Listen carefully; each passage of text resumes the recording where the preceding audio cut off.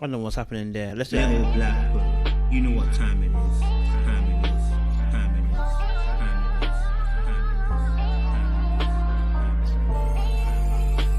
it is. Yes, guys, welcome to Little Black Book 91. We are giving you guys another video. Well, video, I say another live. And we're talking about Married at First Sight. Yes, we are talking about Married at First Sight. And we have the open panel. Okay, we have the open panel where you guys get to come on and say your piece. So if you're new to this channel, make sure you like, share, subscribe, click on that bell button for notification of the uploads. And for those of you who are returnees, you already know what it is, baby. You got the minerals. You got the minerals. Now that note is slightly off, but don't worry about that. You understand? Listen, guys, stay hydrated, okay, because the streets are hot. And listen, send them back to the manufacturer. If they don't do what they're supposed to do, send them back to the manufacturer. Okay, we are going to have the open panel, but I wanted to do something a little bit fun. I thought to myself, every single time I'm on this, platform, I always, I appreciate you guys. So I thought, let me give back, but let me give back in a fun way. Okay, all right, let's give back in a fun way. I've got Reality T with here. I need one more person to come on. Okay, what I'm gonna do is we're gonna play a little game. All right, you know how I always do my human verification. Well, I've got a few questions to ask those who come on to the panel. I've got two people. The first two people are gonna come on. They're gonna be part of the game, and they're gonna win some money if they can answer the questions correctly. Yes, we're gonna be able to win some money, a giveaway, but it ain't for rare. You gotta get on, okay? Now, if you email me, okay, the first two people, I will let them be part of the game, and then potentially could be winning some money. Do you know what I mean? Now, it's not much, okay? You can win $30 or £30, whether you're in UK or US, right? $30, £30, all right? Super panelists, you're not included. So, unfortunately, you're not included. But for those who are audience, $30 or £30, okay? And then at the end, we can do double or nothing, okay? One question that will make it double or nothing. You understand? But there is a catch. We need you to have your camera on, okay? Yes. Unfortunately, you cannot be an audio sound, all right? We need your camera on. Reality T was like, ugh.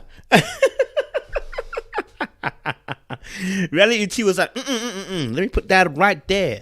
Okay, all right. So I need one more person. There's still time, guys. There's still time. I need one more person. I need one more person. To come on board. You know what I mean? Super panelists, you're not included, unfortunately. But for those who are audience members, I need you to come on board. You know what I'm saying? But since I got one person already, I will start with Reality with T. Okay, I'm gonna start with Reality with T. Okay, if you want to be part of this game before we start our conversations today about Married at First Sight, then you need to hit us up with an email. In fact, let me put the email there so you can join in, because some of you won't know where it is. Okay. Now, if you hit me up late, this is not my fault. I can only have one more extra person. You know what I'm saying? All right, cool. Let's do this. Ba-da-ba-ba-da. Yes, great stuff. Okay, cool. Okay, so I'm gonna have Reality with T on first of all. Shan W said my hair looking messy. Listen, Reality, put a hoodie on. Nobody's. There's no excuses here about my hair's looking a mess. There's no excuses. Come and put your hoodie on. There's a chance to win some money. Nicole Smith asked, what do you have to do? You need to have your camera on. You need to send me an email, okay? And we can bring you onto the panel, okay? And then we're going to ask some questions. And if you ask the questions correctly, then you can win some cash money. It's time to give back, isn't it? But it's time to give back in a fun way. Like, Ray's got her camera on like she's going to be part of the game, but she can't be part of the game. Ray, you're not part of the game, okay? All right?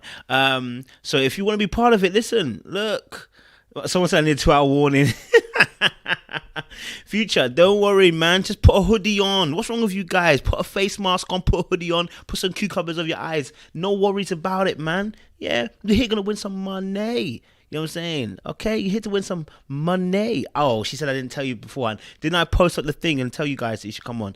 You didn't know. Anyway, listen, let me get reality tea on and let's get it going. Okay, listen, the questions are not easy, you know. All right, cool. Yes. Hello. Hey, I'm in the car. I'm hiding from the kids, so I'm sitting in the car. That's why it's so dark. Hey, listen, no worries at all, man. I understand, man. You gotta run away from these kids sometimes, man. You need a break. You know what I mean? Okay, cool. So, like I said, I want to give everybody a little bit of a chance maybe to earn a bit of cash money. So I've got 3 questions, right? 3 questions. Each question is $10 because you're in America, right? So each question is going to be $10. So 3 questions, okay? Each question is going to be $10, all right, for you to win some cash money. And then at the end, you have the opportunity, if you want to do double or nothing. You know what I'm saying? Okay, cool. So here's a catch, though. Here's a catch. You only have 10 seconds to get the answer. It was originally 5, and I thought it might be a little bit tight.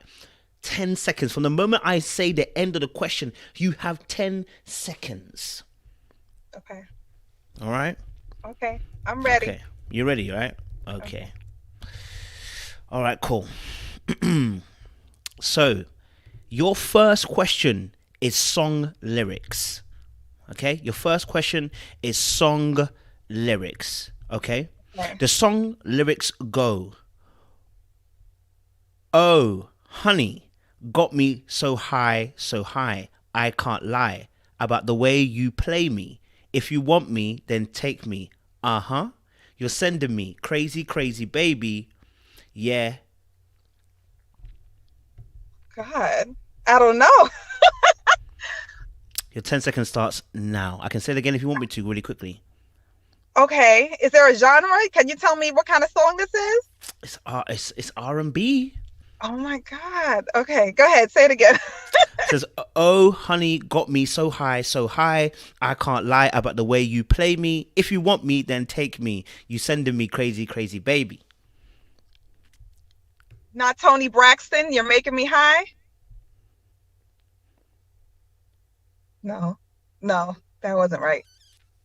No, it wasn't the right song. I have no idea. That's unfortunate. Man. I can tell you the song because obviously I can't use it again because someone will probably research it online now and they'll come and get the answer. The song was SWV and that was Missy Elliott, "Can We." Oh man. Oh, okay. Oh man, right. I'm so bad at this. Okay. No worries. Number two. I have a riddle. Okay. I have a riddle. Okay. It's much more easier now. It's an easier one. Okay. Oh my God. Okay. It's a thing. It's something, right? Okay. What is more useful when it is broken? What is more useful when it is broken?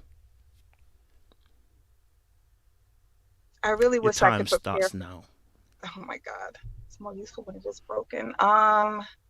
You got 5 seconds. It's a food. Let me give you a quick answer. It's a food. 3, Bread. 2, 1. Bread. No? I'm so bad at this. Oh, It's God. okay. It's eggs. Egg. Oh, okay. That makes sense. Jeez. Okay. Sorry. No way. You got. It's a third one. Got a chance and one more chance. You know I don't have much hope, but okay. There's one more chance. You know what I'm saying? You might get this. You know what I'm saying? One more chance. Okay. Cool. Last question. Okay. This is a scramble. Okay. This is a scramble. So I've got the word here. Oh, where did my word go? So bad at this. Okay. Here it is. This is the word. You've got to unscramble the word. I will give you 15 seconds. I'm gonna be generous. I'm gonna give you 15 seconds. Is there a subject or topic? No, there's just a word. You've got to. It's scrambled. You've got to unscramble it. Okay, this is the All word. right. Okay. Okay, cool. This is the word. You've got to unscramble it, and you have 15 seconds from now. Symphony. Yeah!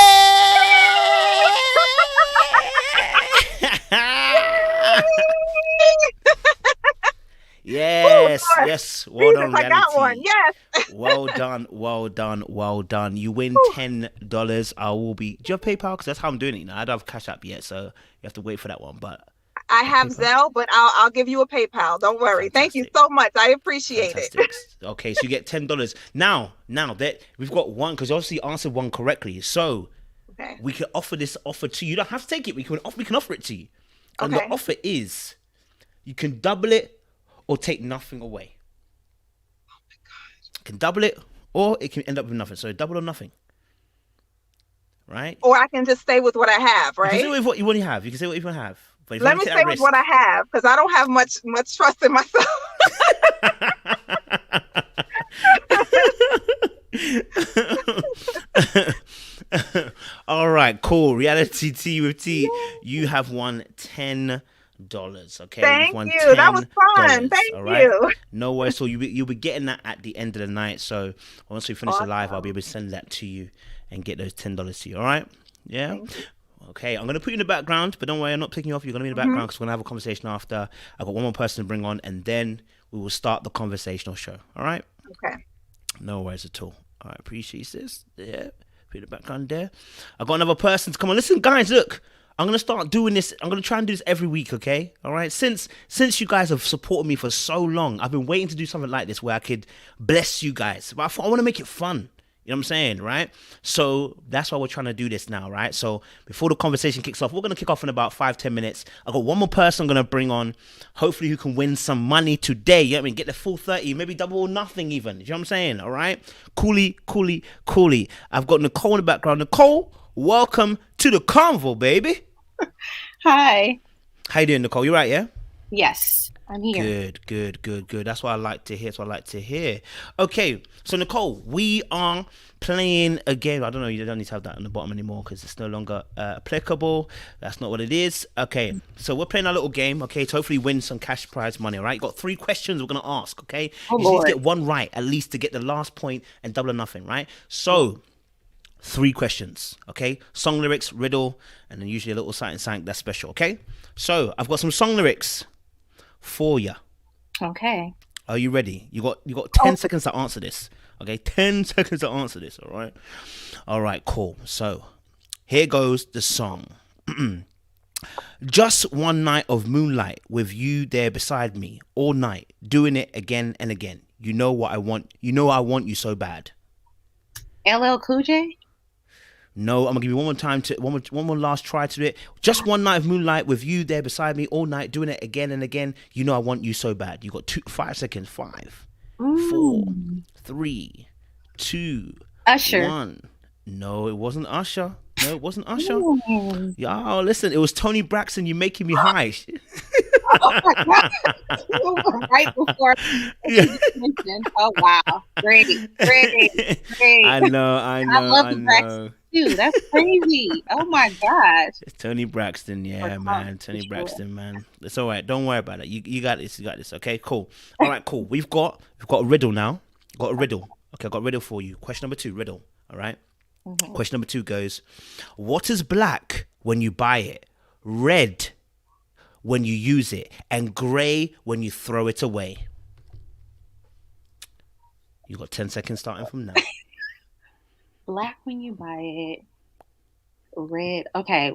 Say it to me one more time. I'm sorry. One more. Okay. Give it to me one more again. Once I say, you got 5 seconds. Once I say, Okay. what is Okay. black when you buy it, red when you use it, and grey when you throw it away? You got 5 seconds. 5, 4, 3, 2, A new. 1. No. No. Oh, sis. So Jesus. sorry. Horrible. Sis, that was charcoal. Charcoal. Charcoal. Yeah, You man. need to. Charcoal. Okay. Yeah, sorry, Okay. man. No worries, man. Nice one. Got one last try, though. Got one last try, guys. Okay. Hopefully we're gonna get this. Okay. Yeah. All right. Okay. All right. This is an unscramble word. The word's gonna come up. You have to unscramble it. Okay. You're gonna have 15 seconds to unscramble it. Hopefully we can get you at least $10 tonight. You know what I'm saying? All right. All right. Here comes the word. Boom.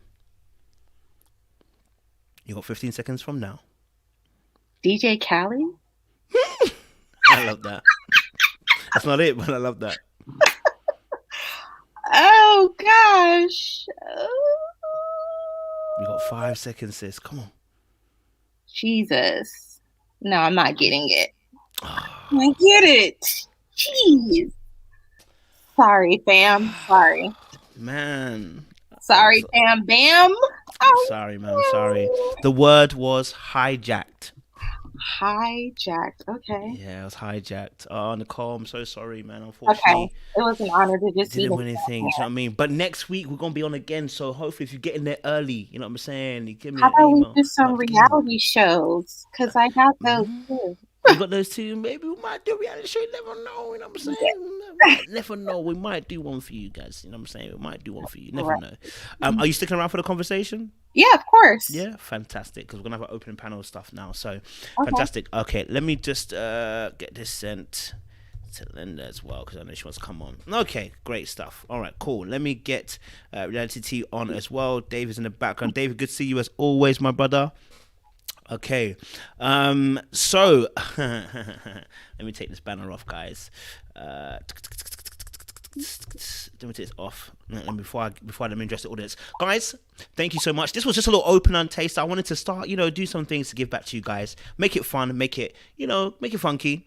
So we're gonna do this again next week. So if you're ready next week, I know a lot of you are probably gonna send me an email before the time. It's gonna be mad, but next week we're gonna do this again. All right, we're gonna have maybe 2 or 3 people, right? 2 or 3 people to see. Hopefully we can win some money. I wanna be able to make sure that you guys can win some stuff out of me, right? Okay, so next week we're gonna go again, and we're gonna have you guys jump on board and hopefully win some money. You know what I'm saying? All right. We might even increase. Maybe I should try and increase it. No. You are going to rob me blind. Okay. We'll maybe increase it. You never know. The Lord might favor me. All right. Cool. All right. Let's get into the conversation time now. This is the open panel. And this is where we get to have really good conversation before the super panel come as well. But we're going to have some really good conversation about Married at First Sight. Because I think there was a lot of things that happened on this show that we can talk about. I think there was a lot of good stuff that were relational that I think will be very important to talk about.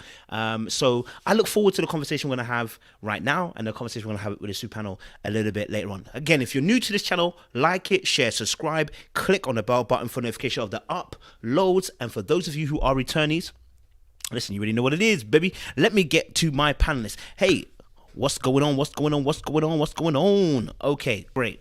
So first couple I want us to talk about going forward is probably Rachel and Jose. I think, they had some really interesting conversation. We had Switzerland, we had the ex, we had, we're not sure if he's going to be good in bed. She said she's not sure he's going to be good in bed.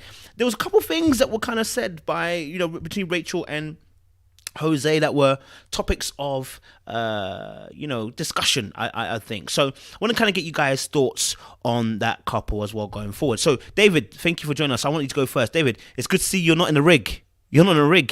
Hey, David, you're not in a rig. Oh, the sound is even good. Go talk to us. What are you talking about, fam? Doing good, bro. Doing good. Thank you for having me on. And it's a pleasure, good man. to see everyone.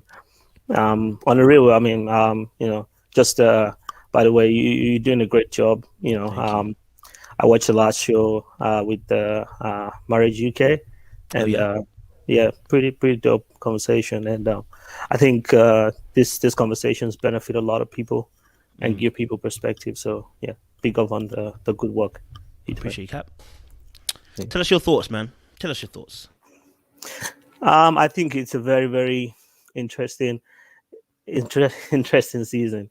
For me, I think one thing I noticed was so do you want me to start with any particular couple or just any couple? Rachel Jose. Let's talk about Rachel and Jose. Talk a little bit about them. Okay.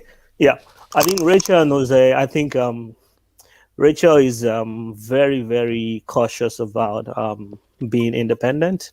And she doesn't, and I think it's partly because of what her dad told her about the whole, don't let a man, kind of just be in control of your life. And then when he leaves, then you're left holding the bag and all those kind of things, which, I think it's a fair conversation to have. I mean, if I have a daughter, I would definitely have such a conversation with her just because I want her to be self-sufficient. I want her to, times have changed, it's not like before where our mothers, just like did the cooking and all those things at home. And then, some of them even fell in that kind of situation where they left, or they found out that their husband had a wife somewhere, and then they had to leave, and then they're now starting from the beginning again. But I think when you sort of come into this kind of relationship, when you date over time before you get into marriage, you learn how to be dependent on someone. Because let's not get it twisted, trust and dependency, belief in someone, reliance on someone, that comes over time. You don't just meet someone on the street and then you just trust them like that. So I'm not surprised that she's a bit hesitant, and she's a bit checking herself, like, I can't just, totally surrender to you. And I think it's the progress of time that would become better. We can go all up on and on about, she needs to relax and she needs to chill, and she's bad with money, so she needs to chill and all those kind of things. But just look at it, step back a bit and look at it from the point of, these people have not developed a relationship over time. They just got married, so they need to actually cultivate that trust and dependency to know that, what, you can hold my back, you can hold me down, and I can trust in you, I can rely on you. And I think that's where she's coming from. I think Jose can learn a bit more of maturity and how to sort of come at her, because when you see that someone is on the defense like that on something, the first time it happens, you kind of step back a bit and you're like, oh, okay, this is how you are. And that gives you a mental check on, okay, this is how to broach such topics next time. So with the whole thing of she wants to go to Switzerland, I mean, I was saying that, for me, this guy he has a board, on the wall, he calculates every amount of money he's spending, so I think mentally he already checked it, living expenses high in Switzerland, flight to Switzerland is expensive. This is going to be an expensive trip. And that's why in his mind, it's like, no, it's not going to work. But you have to, when you then understand, like, okay, this is who I'm dealing with, then firstly how to come at her with that. You don't just go ahead and say, no, that's not going to work. Or no, I don't think you should go.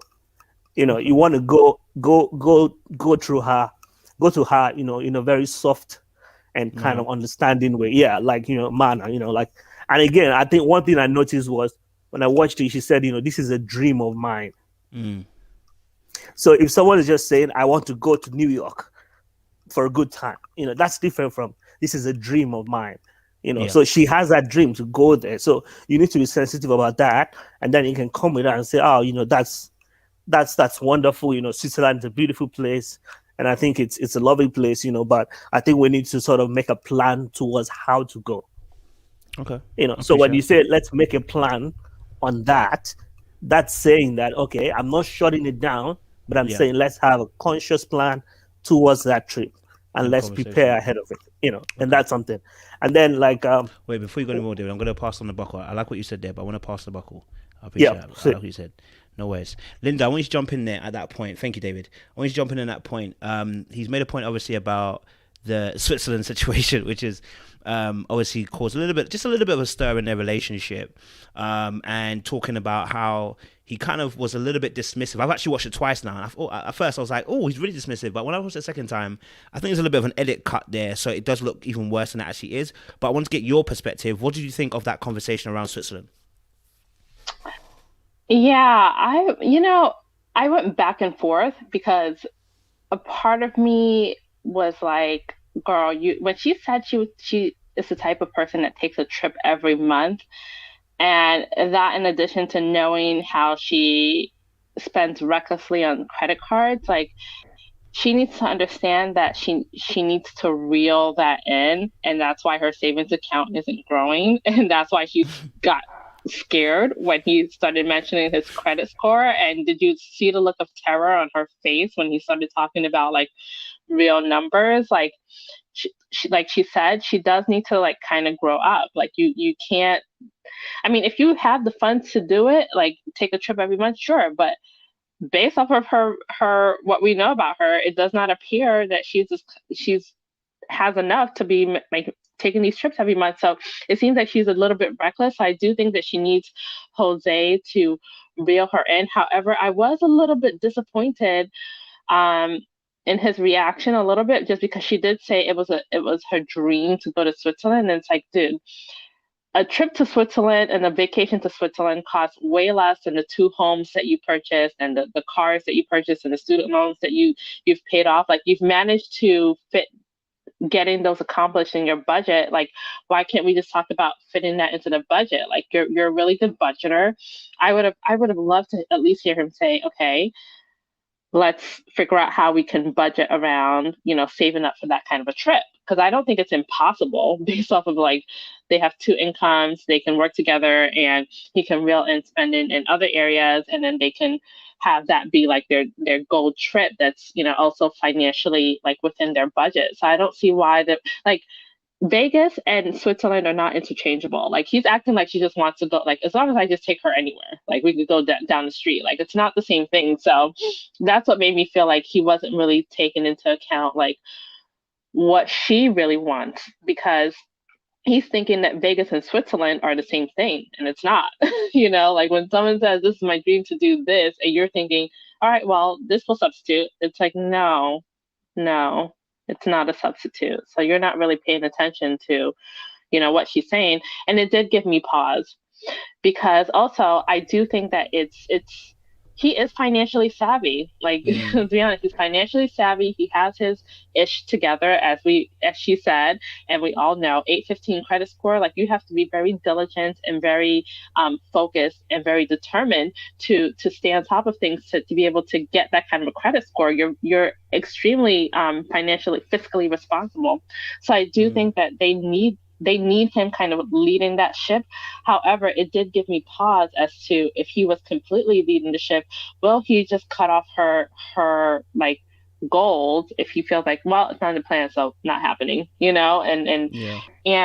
that's what gave me pause. So I do feel like I'm not sure about what he's going to end up doing.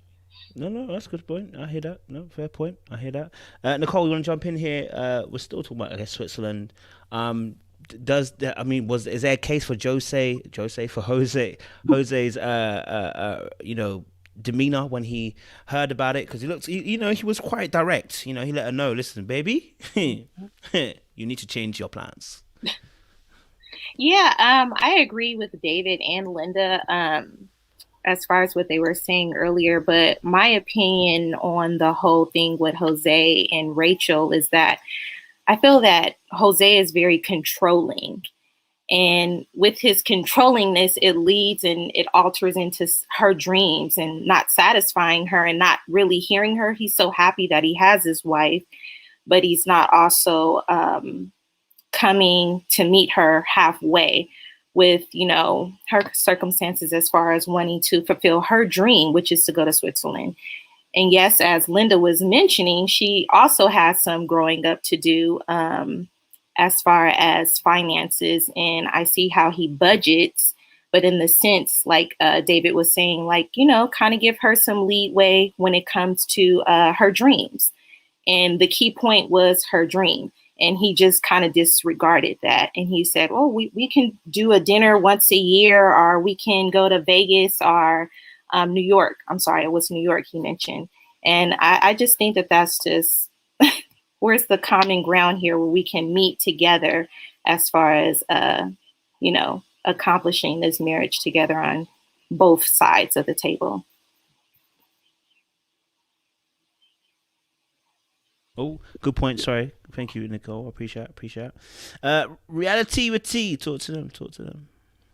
So I felt that this episode, they were both coming around a little bit, at least a little bit, to each other. I think that last week when I thought about it, we might have been a little bit hard on Rachel because, like David said, it's only been a few days and she has got to change habits. Regardless of whatever her story is. For example, like, I was raised by a single mom. We're used to seeing our mom doing everything, right? And because of that, we take out the garbage. If something is broke, we fix it. If a door is closed, we open it. You know what I mean? And that's just ingrained in me. And I'm a New Yorker. So a lot of men in New York, they're not gentlemanly like a lot of them. They don't do a lot of those things for us. Now, that was just a habit that I have. So when I go to Florida and there's Southern hospitality, then men carry your bags and they open the doors when they're 10 feet in front of you, these type of things. So even though that was not, it was uncomfortable for me after a while, you know what I mean? I was able to change my habit and open myself up to being taken care of in a different way by men. And she just needs, I think that she's going to be, I think the same thing is going to happen for her. She just needs time to adjust to it. We're looking at it again like this is episode 6 or whatever it is, but to her it's been like 3 or 4 days, and those both of them have very rigid habits that are not going to die hard. I think that Brett mentioned it. You know, we're not used to men doing all these things for us. It's just something that they're going to have to get used to. And I feel like these two can come to a common ground, but they kind of have to get out of their own plans in a way. They can learn from each other. Jose can teach her how to budget and plan better as far as money, but she can also teach him how to live a little bit more. You know what I mean? Live on a whim. Guess what? I went to Dubai on a Groupon. You know what I mean? You don't know what kind of deals are out there. Listen, I take all type of vacations, and people are like, how do you go here and there? What kind of Groupon is this reality TV? We need to know the source of this Groupon. Listen, you go to Groupon, and then you actually call the travel agent, and you get all the accommodations you want. Now, your price might go up or down a little bit, but you get everything you need, okay? I will get a good coupon. I'll have a good vacation. Let me tell you something. I can't account for how good the hotel's going to be. It might not be Myrla style, but we're going to be on vacation. So I feel like they can definitely, he can meet her halfway. They can do that. You know, Switzerland to me isn't bad. I agree with her. Before we have kids, and she's already talking about having kids with him, I want to take this last trip. Listen, I agree. I was on the way. I thought I was going to Thailand and I was pregnant. My doctor's like, nah, you can't do that. That wouldn't be smart. You know what I mean? So you want to do all those things before the kids come, because after that, life changes and you can't move the way that she has been used to moving. And I think that he can learn that from her as well, that it's okay to be spontaneous. You know, we're not going to go broke to take a trip. You know what I mean? Let's have a little bit of fun. And I just feel like if they loosen up a bit and they kind of change some of those habits, they can actually get on the same page about certain things. Totally hear that. Definitely need that Groupon though. But I definitely hear you. Yeah, I'm with you. That makes a lot of sense. Let me ask about another couple then. Let's talk about obviously Gil and Myrla. Is it Myrla? Because I think I was in the middle of Gil and Myrla. I mean, I was seeing some good like little touches here and there at the table. They seem to be da. And then the one little thing that just obviously, and I knew he was pissed, right? It was at the table when they were all talking, and he was talking about how it doesn't matter what politics, da. And she was like, "That's so selfish, da. And he was like, and it's like his whole mood just went. Do you know what I mean? But I wanted to kind of get you guys' thoughts on Gil and Myrla, what you kind of thought. So, David, what's your thoughts on Gil and Myrla? I think there's something that that Gil was saying about compromise, and I think that's something that Myrla needs to learn, how to do. And I think that's one of the things that was really stressed a lot in the Marriage UK video, talking about people learning that you need to compromise when you come into a relationship or into marriage, and you need to learn how to understand your partner, learn how to be flexible and things like that. It's interesting that you talk about the politics thing. For me, I think Gil is a person that likes to hear himself talk. Bro, I think you might need to hold your mic because I think it's rubbing against your jacket. Oh, sorry. Yeah. So I think Gil is someone who likes to hear himself talk a lot. Every time, like every gathering, and that's the same thing that happened with the whole with the whole pool thing. He just likes to talk a lot, and to me that's like a lot like someone who needs to learn a bit of how to control his gab. He just talks a lot, and I mean, like, they just sat at that table and he just started bringing out different questions and started like bringing up different topics, and it's a bit too much, and it sometimes gets him into trouble. But I think one thing I really picked on was when they sat down and they brought the was it gelato or something to them. For me, I was really watching a body I don't know what you call it again, a body Language. movement. Yeah, a body language, like the brother was like sitting like it was comfortable, and she was in a box of Amazon delivery on one corner. The way she just kind of folded and and you can see it's almost like it's like the Holy Spirit, Jesus and Mary and everybody are all like in that space in between both of them. It's like people give space for the Holy Spirit, but this is like too much space. Like, it's like, and she's just, they actually zoomed into one part and they showed her feet, and she was just like clenching her feet towards the corner. I'm like, why, and that body language, that it just shows like you're not into this. You're not into this guy. You don't even want to give it a shot. You don't even want to try. Even when they went to go and see Zach to try and cheer him up and all those things, her body language was just almost like, let's just get over it and just go back. Like, where's the empathy? Where's the just the kindness? Let's forget about him. But apart from that, it's like nothing. So I think she really is not into the whole thing, and I think Gil is like doing a lot of they said it last week, passive aggressive, and is asking her like, when did all this start? Like, when did this person come about? That's like, you almost want to say, you can decode what he's trying to say, but he's just trying to put it into all this kind of, colorful language and all this kind of things. And I think she also senses that, he's not feeling it. He's also not happy with her and the way things are going. And she's really like very dismissive of it. She's very dismissive of it. For me, the whole conversation about Democrats and Republicans, to me, I was just like, there's no point having that conversation. You guys need to deal with more critical issues than that. I mean, it's not the most comfortable kind of situation, but I know of people who are actually Republican and Democrat, and they live together, and they're not fighting or killing each other. So I'm like, you guys have more significant issues to talk about or to deal with other than that. I think Gil obviously is just the whole conversation, and then him talking about having 7 kids. I'm like, dude, like, where are we going to put these 7 kids? Like, in the fire truck, or like where exactly? How are we going to, how are we going to manage it? And he's talking about, we'll have 2 and then we're going to adopt 5. I'm like, there's no plan. Like, where's the plan on how to do that? So to me, I think they're very disconnected, and I won't be surprised if they don't make it on. I'll just let other people chime in. I appreciate it, David. Good points, though. Good points. The politics, especially. Good points. Thank you, David. Linda, jump in for me. Okay, with the politics. All right. I know you're from the UK, but let me just tell you something. I don't know when the show was filmed. Okay, and I think people forgot. Jan 6 was earlier this year. Okay, we haven't passed yet. All right. I think people have forgot because we have a new president, new administration. Things have calmed down a bit. I don't know when they filmed this season, but there was a time leading up to the election where things were that heated. Okay, and personally, okay, depending on what your affiliation was, you might have to watch your back at night. Okay, I'm just speaking personally, but politics, unfortunately, it has become this thing where it's synonymous with your morals, unfortunately.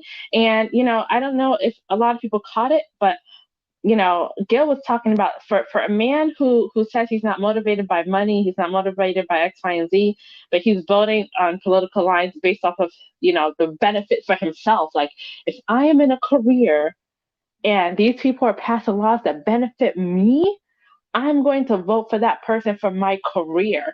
And Myrla said that's selfish because what about the benefit for everyone?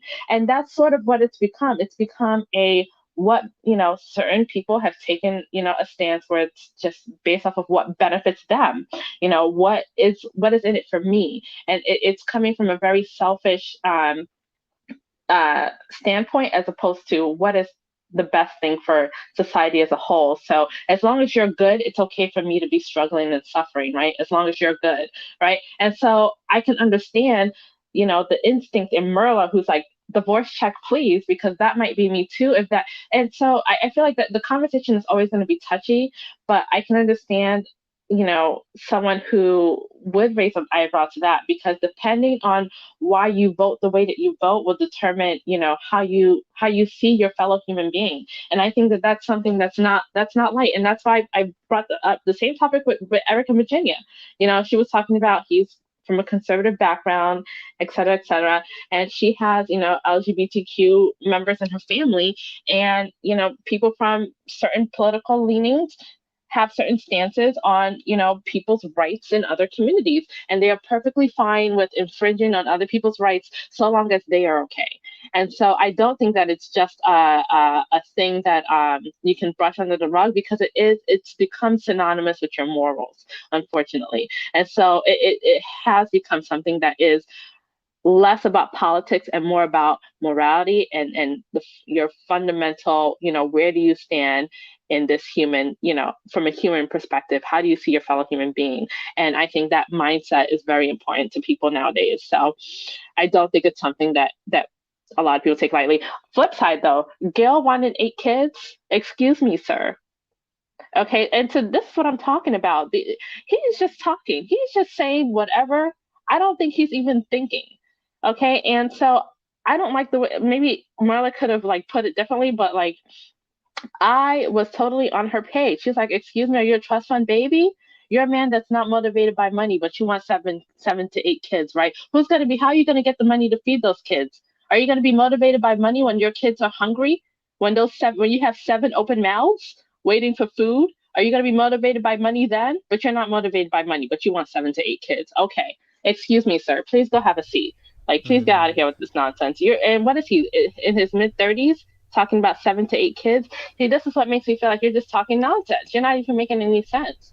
Okay, and then who's supposed to be taking care of these kids? Because you work 2 days a week, right? He said he works 2 days a week, and the rest of the week he's just running errands. How many errands do you have to run for 5 days? You spend 5 days running errands? No, I highly doubt it. I bet the rest of the 5 days he's not doing a whole lot more else, because you know what? For those other 5 days, he could have gotten a second job. Okay, I'm sorry. You're working 2 days a week, and you want 7 to 8 kids? And you run an errand for 5 days? Sounds like you have time in your hands for another job, my man. Sounds like you have time in your hands. I hear you. I mean, to be fair, he's working 24 hours for 2 days, so it's 48 hours. So he's actually doing a full week, but I hear what you're saying. He's got more time in his hands. I'm with you. I appreciate it, Linda. Appreciate it. Nicole, jump in there for me. Yeah, my thoughts on Myrla. Just from the beginning, I just knew she was going to be a problem, period. And then just further looking at the history of the two of them, as we've seen so far on television, she doesn't seem like, to me, she's interested at all in marriage, as far as I can see. She's not willing to compromise. She's really not into what's his name, her husband anyhow. And I honestly feel like she's going to get worse as the show progresses. I don't think she's going to at all compromise for him.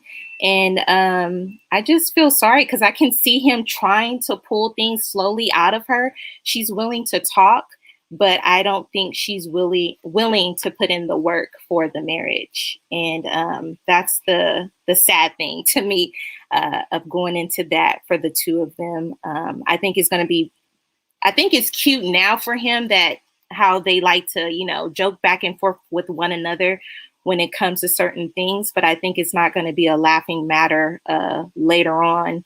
And it's going to get really, really touchy later on in the season. And that's my viewpoint. Appreciate it, Nicole. Reality with T, talk to me. Okay, I kind of felt a little bit differently about Myrla this episode. To me, she came around a little bit. When we saw her on the boat and when she was with the group at dinner, I felt like she was more sociable than I thought that she would be. She was a little flirty with Gil, touching him, laughing. She didn't come off the way she does with Gil, whereas as if, these things are beneath me, or this is below me. To me, she came off as relatable to the other women and men that were at dinner. I thought that she was engaged, and that was a turnaround for me, because last week she didn't even come downstairs to greet the folks at the pool. So I'm like, okay, so maybe there is something about her, and maybe she's just not into him. He sometimes, to me, he comes off just a little simple, because like David said, he's just talking to hear himself talk. He over explains, he overtells a lot about what goes on between them. Sometimes he just kind of throws things out there with nothing to back it up. And I can see how she, being a boss woman, and so, just the way she is, how that could be annoying to her. So I'm thinking that maybe he just annoyed me a bit this episode. Like, why would you ever think that? I don't know any bosses, any women bosses who were like, in the workforce doing their thing, that have 8 or 9 kids. Like, that's just, why would you even bring that to her? You know what I mean? Like, she can't get any work done that way. Now, if she had come to the experiment saying, listen, I want to be a stay-at-home mom. My mom had about 6 or 7 kids. I don't want to work. I just want to take care of kids, then okay.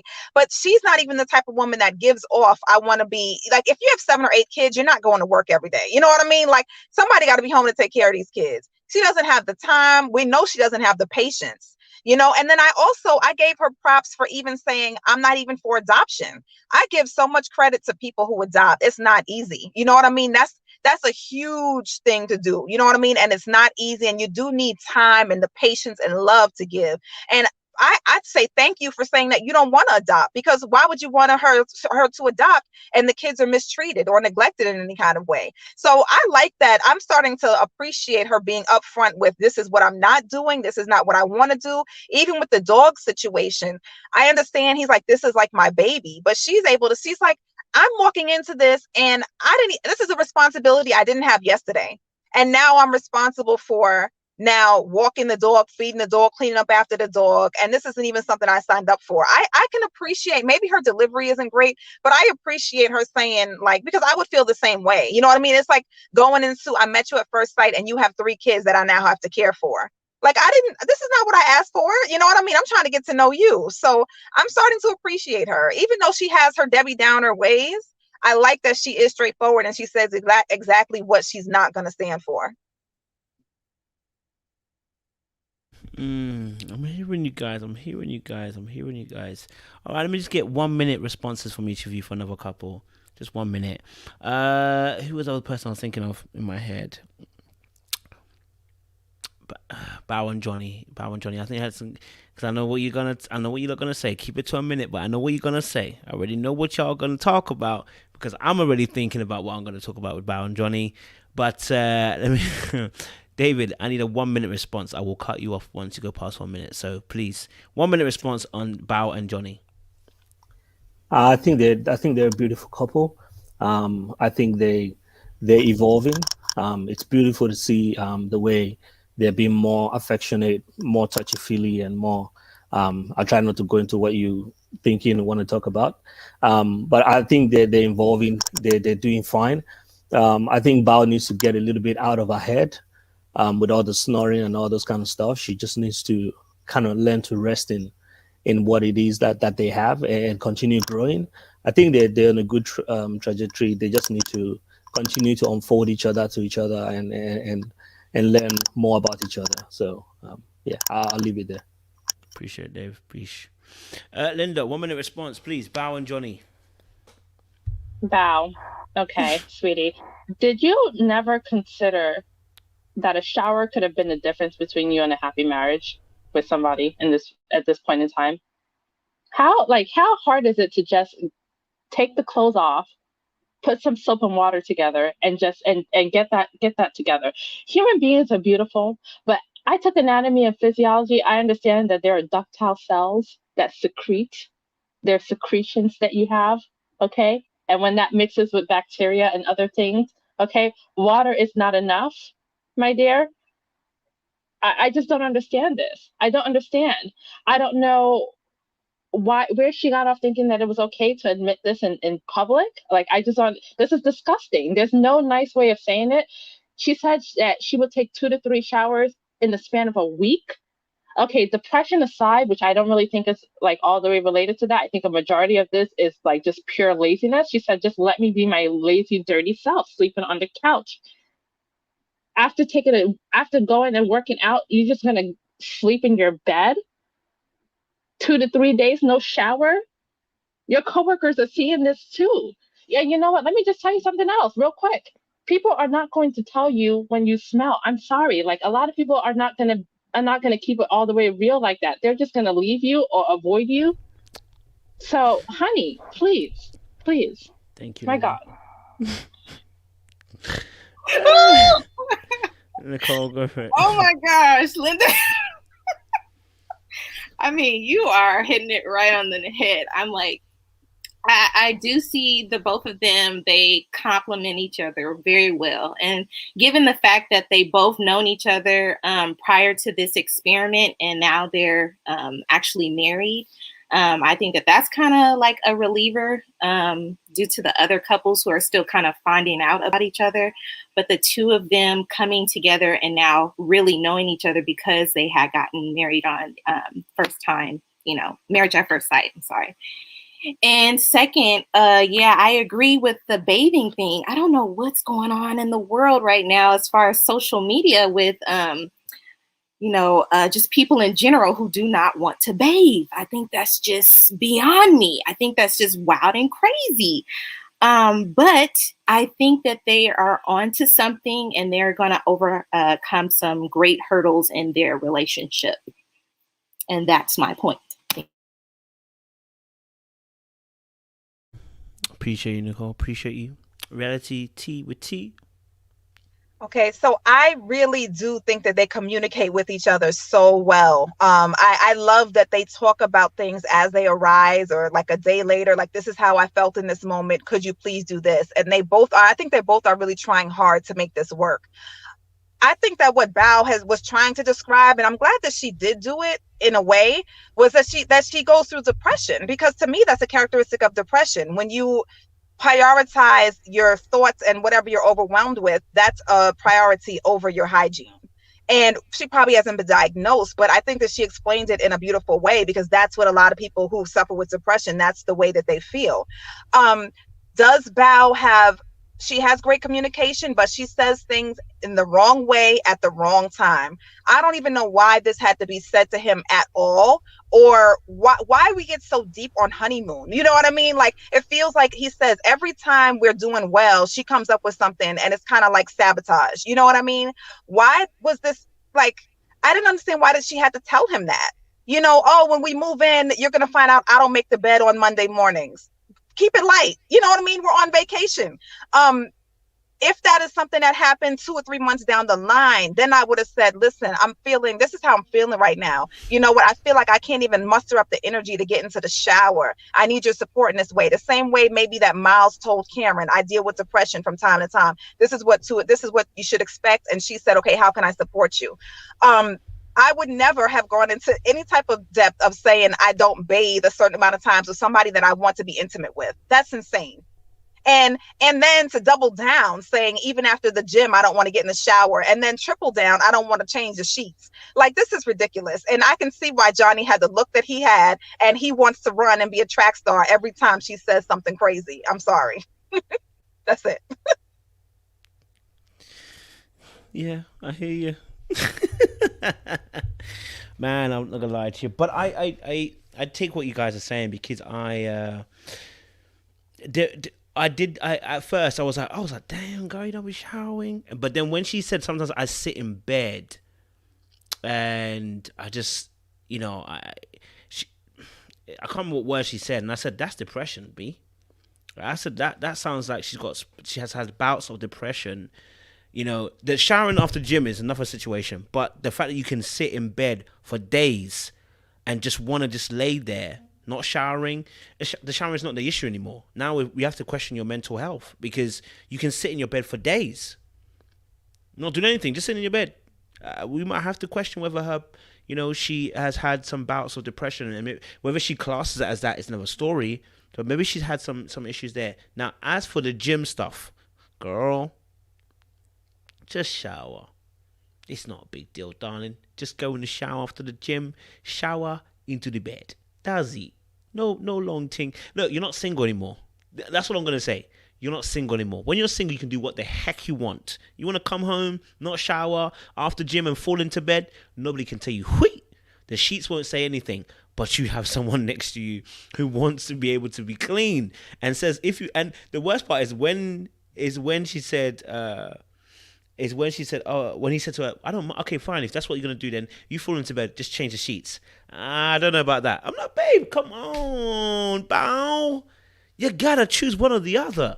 Okay, if you're gonna fall into bed, no cleaning, please, then at least, change the sheets. But sister ain't about that life either. So, yeah, it was a little bit concerning, a touch concerning. I think one part is mental health could be, another part I think she's just got maybe a different set of hygiene skills. She really is taking the Cocozoid stuff to the extreme. But that's what they like. This is what we've been, you know what? It's been coming out more and more in the news. The Caucasoid, they be only showering, was it to the legs or whatever? They don't even do the legs or whatever. And then, so this is something that they, Caucasoids be doing. So I don't know. It's not for us. For was it what we call Negroids? I don't know what the hell we call, but I don't know what they call us, but whatever they call us, okay, this is not for our vibe. It's not our thing. You know what I mean? So, but yeah, I definitely hear all the points you guys made. Thank you so much, guys, for joining us today. I really do appreciate every single one of you for jumping on the board. Again, Reality Tea with T. You've got your $10. We'll get in that to you to the end of the night as well. Okay. Send me your email. That's what I need to do. So if you have your email, send it to your email actually, and then I can send you that through PayPal. But again, panelist David, Reality Tea, Linda, Nicole, thank you so much for joining us today. Dave, you got your mic. Thank you. Can I just say? Yeah. I was just gonna say that Zach should just stop capping. Every minute they ask him anything, he's just always saying, I just wish Michaela is here. I just wish Michaela is here. What? Like, dude, like, have a life, She's just, a state away. You don't need to cap every time and make it feel like, oh, you're so distressed. Leave him alone, David. Leave him alone. Leave him alone. Anyways, I'm sure the super panel will deal with him. They will. I appreciate you, Dave. Thank you very much again, Dave, Reality, Nicole, Linda. Thank you so much once again. I appreciate you guys' convos as well. All right, I'm gonna just remove everybody from the stage. Appreciate you. Cheers, Dave. All right, cool. Listen, it's time for the super panelists to come on board. You know what I mean?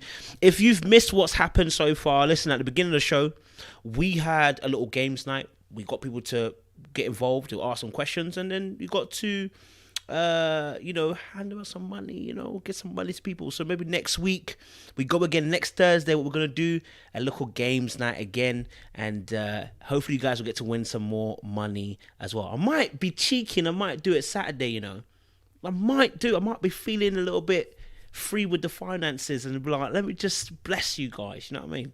But anyway, listen, it's time for the super panel, time for the kings and queens to come aboard. So my first person I'm inviting to the stage is our resident lawyer.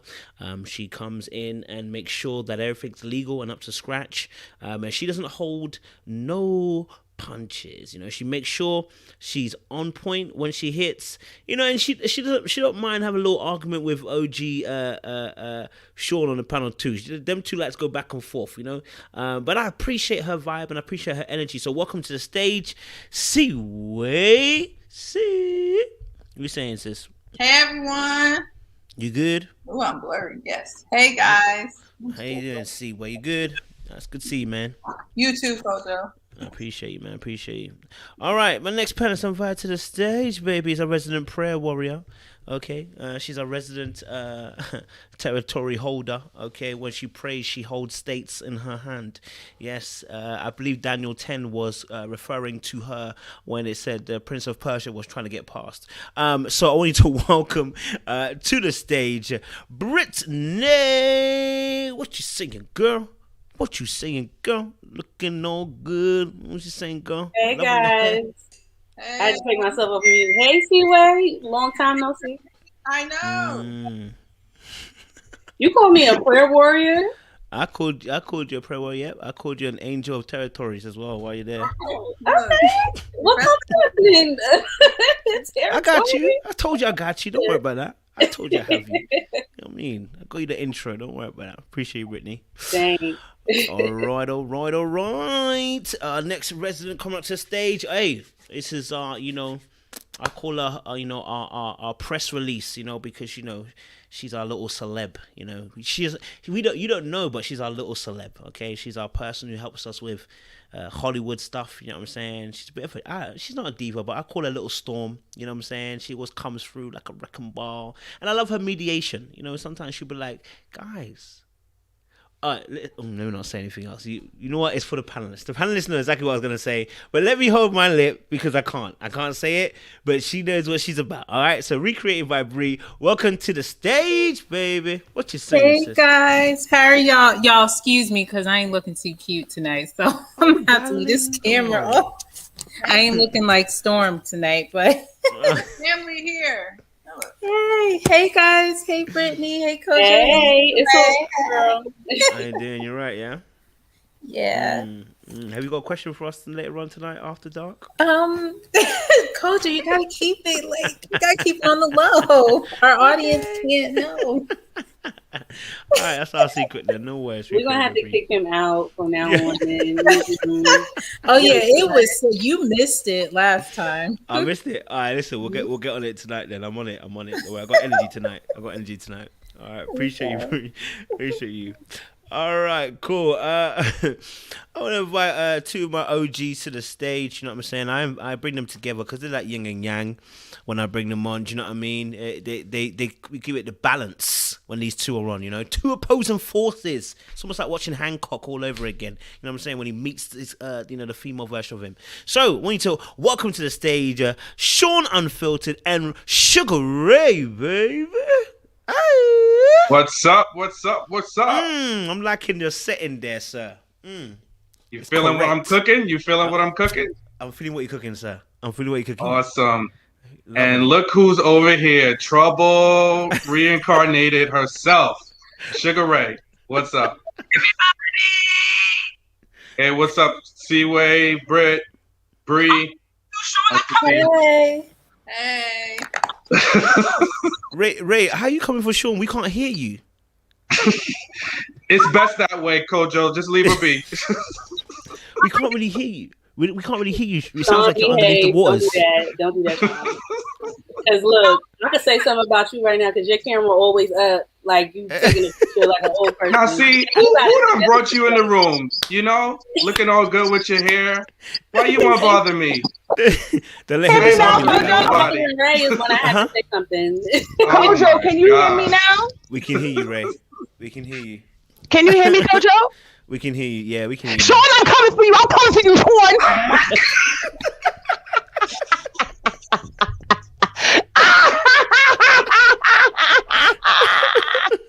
I am shook. Oh my God! You guys know how much I love Sean. You guys know. What did you say, Britt? We love you, Ray. We love you. No, you guys know how much I love Sean. I love Sean and I be going at it all the time. Sean is the best. That's all I have to say. I love that, man. My OGs. I love that. So right, you need to start playing their boxing music for them. I need to start before they're coming in it. Yeah. I'm gonna find some music for them too. Don't worry. I appreciate that, Brittany. Good direction there. All right, Kai. Let's start the conversation. Let's start it real heavy. Let's get the Brett and Ryan out the way and get in, because they're a little bit light, and then we can get the rest of the conversations going. So I want to get you guys' thoughts on Brett and Ryan. Let me start with Brittany. I like when you start off. You know what I'm saying? It's good to have you take down them principalities. Go for it. Brett, not today. Well, I just watched the episode, so Brett, I don't know, he's really dry. Like he's deadpan. If you understand sarcasm and the different types, he falls right into deadpan, but I can't tell if he's serious about what he's saying or not. Because even though you deadpan, you can tell if somebody's funny, right? Or if they're just being playful. Because I can be like that sometimes. But I don't know. Sometimes he a little. I don't know. I was getting a little snippets of personality from him, but most of the time, no. Yeah, Ray, she's trying. I like her. She's giving it a push, but she's still.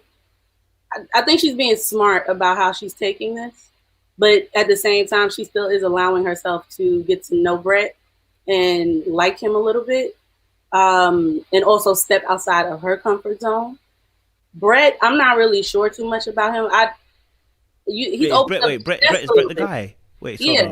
No. Brett. Oh, wait. I'm sorry. I'm getting I their get names confused because their names out here just, Y'all knew who I was talking about, though. I know Brett was, I was saying Brett was the guy, but y'all know what I mean. Yeah. But anyway, she's doing much better than before. And then Ray is his name, right? I can't get these names right sometimes. Ryan. Yeah, you got Ryan. Okay. Ryan, like I said, he's deadpan for sure. And I don't know,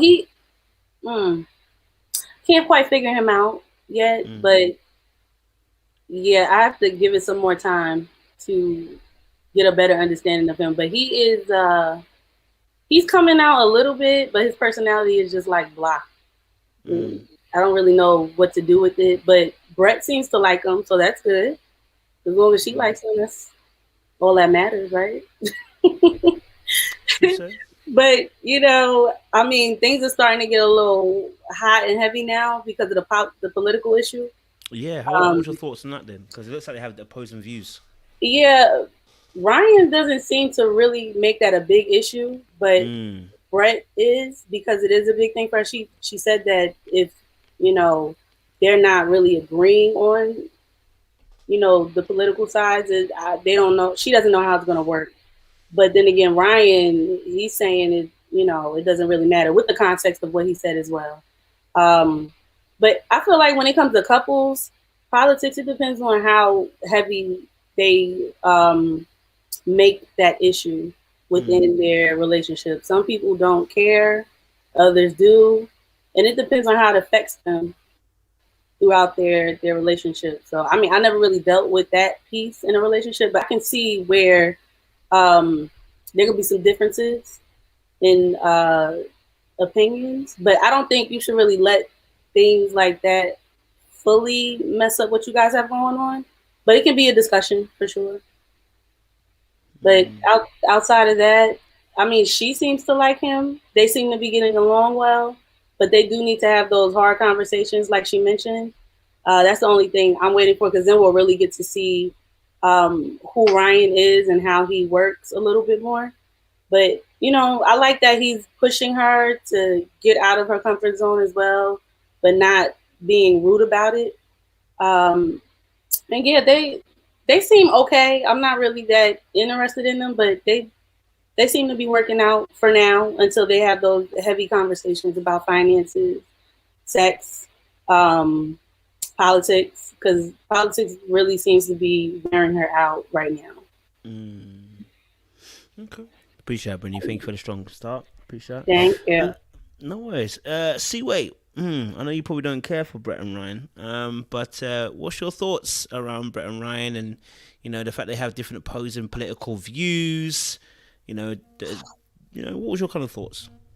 Yeah, so I took notes on them because because I get tired of coming here and telling y'all I don't remember them, because I really don't. But this time, I took notes so I would actually have something to say, because I swear if I didn't, I would have nothing to say. So with Brett and Ryan, what stood out to me is kind of what Bree said, that they've had no real conversations yet about any serious topics. So they're kind of floating on neutral right now. I feel like they've been floating on neutral for the last 3 episodes. I will say that they seem like they were vibing better. Just soft skills, soft interactions seem to be vibing better this time. Maybe because it's a vacation or whatever, but they seem to be kind of getting along. They were less awkward this episode. Maybe that was just me, but they haven't tackled any of the real issues. So I don't know how long that's going to last. And then at the dinner table with the whole Republican Democrat thing, it's pretty obvious that Brett is a Democrat, and like someone said earlier, we don't know what time period this was, but I'm sure it was closer to the breaking and entering and of the Capitol. I'm pretty sure it was closer to that time than right now, where we're kind of like getting closer to normal life again, minus the panorama. So it was probably closer to a more awkward time. So him saying that he was neutral, what stood out to me is he says, if you care either way, we're not gonna, insurrection. Thank you guys. If you care either way, then it's gonna be a problem for me. That just screamed like white male privilege, to not be able to care. To be able to be neutral is a privilege in and of itself. But what I took from that is that he's probably not a hard Trump supporter, but he's probably like one of those people who voted for Trump in the closet. That's what I got from him. Like, he's not going to be like the person who's like storming the Capitol, but he also like, is not going to be marching for any civil rights. So I don't know. I think it's going to be a problem. And I will say that Married at First Sight continues to do that to the white people, especially. They just lump all the white people together regardless of their political affiliations. And they did that last season. And they need to stop doing that, because, people do have political affiliations, and you should really just stop lumping these like white Republican men with like these liberal white women. I don't know if they do that for kicks, or they're just not paying attention, or what it is. But I think it's just kind of, weird and unsettling. We're going to get to Gil later, but contrary to what the hell Gil was talking about, politics do matter, and they do break up relationships just like money. And that's just something that the experts should be more mindful of.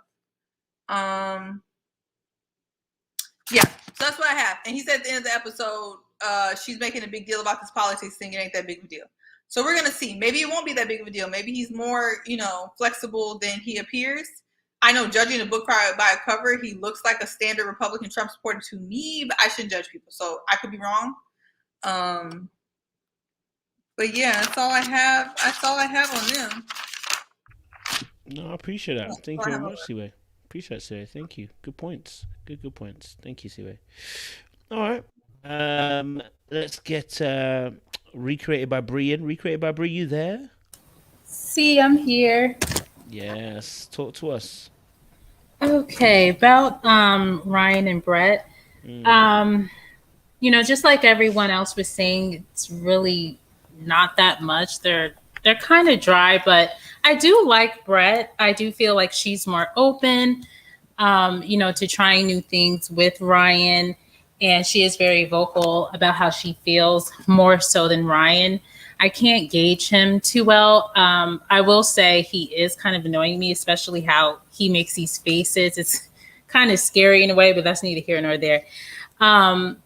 And what I will say about the political situation, I can kind of tell that he possibly could be a Republican, and she a Democrat. And so I'm not sure how that dynamic is going to work, because they're vastly different. And I'm not going to lie, I felt some kind of way knowing what his political viewpoints are, but I was just trying to calm myself down.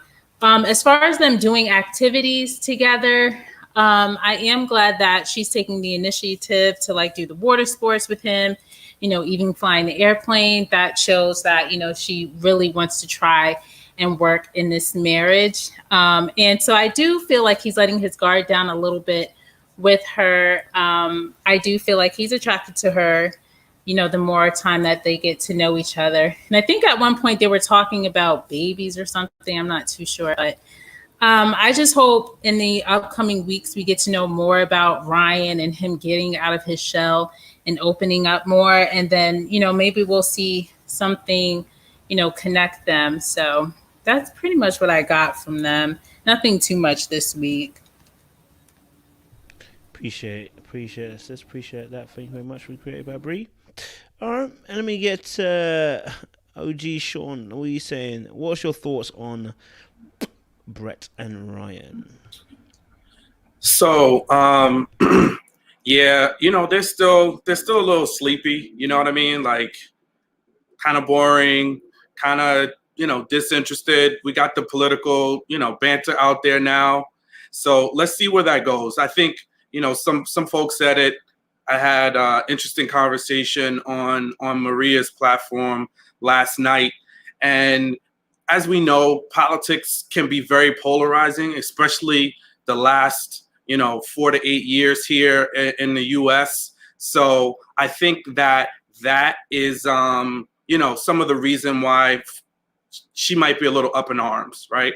But we all know there's good and bad in both sides, right? So just because you're a Democrat doesn't mean you're perfect, doesn't mean you're, best for anybody. And, the same for Republican Party, right? It's all about what you best align with, what matters the most to you, who you're getting behind who are you getting behind, what are their values, right? I think sometimes we just get so caught up in this Democrat and Republican thing that we don't get behind what the person or the people that we're voting for, what are their policies, right? Because if you get underneath the hood of it, there have been plenty of Democratic folks that have said one thing and done another, or have been part of policies that have negatively impacted people of color, as well as other folks in the minority group or people that are liberal thinking. So I think we just need to be more educated on what's really behind it.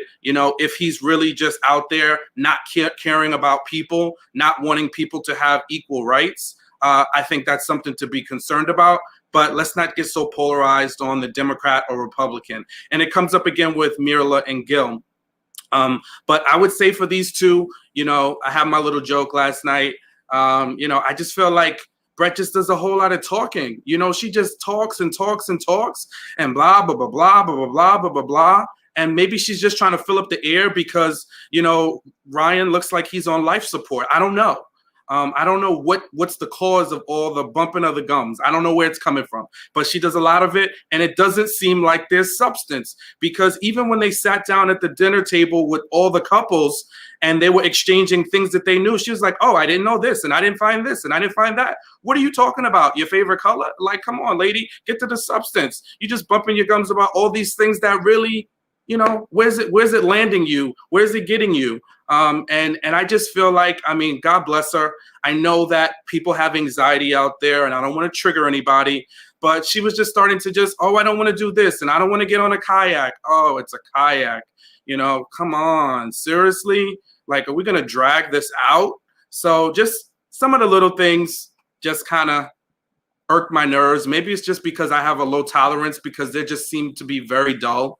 But he doesn't seem to be interested in her. I don't see that connection between the two of them. I think she's warming herself up. Maybe she's trying to talk herself into feeling him in the relationship, but it just seems like it's very slow going. That's all I have to say. Appreciate it, Sean. Appreciate that. Sugar Ray, do you agree with what Master Sean has said there? She's just bumping her gums there? I do agree with Sean with the bumping of the gums. I think she doesn't really. I like Brett. I think Brett is absolutely gorgeous. I love her red hair. I enjoy Brett, but I really don't think she's stepping into her greatness in regards to this relationship. She's not stepping into her truth. Like, she talks a lot about it in her confessional, but when she's with Ryan, she doesn't really step in and say exactly how she feels, but she does a lot of bumping of the gums of other stuff that's really superficial. That's what I think about Brett. But I do like her. I do like her energy. She doesn't irritate me.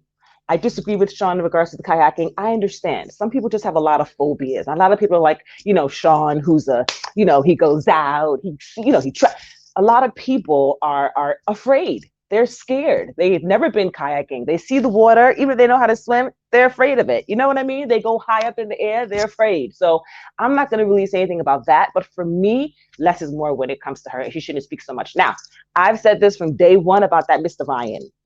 I don't know the Mr. Ryan. A lot of you guys said it was about the death of his friend or brother or whatever it was, but there's something about this dude. I don't know what it is, but there's something suspect. I can't put my hands on it. And the way he was talking to her in the boat, the tonality of his voice, it rubbed me the wrong way. Again, there's not much there. Seaway says it perfectly. It's boring. Sean said it too. There's not much to really see and to, chew your teeth into. At the same time, there's something suspect about that dude. I don't know what, how, when, and where, and why, but there's something. Let's see.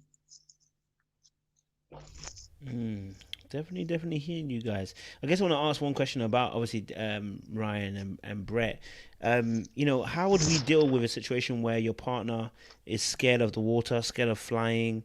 I mean, it's every single time it seems to be scared of something. I mean, she did well because she pushed through to do the kayaking at the end. But I mean, is that a turn off?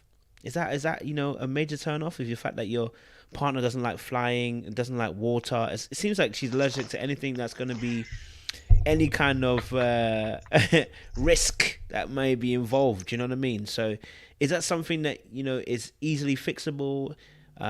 Should Ryan have cause for concern? What's your kind of thoughts around that particular aspect? I mean,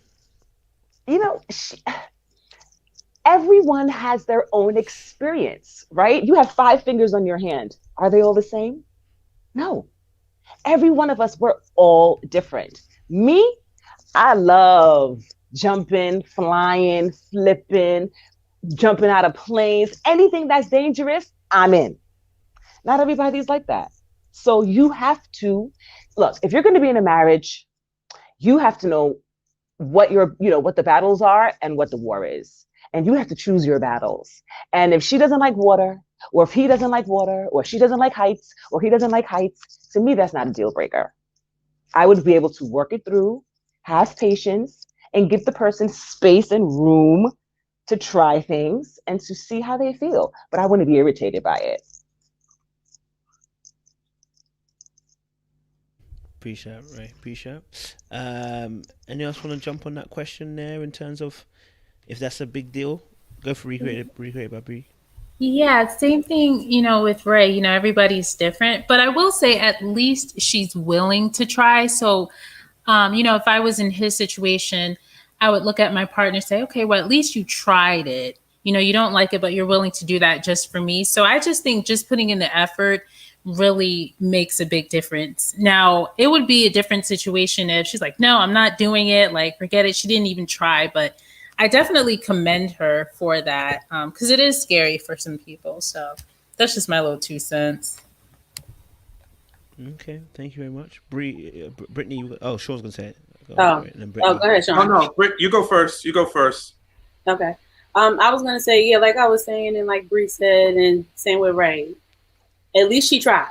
I mean, the complaining matches the fact that she tried it. I mean, you can't really be mad at someone who is, I don't want to say complaining, but I guess more so whining about how afraid they are. And then they don't try it, but she actually did it. And also, did anyone catch the part where she was saying that she was going to allow Ryan to put the sunscreen on her? Like his little slide comment that he made. He said, yeah, Ray, you know what I'm talking about, right? I felt like he was saying that she was, or maybe insinuating that she might be a little big, fat. I'll just keep it real. Fat. So I ain't like that. I was like, oh, right, what? I know Brett caught it. She probably didn't want to play into it because it seems like she's the kind of person who doesn't want to create conflict.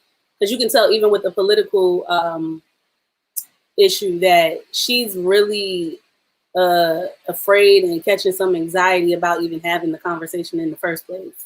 Because I don't think she wants to mess up a good thing like most people would feel who don't like conflict. But yeah, Ryan got chill on these little slick comments because I be catching them. He ain't slick. You ain't about to call me fat under your breath and think I ain't hearing. Okay. It's true. He did say it. I remember that comment that he made there. Political. And Brett is pretty. Let me just say that real quick. She's gorgeous. I agree with you. So she's very pretty. Very, very pretty. Go for it, Sean.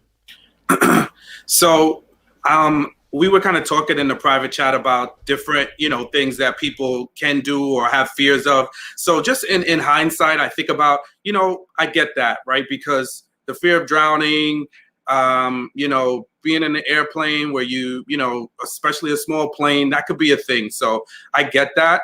I do see that she is at least open to the idea of trying it. So I like that. But I guess what happens is when you start adding things up, it's like all the things together start to be annoying. Because I remember, and sometimes you might have fun in the moment when you try something different. So I think like I've been whitewater rafting several times and I love it. And I remember one time I was, you know, getting somebody that I was in a relationship with. I told her, come on, let's go and do it. And she was like all freaked out and panicked. But once we got there, she had such a great time and wanted to do it again. So I think it's different if that's like the 10th thing that you've kind of just been nervous and anxious about. Then it's more of a pattern of like, are you anxious about everything? Have you dealt with that part of yourself? Or is it just, you know, you might have one or two things. Listen, I just don't like to do that. You know, some people don't like the ocean, right? So that could be your thing. But if you got a list of 10 or 15 things that just give you anxiety, that might be an opportunity for pause to say, hey, listen, have you dug into that? Are you just an overly anxious person? And have you dealt with the things that are just driving this fear, you know, inside of you? I hear that 100%. 100%. I think also with Brett and Ryan, I mean, I look at them and I can see, you know, I think Brett does really like Ryan. I just don't think he likes her. That's how it feels like. It may be different. Maybe he's just one of those people that don't show outward affection so much. Because she has said that he's served her quite a bit. She said that on the boat, that, you know, he keeps trying to serve her and she's even sometimes wondering, what does she do? So, you know, he's obviously doing something. I guess it just feels like sometimes some of the slick comments that he does make, I'll be catching them and I'm like, bro, like, if you don't like, you know, we started with the whole redhead thing. You know, not every redhead's good looking. Now we've got the whole, you know, the song train. I caught that one. I said, because some people, I know some people are saying, oh, are you sure he didn't mean that she was pale? No, not when you're saying, I'm going to need 2 hands. That don't mean you're pale. Okay? If I need 2 hands, that don't mean you're pale. Okay? I want you to catch it. It's not pale. It's because she thinks he's inadvertently saying something, some slick stuff about her. And I've not picked up any vibes that are controlling or, you know, someone who's going to be emotionally abusive or anything like that. But the slick comments that are happening are really passive aggressive. And I'm wondering if this is going to continue for the rest of the season. Are we going to see more of Ryan dropping those slick comments towards Brett?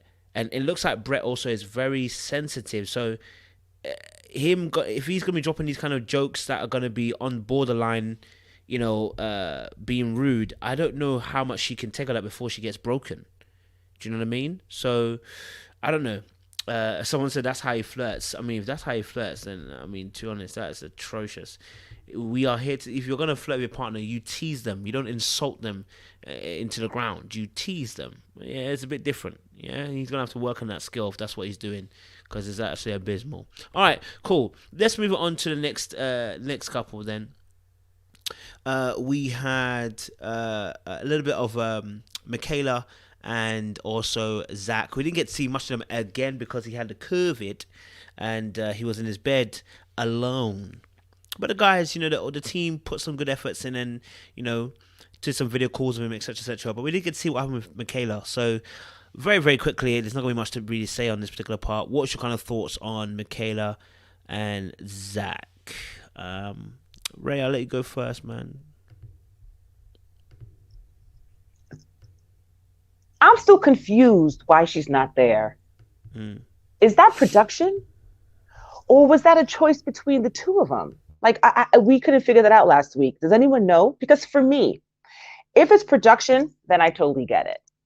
But if it's not production and she decided to go home, okay, let's say he wanted her to stay and she decided to go home. That's a no-no. Let's say she wanted to stay and he wanted her to go home. That's also a no-no. So I'm still confused why she's not there. So before I say anything, Coach O, could someone help me understand, was this production maybe? Or was this their choice? Do you know, Coach O? Because for me, till death do us part. Okay? If you got COVID, I got COVID. I know you guys think I'm crazy, but I think it was Jay last week who said, I'm an empathic gangster. I'd be like, yo, let's hang out tonight. And I'd be COVIDing up with him too. So I don't understand this whole, he got COVID, so I'm going to go home. Or you can't stay with me. Or you got to go home. Like, she could have stayed in another hotel room, or maybe production didn't want to pay for that. You see what I'm saying? Like, I don't know if it's production choice to send her home, or if it was her choice or his choice. But if it was one of their choices, I utmost disagree with that. She should have kept her behind there. She should have been in that room. Maybe I shouldn't say shouldn't. I don't want to say what people should or shouldn't do. But I would have stayed. I would have been in the room. They wouldn't be able to tell me anything. They would have to pry me away from my husband. Till death do us part. Am I crazy? That's all I gotta say about that. Oh, and from what I was seeing in regards to the when they showed the previews for next week, they weren't showing her in a good light. It was looking kind of crazy. I don't know. Let's see. I hear you on that. I think it was they came to a joint consensus, didn't they? See, that's crazy. But I think he pushed it more because remember he certainly didn't want her in the room, that was for sure. But I don't you remember, like, he didn't want her around. He was like, I just need you, because obviously he had the COVID. He didn't want her to get sick in that, I guess. But it did feel like he was kind of pushing it a little bit more. See, I would have a problem with that. We would have a fight about that.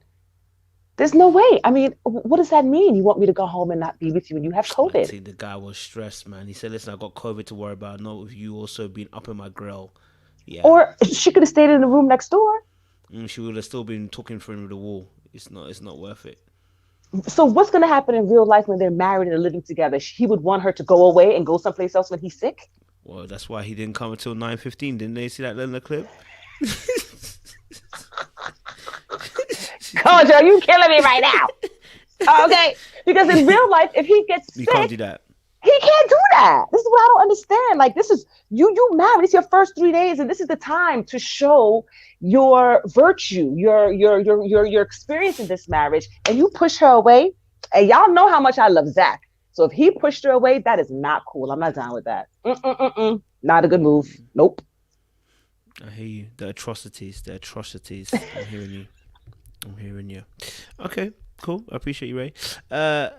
Sean, you want to jump in there for us? What's your thoughts on Michaela? Sure. Zach? So, I think that she's definitely showing selfish vibes, especially with her reactions. Every time she's like, my honeymoon is ruined. Like, I just remember her saying that a couple of times, and I'm like, sis, like your husband is sick, and we don't know what turn COVID is going to take, and you worried about a honeymoon? You could have a lifetime of honeymoons. And leave it to Myrla. She gonna tell you ain't missing out on nothing, because this hotel is, and this setup is for the birds. So why are you so focused on the honeymoon and not focused on how Zach is doing, right? So who knows? I'm not sure if maybe they kept them away from each other and sent her back. Some people were speculating that it could be because, she's so attached to him that she wouldn't follow quarantine guidelines, and then Lifetime would be, potentially held liable if she was to get sick. So, who knows? But if she couldn't find a way to stay there, at least be more supportive.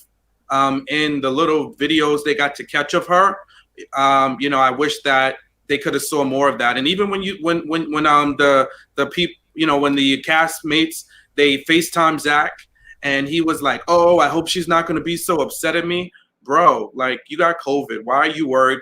That should be the least of your worries. Worry about getting better, making sure you're fine. Why are you concerned about if she's going to be upset that you ruined her experience? Like, you just stood out in the middle of the world and said, COVID, come get me. Like, it just does not make any sense where he's going with that. And that just leads me to believe that she's kind of laying some guilt trip on him about the fact that they're missing out on their first few days together. They already got it in. So look, we know that was working. They made that very plain, right? So just relax, chill out, and be as supportive as you can, whether it's being there in a hotel or being afar. But the least thing anybody, when they're very sick like that, you don't need your strain or to be stressed mentally, because that can get in the way of you healing. So that just was a no for me.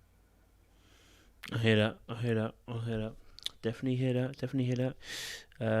Yeah, I'm hearing you on that strongly. Maybe production couldn't afford for her to stay in another room. Who knows? Maybe production could, since obviously, how Myrla complaining about the location, maybe production ran out of money, man. They want to put her in another room that's going to cost money. They probably thought to themselves, maybe, I don't know, maybe that could be a reason. Who knows?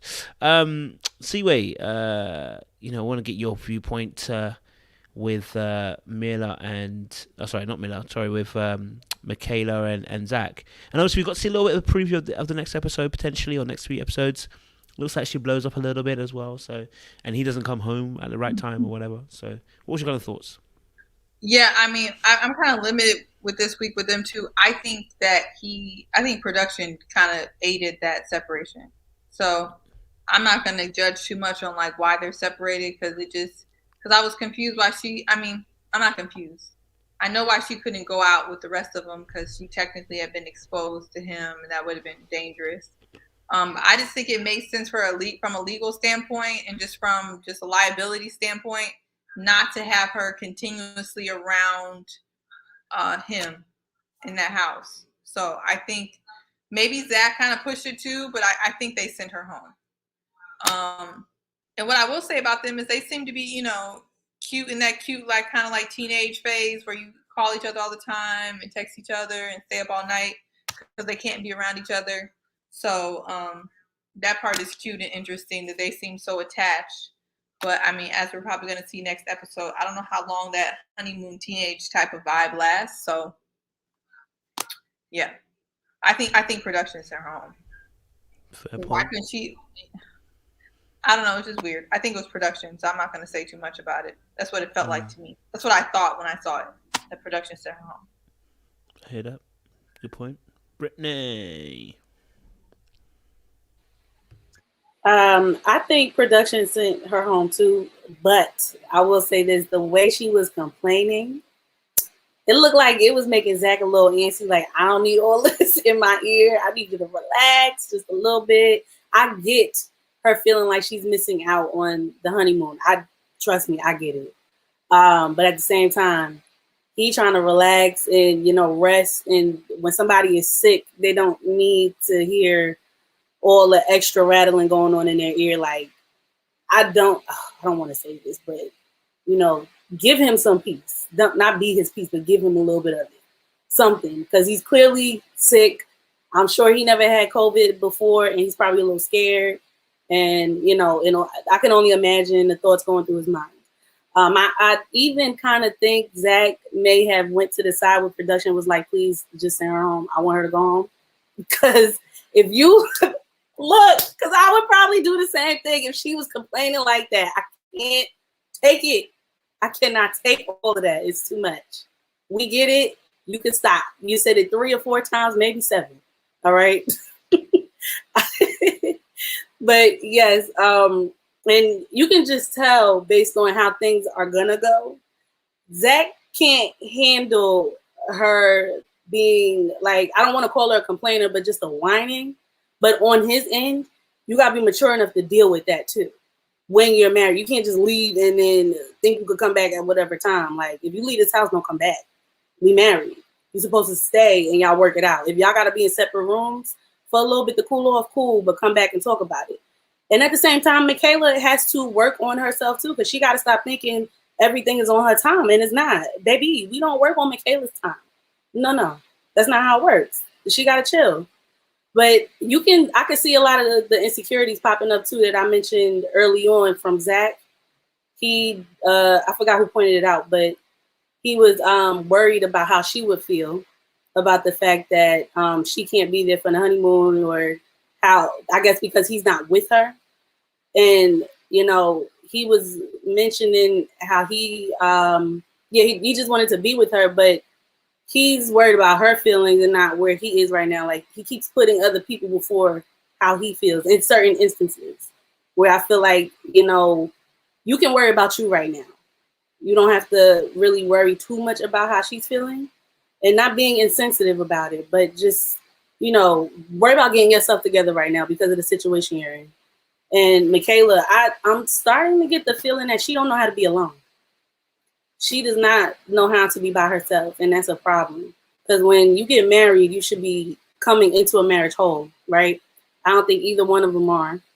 And they still both have some things to work on individually before they probably got married. But I mean, people get married on a whim all the time, and they don't even realize what work needs to go into the individual before you decide to partner up with someone.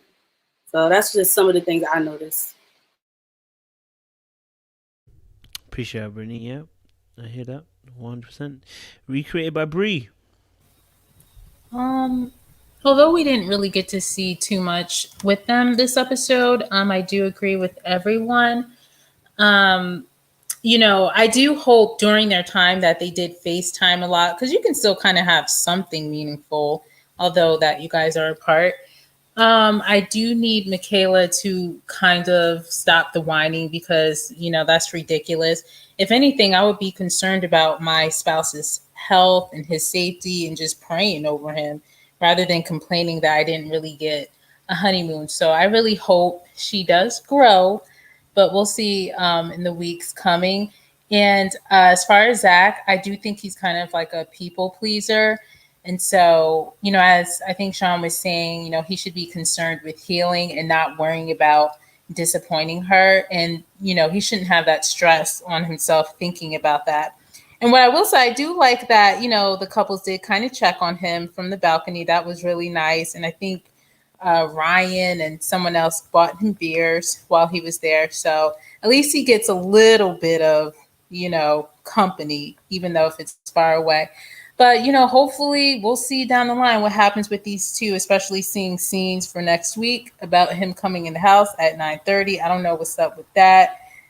So we'll just stay tuned, but not too much going on in this episode for them. So that's kind of my thoughts. Beautiful, recreated by Brie. Appreciate that. Yep. Definitely hear what you guys saying. I think, I can see that, I see that obviously that I just think the brother just wanted a bit of space, man. I think he was a double whammy, hit two birds one stone kind of thing. Maybe she was being a bit too much from the last episode that we see. He thought to himself, I've got COVID, why don't you just go home and chill? You know what I mean? Like, and let me recover. When I recover, I can deal with you again. But yeah, I don't know. We'll see next week when obviously it kind of blows up a little bit and he's not coming home at the right time. I can understand why she blows up. This reminds me of the whole Karen and Miles situation, but say less. All right, cool. Let's move on to another couple. Let's talk about Bao and Johnny. Because there's a lot of things that are going on here, Bao and Johnny. Okay, oh Lord, Seaway turned her page over. There's a lot of stuff that's going on with Bao and Johnny. It wasn't just the showering, okay? It was a dad issue. It was also the fact that, I don't know if any of you lot caught on, I think Bao's a little freak. I think she's a little sexy little freak. I think she is. Here's why I say that. Just hear me out.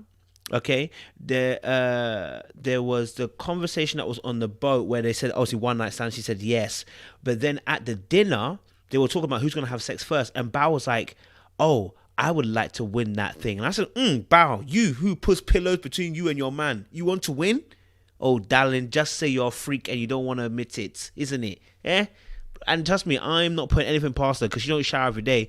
I'm not going to put that past her that she'll become a freak. So, to be honest, I think Bao's a secret little freak. That's what I think. Super freak. But I don't know what you guys are thinking. So, I'm going to ask you guys to get involved and let us know what your thoughts were. Was Bao more... Let's start with the whole snoring situation, because that was another thing as well. Was Bao too concerned about the snoring situation?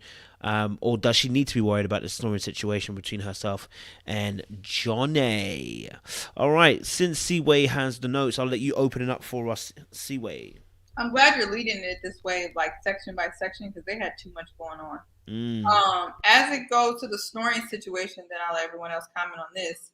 It just seems like her common theme is oversharing. She has a lot of she's over, and she's very as a self-proclaimed self-aware person, she's very self-aware of her issues, but the problem is she doesn't seem to do anything about them. She's aware of what her issues are. She just doesn't address them or fix them.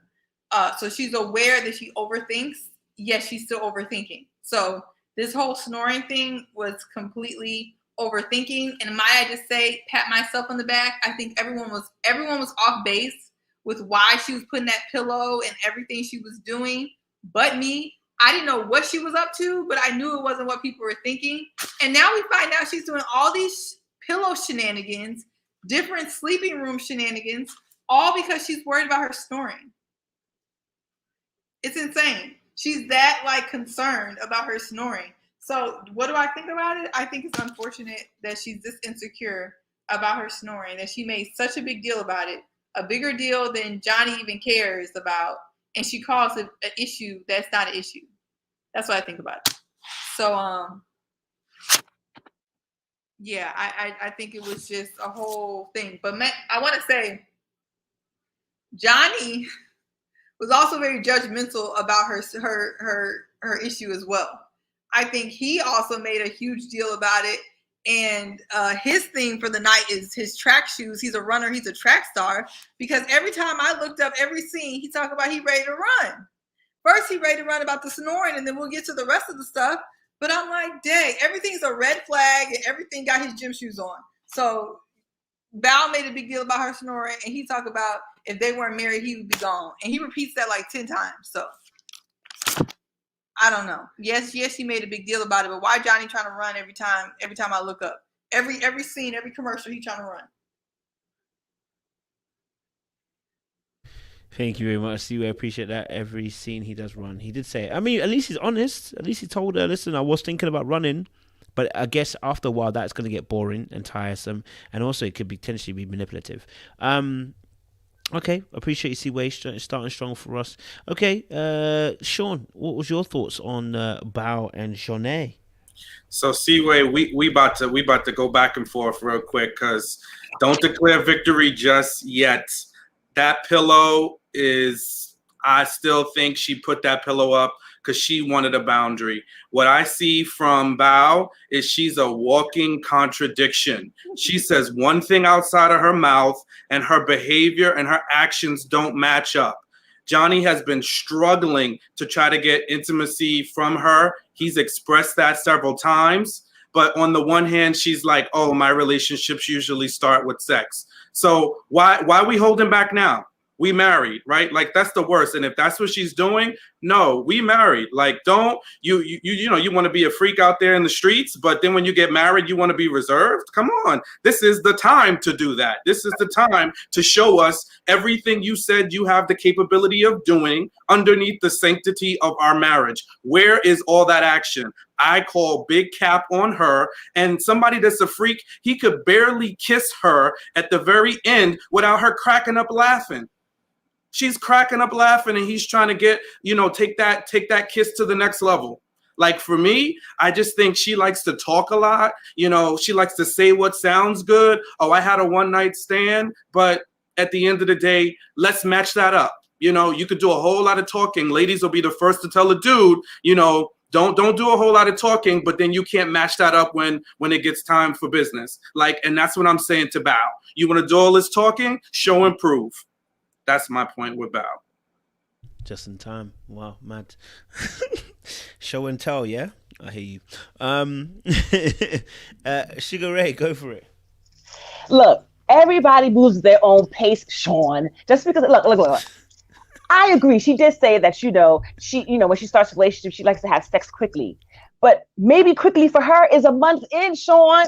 Quickly for her ain't 3 days. Come on now. She had a one night stand, Ray. Where was she waiting with that? And she's not showering? What kind of lazy love is that? What kind of lazy love you giving, sis? Wait a minute. Wait. Come from the gym and sleep on the couch? Wait. You can't bring her to shower yet. Gym sweat on the couch? On our good couch? Can't bring the shower in yet. Sean. Wait, Sean, you bring it in the shower. I'm sorry. I jumped the gun. I apologize. has nothing to do with what you're saying about her wanting to have sex quickly. She did say she does have sex before she gives emotionally, but that doesn't mean that she's having sex day 1, day 2, day 3. Sean. She had a one-night stand. She was one of the first to raise her hand. Yes, but that's a one-night stand. A one-night stand is not a marriage. Yes, and I would think, as she's an overthinker, that she would understand the difference between a one-night stand and not to behave that way in a marriage. You see my point? Y'all keep defending Bao with the nonsense. Look. I agree with Sean to an extent, and the extent I agree with Sean is that pillow. When I saw that pillow, I was worn out. I was like, "Oh God, here she go with the pillow again." Because last week I was like, you know, with Seaway, I think I may lean towards Seaway's side, and then I saw the pillow. I was like, I'm over it because Johnny's right. She's very hot and cold. The relationship is very hot, cold, right? So she wakes up, she's talking about snoring. It was a Debbie Downer. And then they went and had this fabulous trip. She was touching all on him. She was like, I like you. Now, did y'all peep this when he said to her, if I had told you that I liked you then and we had gotten together, would we have been together? Would we have had kids? And she was like, maybe. I was like, oh God. Come on, stay warm, Bao, stay light. I love her in that energy, light and sexy and touchy and feely. And then she shuts it down by saying something crazy. So I don't know. I agree with Sean to an extent, and then I also disagree. I understand what he's saying, but it's 3 days. You can't expect this chickie to just be like giving it up like that, even though that's how she leads, you know, with her relationships. That's what I have to say. And then we could talk about, you know, the showering and the dirtiness. Appreciate that. Thank you very much, Ray. Thank you, Ray. Thank you, Sean. Recreated by Bree. Talk to us, baby. Yeah, so I would say in this episode, both of them got on my nerves. I'm gonna need Bao to learn how to read the room. Like, girl, why are you telling all your business? Like, even if you wanted him to know, let him find that out on his own. Like, why do you have to tell him? And then especially in front of the cameras. And you know what I thought to myself? I'm thinking, I wonder if production set this up and made her maybe fabricate this, you know, for some drama and for people to talk about it. I was kind of thinking that. I'm starting to see how messy Married at First Sight can be. But if this is real, if she is really like that, I just need her to just stop it and stop oversharing so much and to, you know, handle her business in that area. Now with Johnny, the reason why he annoyed me this episode is because he does want to run. It's like any little thing Bao says or that she does, he's ready to go. And it's like, he's saying like, oh, you know, if we were just dating, I would have just left and been on the dating apps right away. And I'm like, Johnny, there's going to be things about the person you're with that they have flaws just like you. They have little, you know, kinks and like little quirkiness, you know, that people have. And you're not going to like everything about your partner. And you're never going to be in a relationship or have a long lasting one if you just keep running and you're scared of things instead of trying to stay there, stick it out and work it out. So he was just annoying me in this episode. And I felt like he was judging her a lot. So I didn't really like this side of him. I still like him, but I just didn't like that about him. And so as far as her snoring, I do think she's making it a big deal. It's not that serious, especially if Johnny's like, you know, I'm cool with it. It's okay.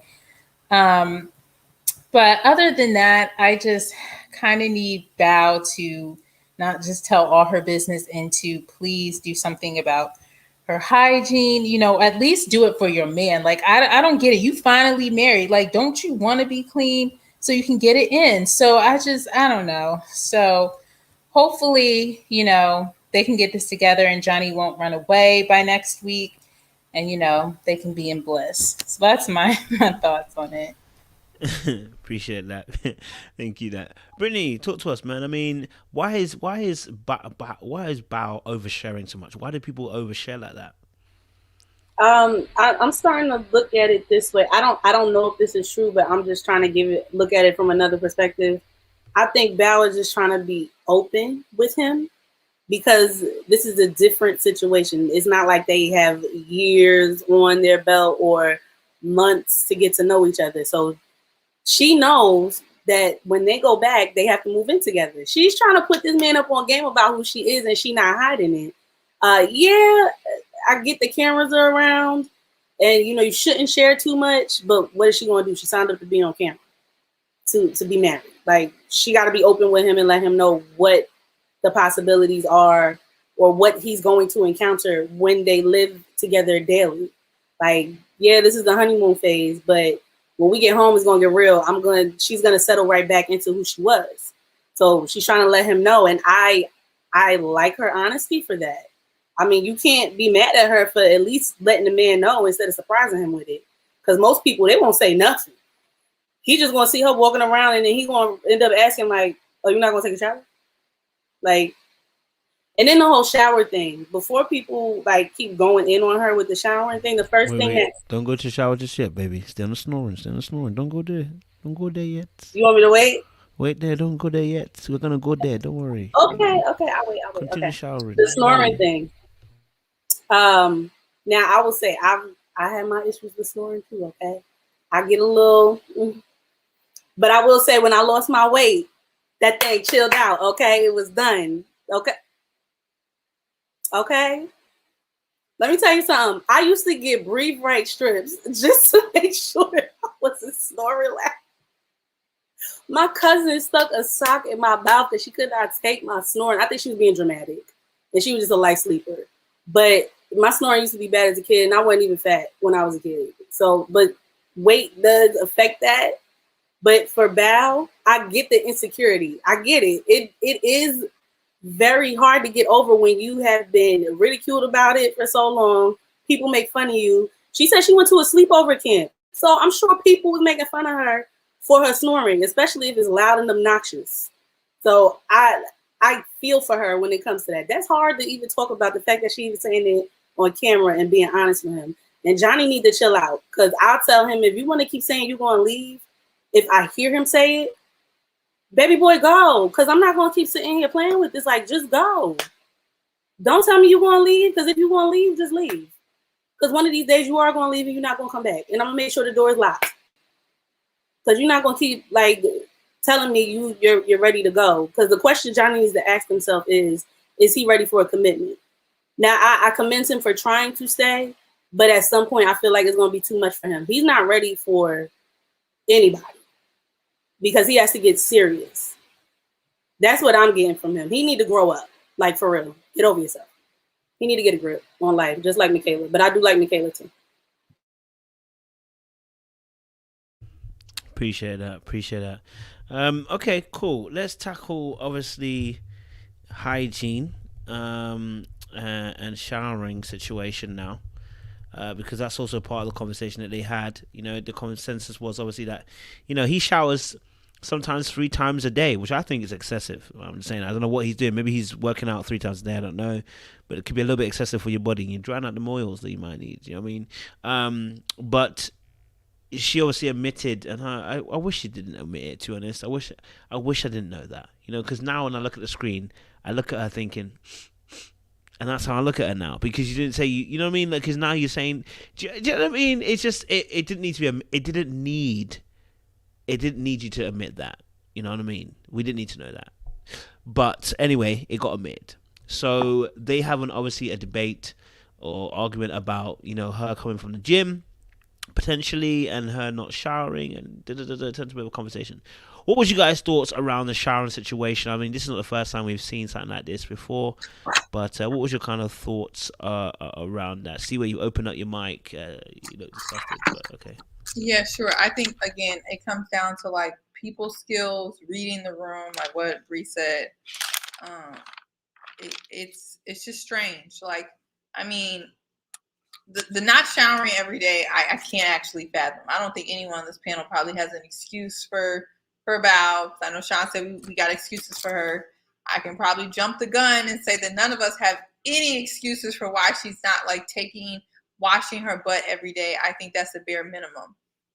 But when you start talking about, like, this is when I'm going to the oversharing, right? If you worked out, right, most people, you should want to take a shower after you work out. There's some days where I'm pretty sure people have gotten so tired they fell asleep. Does that happen all the time? Should that happen? No, but does it happen? Probably. That's just something that you just let happen. If it's a day that you had a hard workout, you meant to go shower, but you just fell asleep, You know what I'm saying? That just happens. I don't know why Bao feels the need to like address everything. And that's what I'm noticing with them. They're over communicators. At first I was gonna compliment them on their communication. I'm like, wow, they're like communicating and like he's transparent about his issues and she's transparent about their issues and they talk it out and they don't yell. But I think they're overthinking and over communicating. And they're bringing up everything and everything is starting to be a big deal. Because this whole like, you should not be, when you find yourself arguing about hypotheticals, you're over communicating and you probably should stop. Like, why are we arguing about the hypothetical situation of you going to the gym, not feeling like showering, and then getting in the bed, and Johnny that doesn't want you to get in the bed. So instead of showering, you're saying, I'm not going to do that. I'm going to sleep on the couch. I'm like, this is stupid. And Johnny made a point. It's like, if we're arguing about this, we ain't got no hope. Well, maybe y'all don't. Because I had a lot of hope for them. And right now, they're both like being very nitpicky over dumb stuff. And I hope it's just like a getting to know you phase. And once they get into real life where these situations are actually happening, maybe they can stop arguing about the hypotheticals. But I think Bao, because she's trying to control the situation.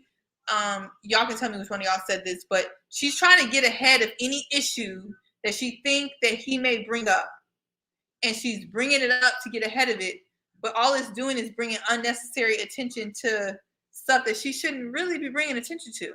As a woman, especially, that you don't want to shower. That shouldn't even come out your mouth, even if you don't want to shower. Like why are we talking about this? It's very strange. I know for most of the people here in the Black community, it's something we don't even understand. Clearly, there's stuff that goes on in other communities, but not showering, every day is just not something I get. So that's my thoughts on that. Yep. Hey, you see, Way. Thank you very much. Appreciate that. Brittany, you wanted to, I know you was looking to go previously about the shower stuff. Go for it. Yeah. I agree with Seaway in regards to the oversharing thing, because that is a lot. Like, it seems like their conversations are like super heavy every time they come together. And that's a lot sometimes. But I get, they're trying to get to know each other, but it don't need to be that heavy. Now, when it comes to the showering, we know this has been a topic of conversation on social media. The Clear's not,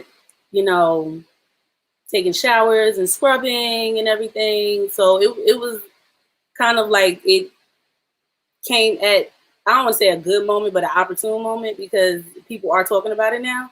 Now, I don't know why she doesn't shower, but what popped in my mind was, and this is me looking at it from a different perspective, because I don't make excuses for her not showering. Like, that should be something she does all the time. But I'm not a therapist. I'm not diagnosing her. But when people are dealing with depression, sometimes they do not shower. They have their days. So I'm not saying that is her excuse, but I just want to put that out there, because people are laughing real hard at this, and you don't know who listening to this, and they probably are going through that.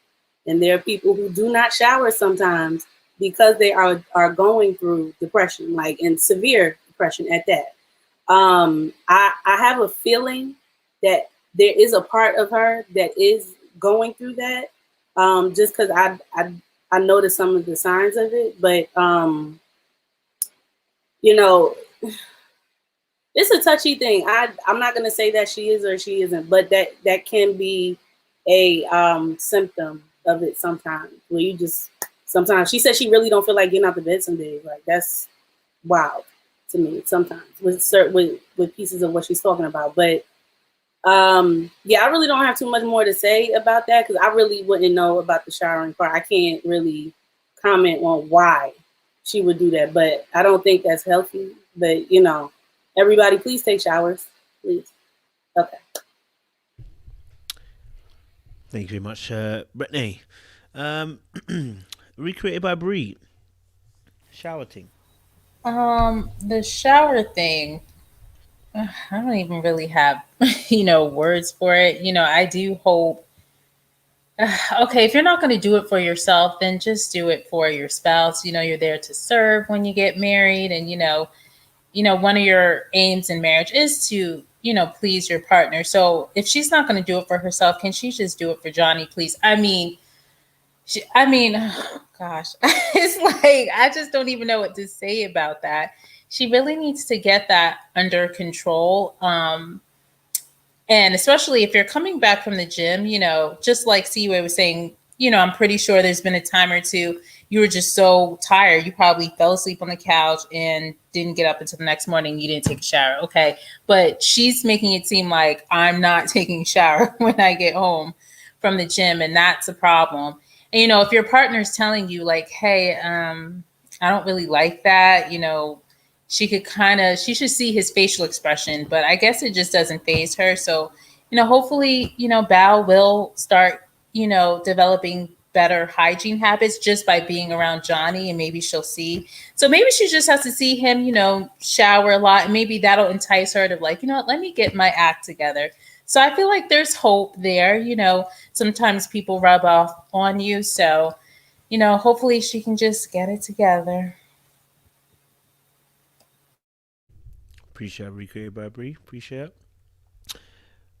Ray, what's your thoughts? We have to look at this in context. I don't have any issue with, okay, yes. Sometimes I think a lot of the women on the show, and sometimes the men too, they overshare, less is more, yes. But I live in France.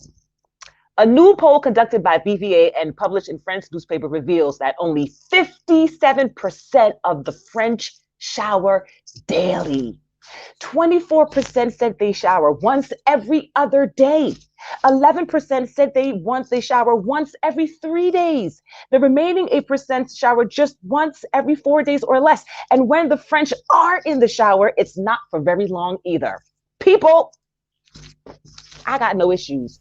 I shower every day, but if you don't want to shower every day, kudos to you. Don't shower every day. You have some cultures, folks don't shower. And also in the African continent, they don't use toilet tissue. They look at us as Americans and English people who use toilet tissue as we're crazy. They use water. When they take a poo-poo, they use water and they clean, click, click, and they don't use paper towel. They're like, how you use tissue? I see you, Sean. I see you. That means you never traveled. You never traveled to the motherland. You travel to the motherland, they go look at you like you crazy. What you doing over here? Using paper, using tissue to wipe your behind. You're supposed to use water. I remember I went to Africa. They looked at me like I was crazy. And I was like, where's the tissue? They were like, ew, tissue?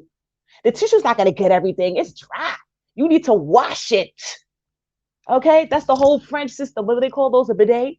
You go into the most high-end hotels here in Paris.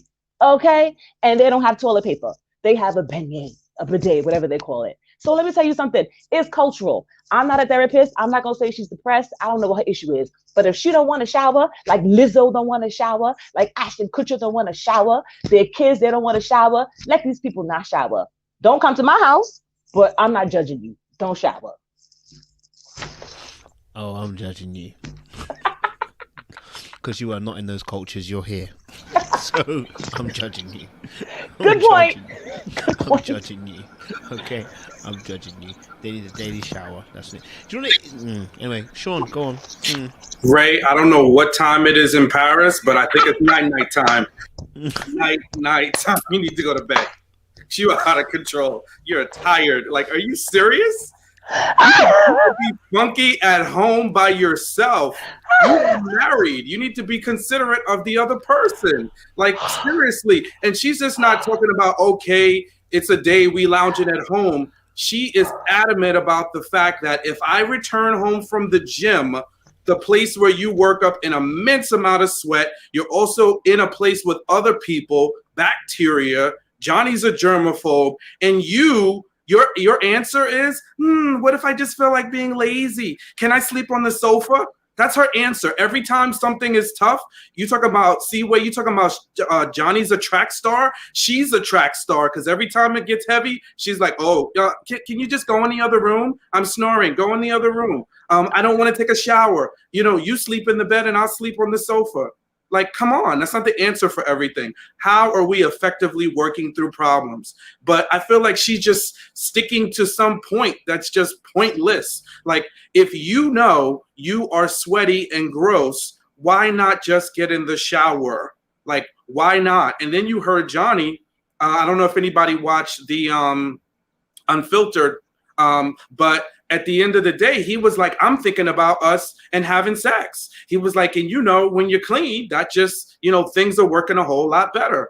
So at the end of the day, it's like, are you putting up all of these blocks and barricades to block the intimacy? And that's what I see. And that's why I say, like, I see from her some level of capping. Like, she wants to talk to sound and say things that sound good, but when the rubber meets the road, you got blockades and barriers and construction signs to, you know, for days.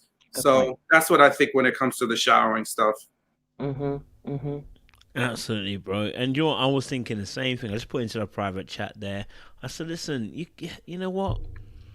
I'm thinking about sex. I'm thinking about that, and I'm thinking to myself, forget everything else. You want to sleep in the bed, do your little madness? All right, cool. But you want me to be entering into a space? You know, I mean, think about it hurts my head. Do you know what I mean? Like, are we showering after sex too then as well? Because if that's a workout in itself. So are we not showering after that now as well? Like, yo, bro, like this is.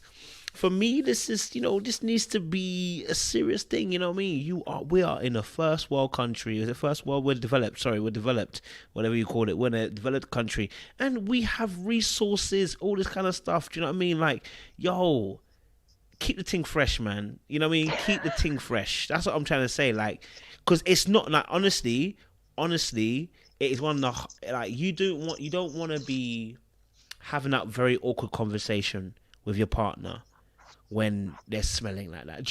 It's awkward enough when you were at, like, in workplace or school where someone is consistently having armpit deodorant problems, breath problems. Like, when that hits you on a regular basis, it's like, unless you're a very direct person, and even then, you don't want to hurt someone's feelings, but you got to let the person know that, bruh, you kind of, you know, bro, you got some things going on. And now is your partner? And they're actively telling you that they get, and I agree, C-Way. I think there's times when you come from the gym, you're just knackered, you just lay out and you just finish. Like, I get that, right? Oh, but she wants to make an exception. She wants to make it an exception. Like, yo, I want to be lazy. That's basically what I'm saying. I want to be lazy and I don't want to shower. For me, that's a no-go right there. This is why the Moors, who were black, came into the Caucasoids and taught them how to wash, because they don't know.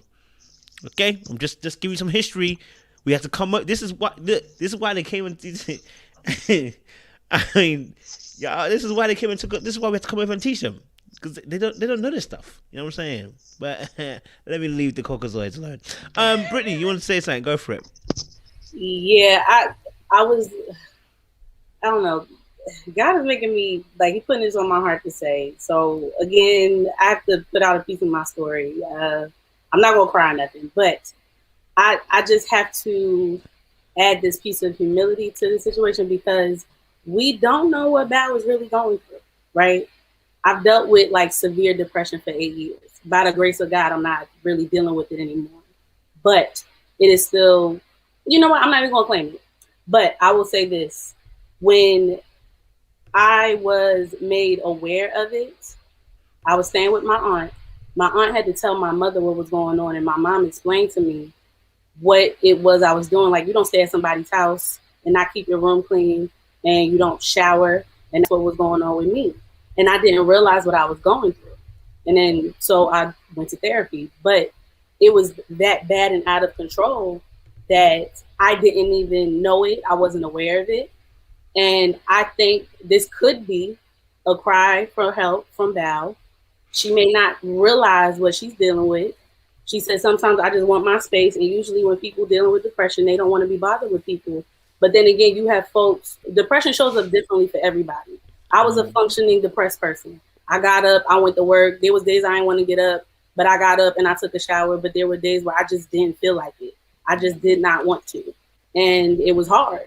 And you have to push yourself to be an adult. Like, you can't not go to work. Like, you got bills to pay, right? Nobody's going to care, but you do have to take care of yourself. But if you don't know what you're dealing with, then it manifests itself in different ways to people. And I feel like if Johnny was more aware of how depression could show up or what it could look like, he could take this opportunity to help her and give her encouragement instead of just being selfish and thinking about himself and how he feels. But I'm not mad at how he's thinking because he just doesn't know. So I'm not passing too much judgment on both of them for this. But I just wanted to put that out there to be aware that people could be going through things and you just don't know it. So that's why I can't get too jokey about it, because I've been through it. And it wasn't fun when it was told to me what was going on, because that's embarrassing. I think, and if Bao does know that she's dealing with depression, this may be her way of trying to say it without saying it, right? Maybe she's trying to get him to ask questions, but again, you can't get a man to ask something and he has no idea what's going on. Like, men y'all just don't know. Like, you got to just be flat out and tell you, and a lot of the times tell you guys, unless you've dealt with something like that before. So I just feel like Johnny may not be aware of the fact that she could be dealing with that. I don't even think Bao may be aware of the fact that she's dealing with it, because some of the things she's doing is showing me that she is dealing with it. And she just does not know. She literally said, give me my space some days, or let me just crash on the couch. And it's just so nonchalant. That's how I was. And I was never going to show anybody that I was going through something. And nobody knew, because I could put on a good face. Like, I could come on here today. Something could be wrong with me right now. Y'all would not know it, because I know how to put on a good face and be strong. But now I'm learning it is okay to be open and tell people what's going on, but you have to be discerning of the right people. And I think Bao is not sure of who Johnny is just yet, and she's still trying to figure him out as well. So it's a lot going on with this. You kind of got to play around with this a little bit. And Johnny, he's been trying, but he needs to try harder, because I feel like it's just about himself. And this is not about just Bao with the depression thing. But Johnny, him keep talking about he want to leave, then go. Because that really is getting on my nerves, honestly. But I'll bring it back to Bao and the depression thing. Just be cognizant and aware that you don't know what people are going through sometimes. So be careful of what you say and how you say it. And the jokes, chill out on the jokes sometimes. I'm talking to people in the comments too. Like, I mean, it's not bothering me what's being said, but you got to sometimes be more aware and have compassion for people, especially when you're watching them be so vulnerable on TV. I'm sure this is not easy for her. And you got to look at how she grew up too. She grew up dirt poor, right? And usually your childhood makes you turn into the person you are today. You don't know how much ridicule she got from her parents, knowing she's Asian. That's a lot. Her parents even could have talked to her about her snoring as well. And her probably not being perfect enough. And she's trying, but now all of that is weighing on her and she doesn't know how to express it. So, just let's see how things go. Because it can be a multitude of things that are contributing to why she's going back and forth about certain things. She's oversharing. Like, that's a lot. So I would just be careful about, some of the things some people are deciding to say. No one on the panel, but more so in the comments, because y'all flying with the jokes. I ain't saying they ain't funny, because they funny, but sometimes you got to be careful about people and what they're going through sometimes. Yeah, I'm hearing you still, and I think there's a part that potentially could be depression. When she mentioned about staying in bed all day, I think there's potentially could be a part in that. If that is the case, again, very much like I was saying about even the last two seasons with Miles and Karen, like, either you know how to handle your depression or you shouldn't be on the show. That's so unfair to Johnny. Because if she knows she, and this is what I'm gonna give her, if she knows she's got the parts of depression, and this hasn't been stated to Johnny, that's so unfair on Johnny. You're asking him to do a huge job.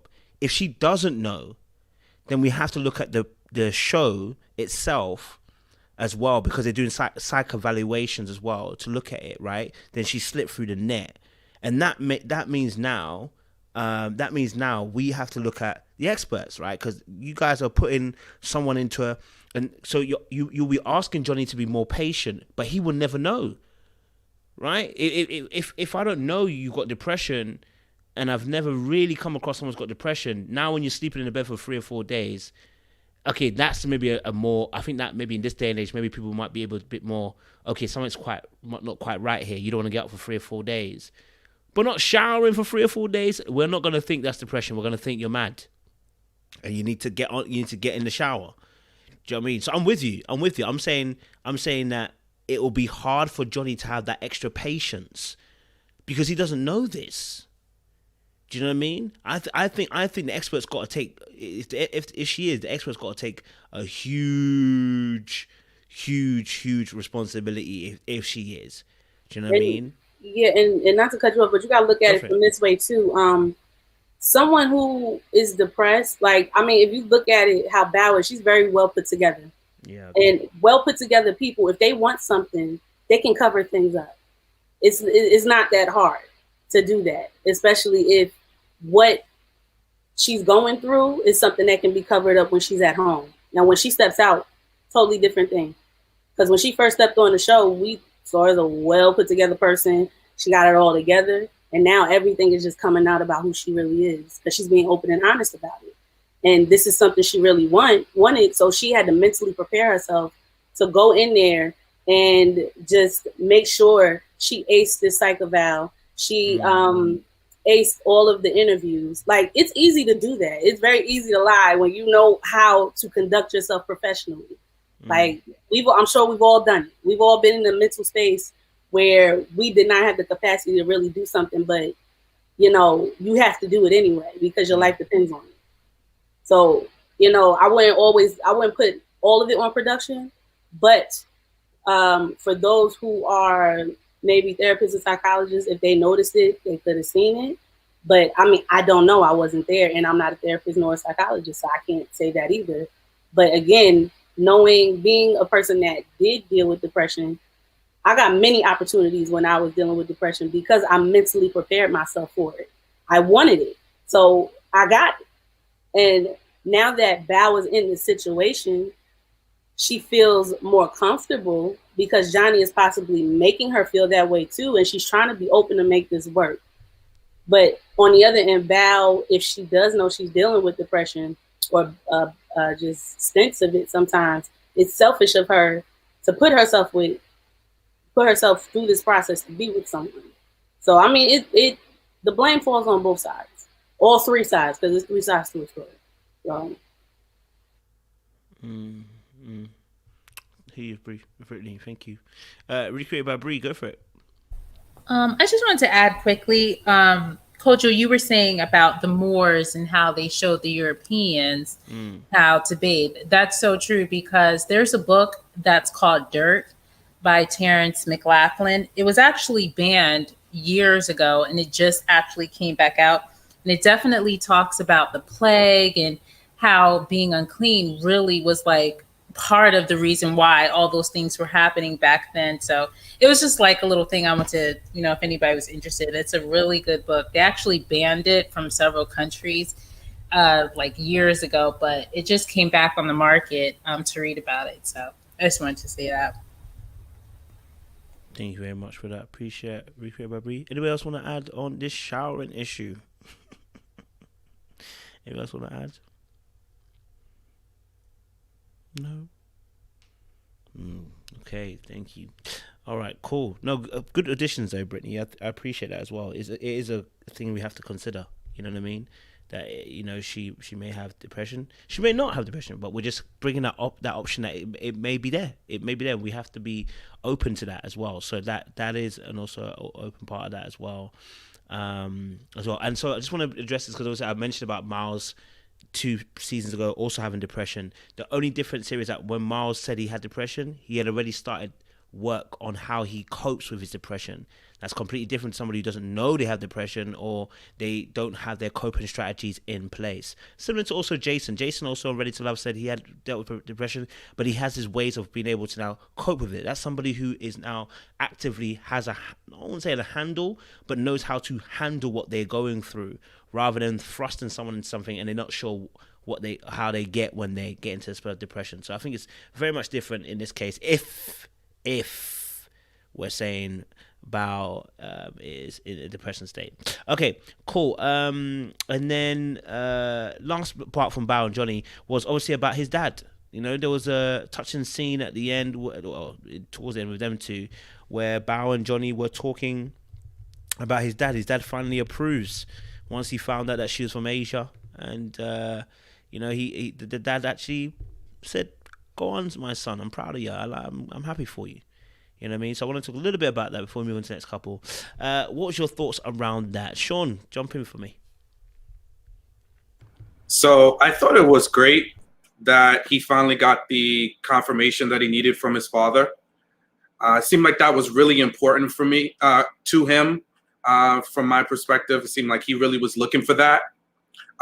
Johnny strikes me as somebody that is slightly insecure, you know, so needing that validation from his dad. And I also know culturally, in the Asian culture, you know, having your family approve of your marriage is a big deal. And for his dad not to be there at the wedding ceremony, and just to have such a, you know, negative opinion of what he was doing meant, you know, that impacted him. And when even and later, you know, it was like a couple of episodes later when Bao had met Johnny's aunt, and he was just very happy about how that interaction went and how supportive she was in that moment. His family is clearly something that's important to him. So I hope that now his father opening up to being supportive of it. You know, he was pleased that she was Asian, because that was one of the main questions that he asked, you know, based on what Johnny was sharing. So, you know, hopefully this will ease some of his concerns. But, you know, those two, they kind of go up and down so much. I don't know if this cultural and acceptance and now family acceptance is going to be enough to keep them together. Appreciate that. Sugar Ray, what's your thoughts on the dad and son situation I'm seeing? You know, I enjoyed that scene with Bao and Johnny when he talked about his dad. I know that was very important to him. I'm glad that he was able to talk to his dad and that his dad actually agreed. What stood out to me the most was the Asian comment. Okay? And if Bao was like 20, 30, that his father must be 40s, 50s? Like, it's not like his father's 80s, 90s. You know what I'm saying? What a powerful comment. Is she Asian? First question. I'm going to say something that may be unfavorable to some. I'm not saying I'm against interracial relationships. That's not what I'm saying. I'm not saying that a black woman can't date a white man or a white man can date a black woman. But how often do we, as people in the black community, is that the first question that we ask? Are you marrying a black man? Are you marrying a black woman? I'm going to leave it there because that's a whole nother discussion. But that really stood out to me, and that was really powerful. I loved how Bao handled the situation. She was kind, she was sweet, she was wonderful. That was great. But that Asian comment, is she Asian? First question, huge, powerful. Totally hear that. Thank you very much. Appreciate it, Ray. Brittany, talk to me. It was nice to see them have like that supportive moment, especially knowing that Johnny was struggling with his dad early on, because you could tell he really wanted his dad to be there for him, but you know, whatever reason, his dad had reservations about it. And you know, most, I guess, parents or people in that generation where they come from, they're very much about keeping it in the family. And I get it. That's their culture. Who am I to judge? But, you know, still be supportive of your kids. You know, sometimes they do things because they need it. And, you know, but his dad is his dad. But I was glad that he finally got some kind of validation from him, even if it, you know, wasn't under the best circumstances. But he got what he was looking for from him. So that was nice. And it was nice to see Bao support him. You know, that's pretty much it, honestly. There's nothing you can do about your parents and their opinions. You just got to make sure you do what you do for yourself and be happy. Okay, no, I'm hearing that as well. I mean, the dad obviously is, you know, quite narrow with his thinking. That's why he didn't turn up at the wedding. And obviously, you know, Johnny's looking for his validation in that regard as well. So there could be some interesting overlaps that could happen in the next few years of their relationship. Let's say beyond the show, if the dad says something, will there be influence? I mean, we've kind of seen that Johnny has made sure that he didn't kind of listen to that influence when he got married. So he's obviously learned how to put that good, effective boundary. But obviously, he definitely wants that validation from his dad. We can see that because of how emotional he got during that scene. But Seaway, talk to us a little bit about what your thoughts were, Johnny, his dad, you know, situation. Yeah, I didn't have nothing warm and fuzzy about that whole scene. I wasn't warm and fuzzy. Why not? I'm like, his dad is toxic. His dad is a deadbeat. And Johnny is like a little sad puppy, finally happy that his dad gave him some validation and some recognition. And and I'm just like, the whole thing was just honestly very sad to me that he was so happy that his dad finally acknowledged and accepted his marriage. And all it's going to do is going to be a cycle. His dad seems like he's in like a sick cycle of toxicness and toxicity, and it's just going to continue. The next time Johnny doesn't do something that he likes, he's going to be back being disappointed in him, and Johnny's going to be back sad, and it's going to continue.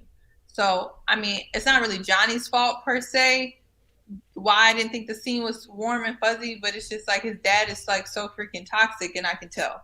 And I think Johnny has a lot of issues because of it, and we focus a lot on Bao's issues today, but Johnny has a lot of issues, as evident as it is that he's so happy about his dad, who didn't even bother coming to the wedding, being, you know, accepting this situation. And his reason for accepting it is very like, he didn't even give a reason except for, oh, she's Asian. I mean, I'm sure it was editing, but all I got was, oh, she's Asian, so I accepted. Okay, congrats. I'm like, huh? So you accepted because of that now? I'm confused. You could have came. You could have asked if she was Asian before, and you could have came to the wedding. You're just toxic and a deadbeat. And, you know, it's really unfortunate for Johnny because I think he has a lot of issues because of it. Issues that maybe we don't really realize all what they are, but he has a lot of issues because of it. And it's really obvious to me. So I wasn't here for that. I feel bad for him that he has a dad like that. And I wish he would set himself free from needing his dad's validation. It's very hard to do. It's very, very hard to do. But I hope for his own sake that he sets himself free, because this is going to, you know, continue. And I definitely didn't even think about, is she Asian comment in no way, because it's the first thing I ask if my brother's talking to somebody, I'm like, is she black? So that's just a common question for me. That's my first question usually. Is she black? When I'm talking to my brother. So I don't have an issue about that at all. I think we should do that more. Well, that's a topic for a different day. Unless you're a black woman, it's hard out here for you. You do what you want to do. Us black women, we can do what you want to do. But for my brothers, I'm always asking, is she black? And y'all can fight me about that. We got different struggles. I hear you. There's different struggles out here. I hear you. Different struggles. Black women, y'all do what y'all want. I hear you. Okay. No worries, baby. Okay. No worries, Seaway. Recreated by Bree. I'm laughing at Seaway because I mean, low key, I do the same thing to my brothers. I'm like, is she black? But anyway, whole nother subject. With Johnny, you know, and his father, you know, I was glad that, you know, he did speak to him. You know, I am, you know, a little concerned, like, well, okay, you couldn't come to your son's wedding, you know, regardless of how you felt, just to support your child. So I agree with some points with Seaway and with everyone else about, you know, it was a good moment, but he can be possibly a toxic person and probably always gets his way with Johnny. And that's probably why he does the things he does. But you know, hopefully they can get their relationship on track. Maybe this marriage can bring them together. It can be the gap, bridge the gap for them. You know, it's funny because I saw Bao's first reaction when he told her, and she was like, what? Like, he didn't even come or something like that. She said, And then she was like, oh, wait, no, let me be supportive. And so I was like, okay, Val. So I like that, she noticed, what her first reaction was and what she did. Instead of, trying to be supportive, she kind of like got angry, but I'm glad she brought it down. So hopefully they can, work this out and he can be more involved in his son's life. And, I'm hoping for the best with that relationship. Appreciate it, Ricky Babri. You want to say something, Ray? Go for it. I did. I wanted to just say thank you, Kojo. I just wanted to say, for me, I like Bao and I like Johnny. I just need them to talk less, think less, and feel more. I think if they were to just feel each other more, feel the energy more, go with the flow more, I think they would be better off. That's all I wanted to say. I just need them to feel more. It's too, so that's all I have to say about those two. But I like them. I do like them. Yeah. Go for it, Sean. Yeah, I agree 100% with you, Ray. And I think what happens is you ever see, like, anybody that's ever done sales before, you can talk yourself right out of a sale because you're just talking too much, right? It's just close. Just close the deal. And I'm not necessarily meaning sex. I'm meaning just close it.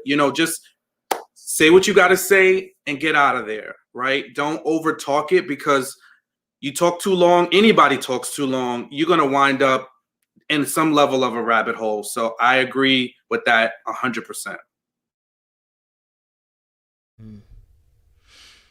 hear you guys. Yeah, I mean, Bao and Johnny, I mean, that father figure, I think it was interesting that, I think you got to take in all different perspectives here. The dad's obviously old school, that's like set a certain way, wants things done a certain way, and couldn't get down with the new school stuff. But I do agree also, it could be also that, whenever he dangles that carrot of my affection towards towards Johnny, that he'll come running again. And it's like it could be a method of control. We don't know.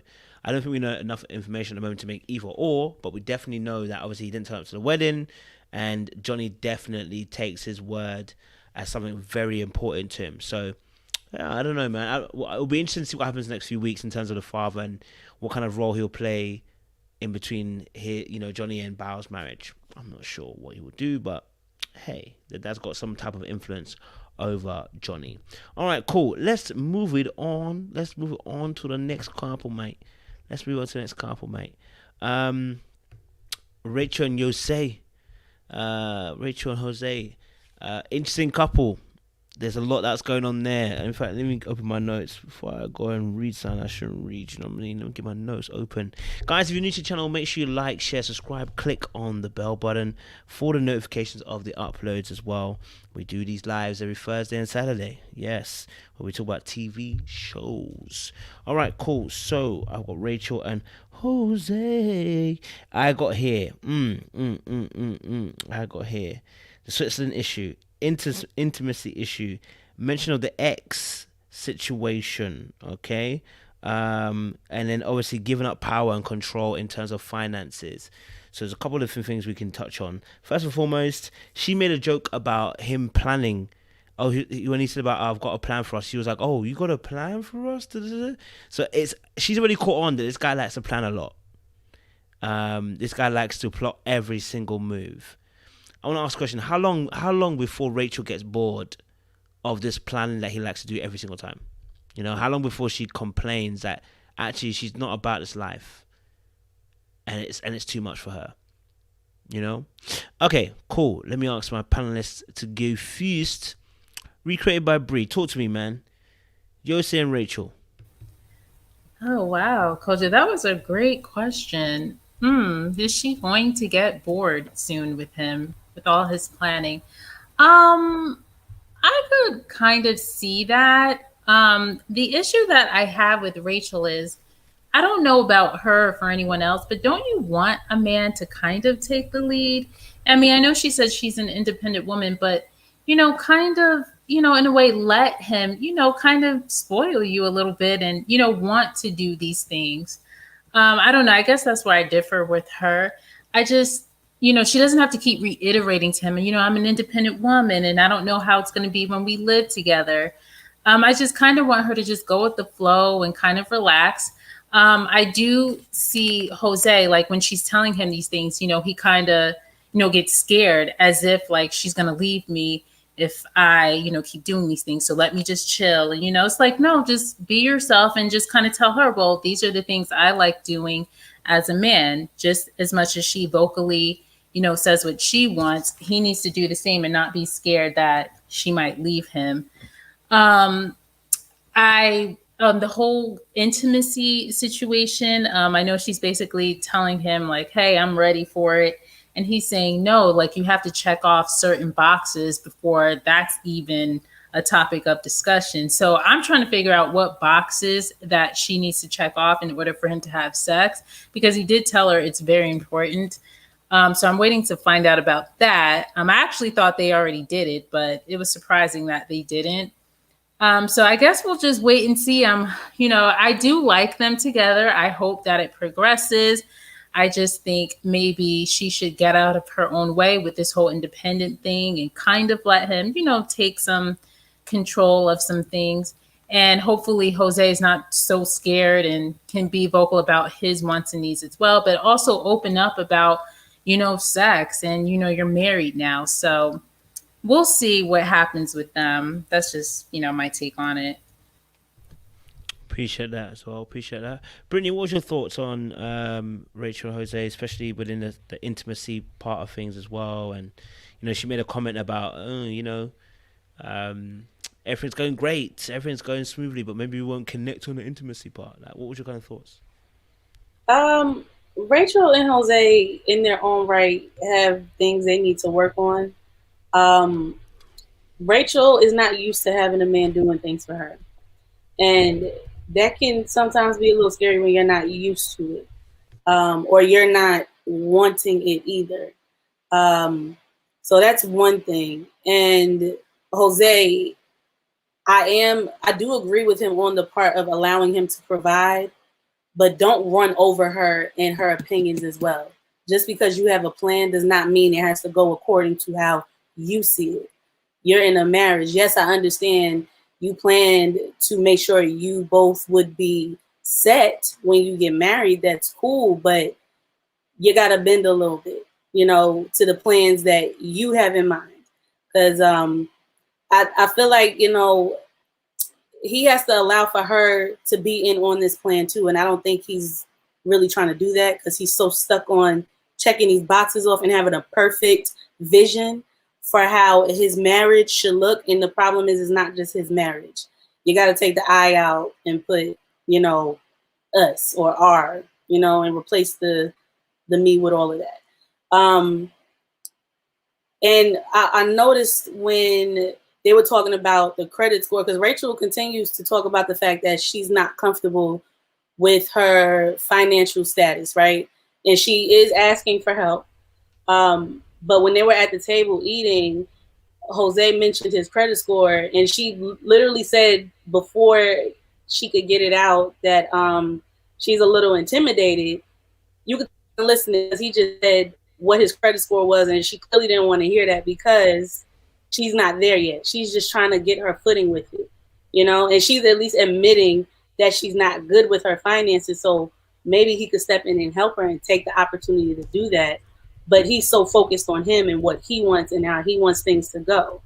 And Rachel, she got to let go of the whole independent thing. Like, you want to get married, it's about you two together. I'm not saying you got to fully let go of it, but to a point, you got to allow him to be a man and do what he wants to do for you. I mean, shoot, I was happy that he was planning stuff. I'm tired of dudes asking me to plan stuff and asking me, what do I want to do? Just take me somewhere and show me a good time, right? It's both sides here, and the intimacy part.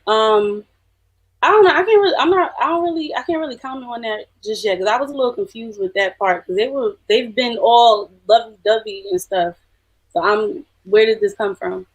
I didn't have time to go back and like analyze that part because when I heard her say it, I was a little confused. Like, what? what you mean you nervous about the intimacy? So yeah, I have to go back and watch that part, and I'll just listen to you guys when it comes to that. But she, yeah, they both have their own things to work out, but Jose has to chill on his plans because it's not about just him. Good point.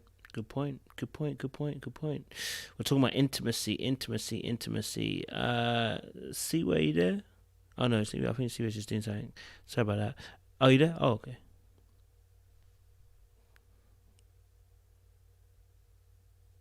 I'm muted. Sorry, I'm here.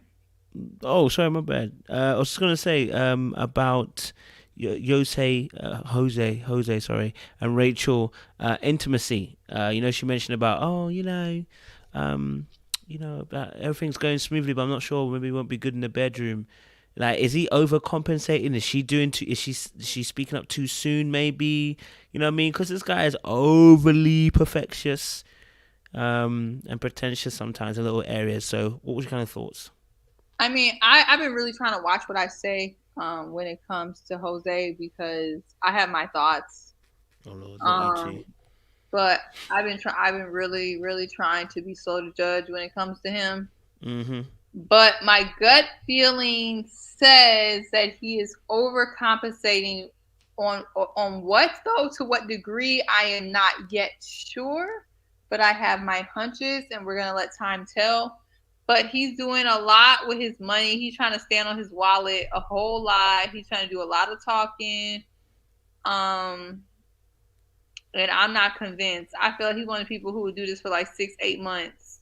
Like their intimacy problem won't be because of Rachel. It's going to be because he's not going to, push the issue for various reasons. So I don't know. I have a lot more to say about Jose in general. But as it comes to that particular issue, I think he's going to be the holdup.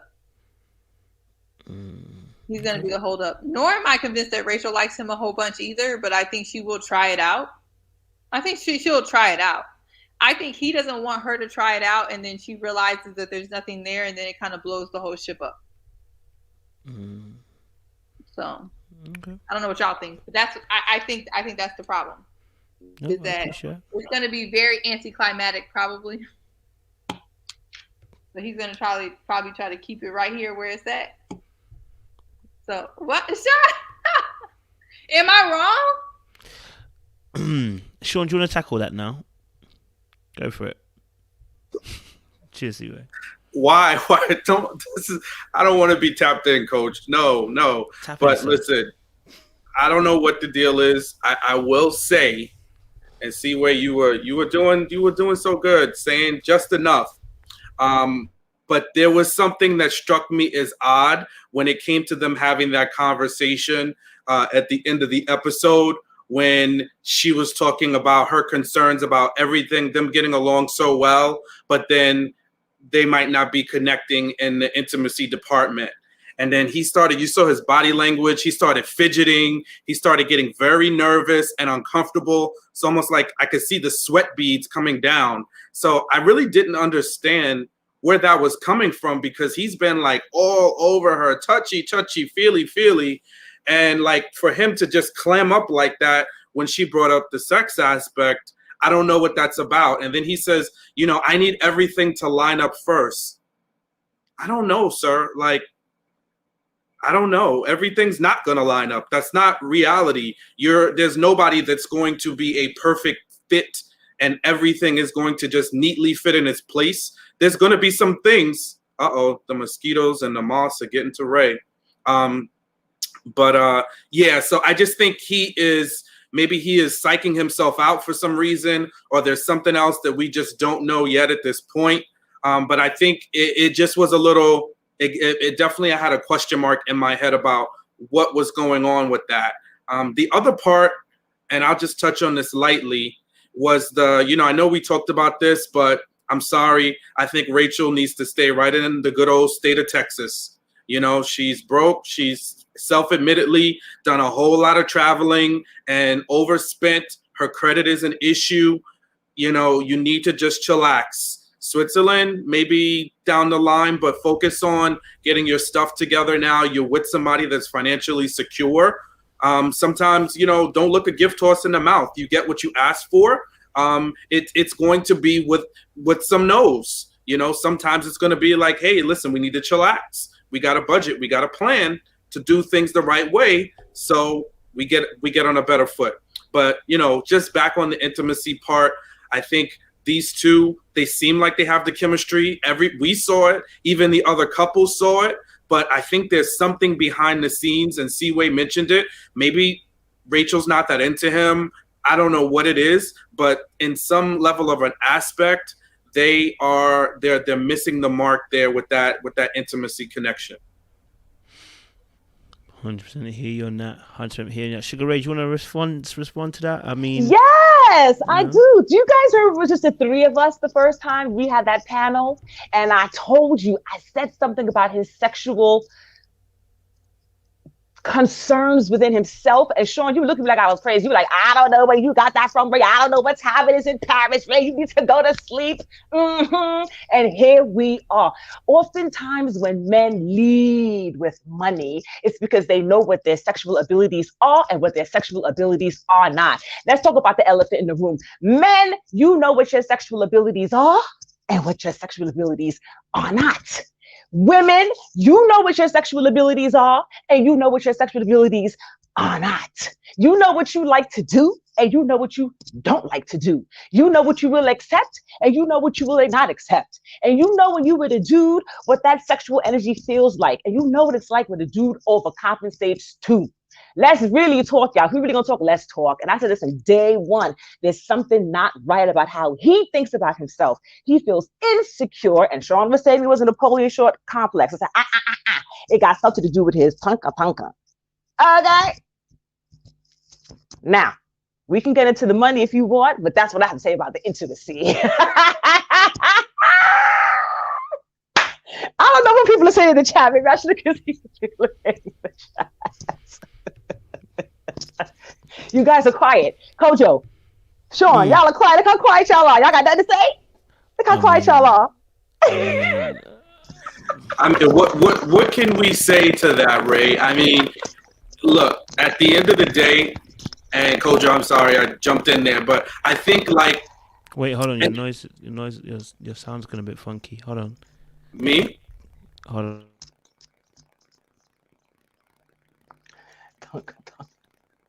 I think it's Ray, because I'm not doing anything. No, it's bubbling. Is it just me that hears it? His voice is crackling. No, Hold on. It's crackling. Oh, it's All crackling, right. yeah. Hold on 1 second. I'm going to Yeah, change no my mic. Hold on. I'll change it up real quick. That's right, bro.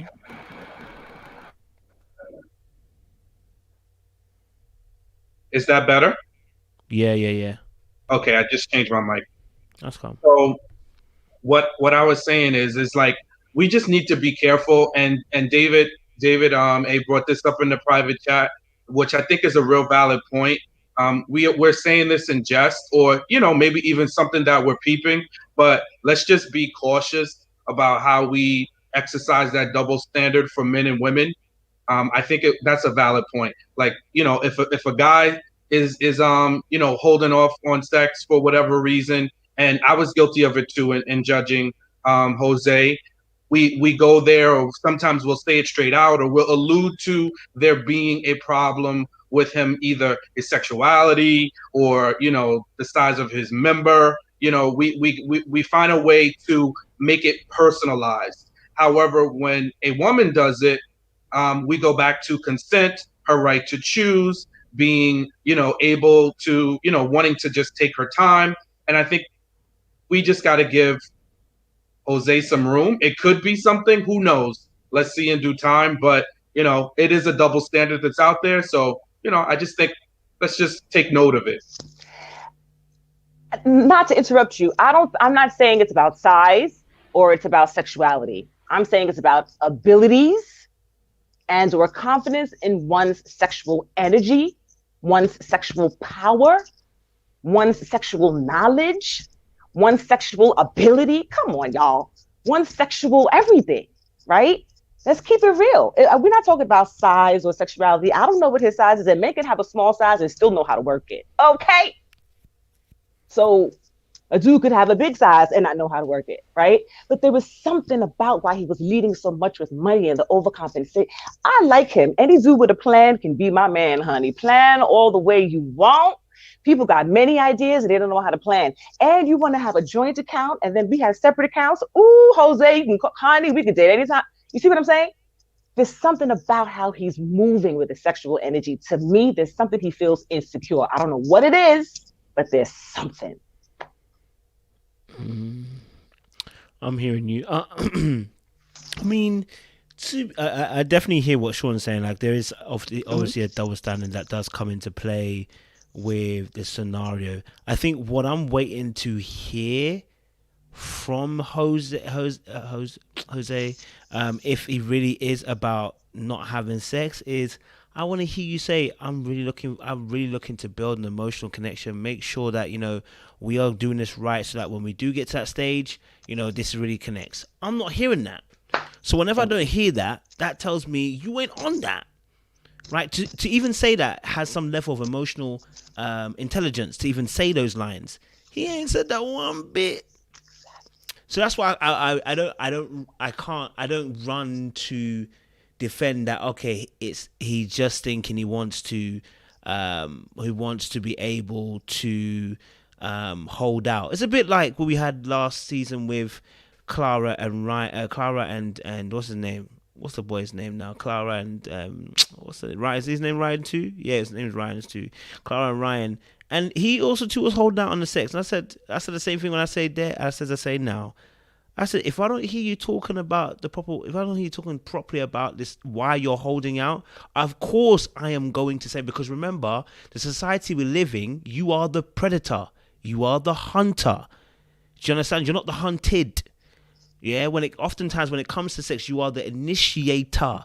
So whenever you are, if that's the premise normally, not that's every man, but if the premise oftentimes is leading towards that you are the initiator and the one who always puts it out there, then I'm going to ask the question why in a situation where you're now with a partner and you're saying you're going to hold out. I'm going to ask, what is the reason? It's not just I want to hold out. We need to know. We need to hear your constructive reasoning as to how you got to there and saying, actually, do you know what? The reason why I want to focus on. Let me tell you something. I want to focus on emotional connection too. Right? I really do. But even me, you would feel some energy from me. You're gonna feel energy from me. You're gonna feel some. Even if I do hold out, you're gonna feel some sexual energy from me, because those are the experiences I've gone through. That's how I feel about it. And if I find you attractive, you're going to see it emanate from my whole being. You know what I mean? And sometimes when I'm watching him kiss her, I'm scared.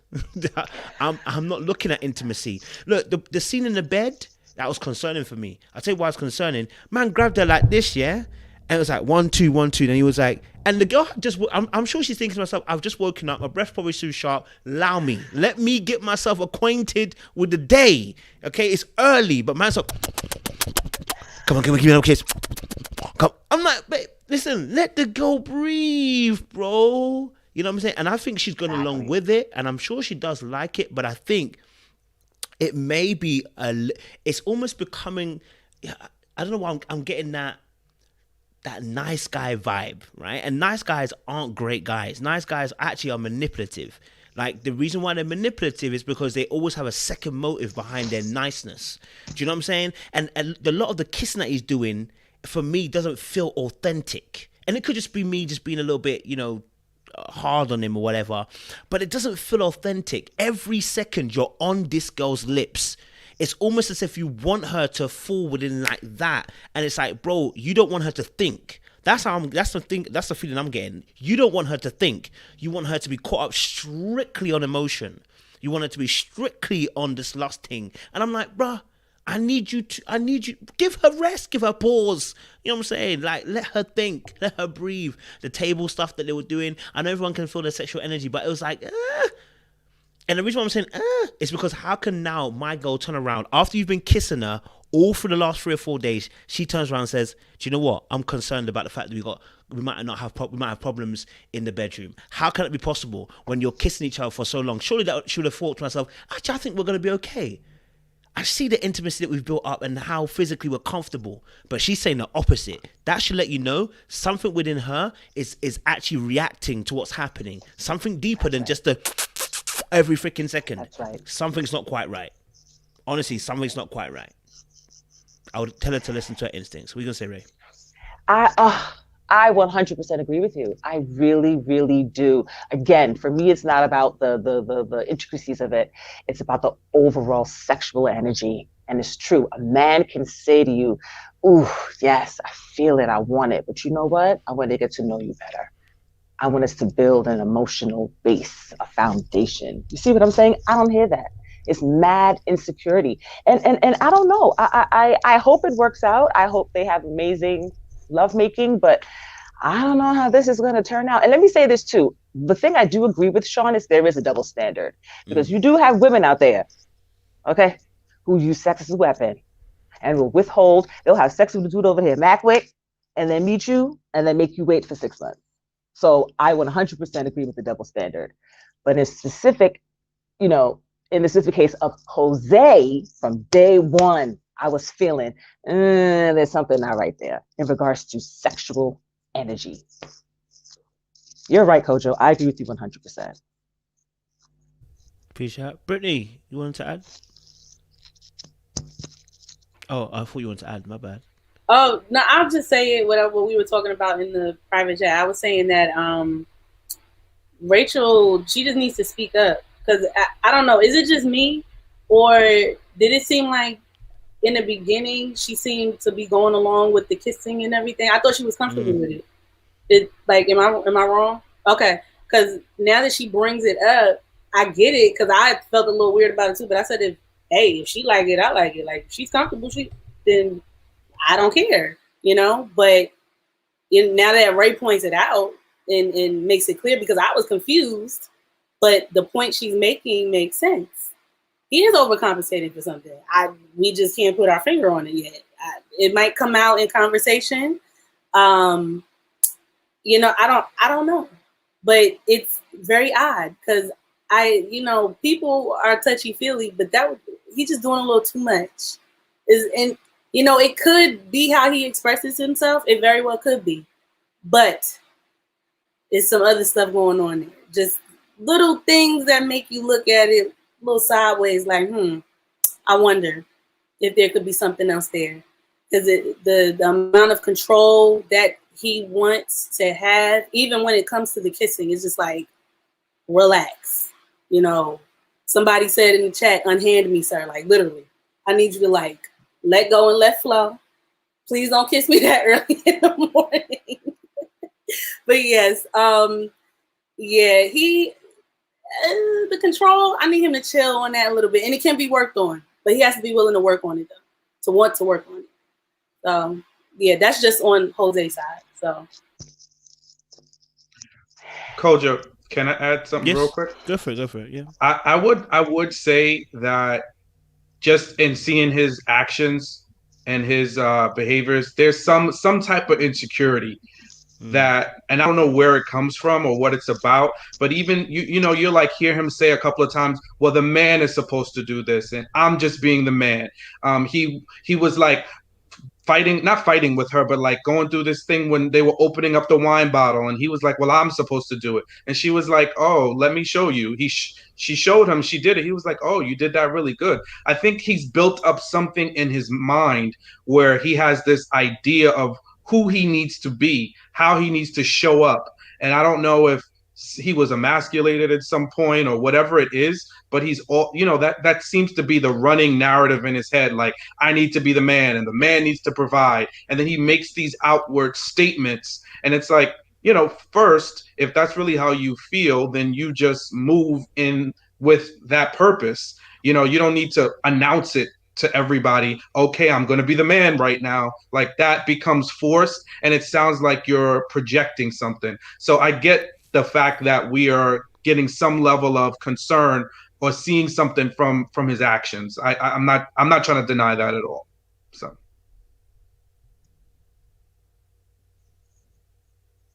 Kojo, yeah, go for it. I want to show him some grace. he could have had a traumatic experience before this relationship. Yes. Sometimes women in bed, they can be pretty cruel sometimes, right? They may want to say something like, I want you to do this, and it just comes across really terribly, right? So maybe he's had a terrible experience where he was traumatized sexually in that experience.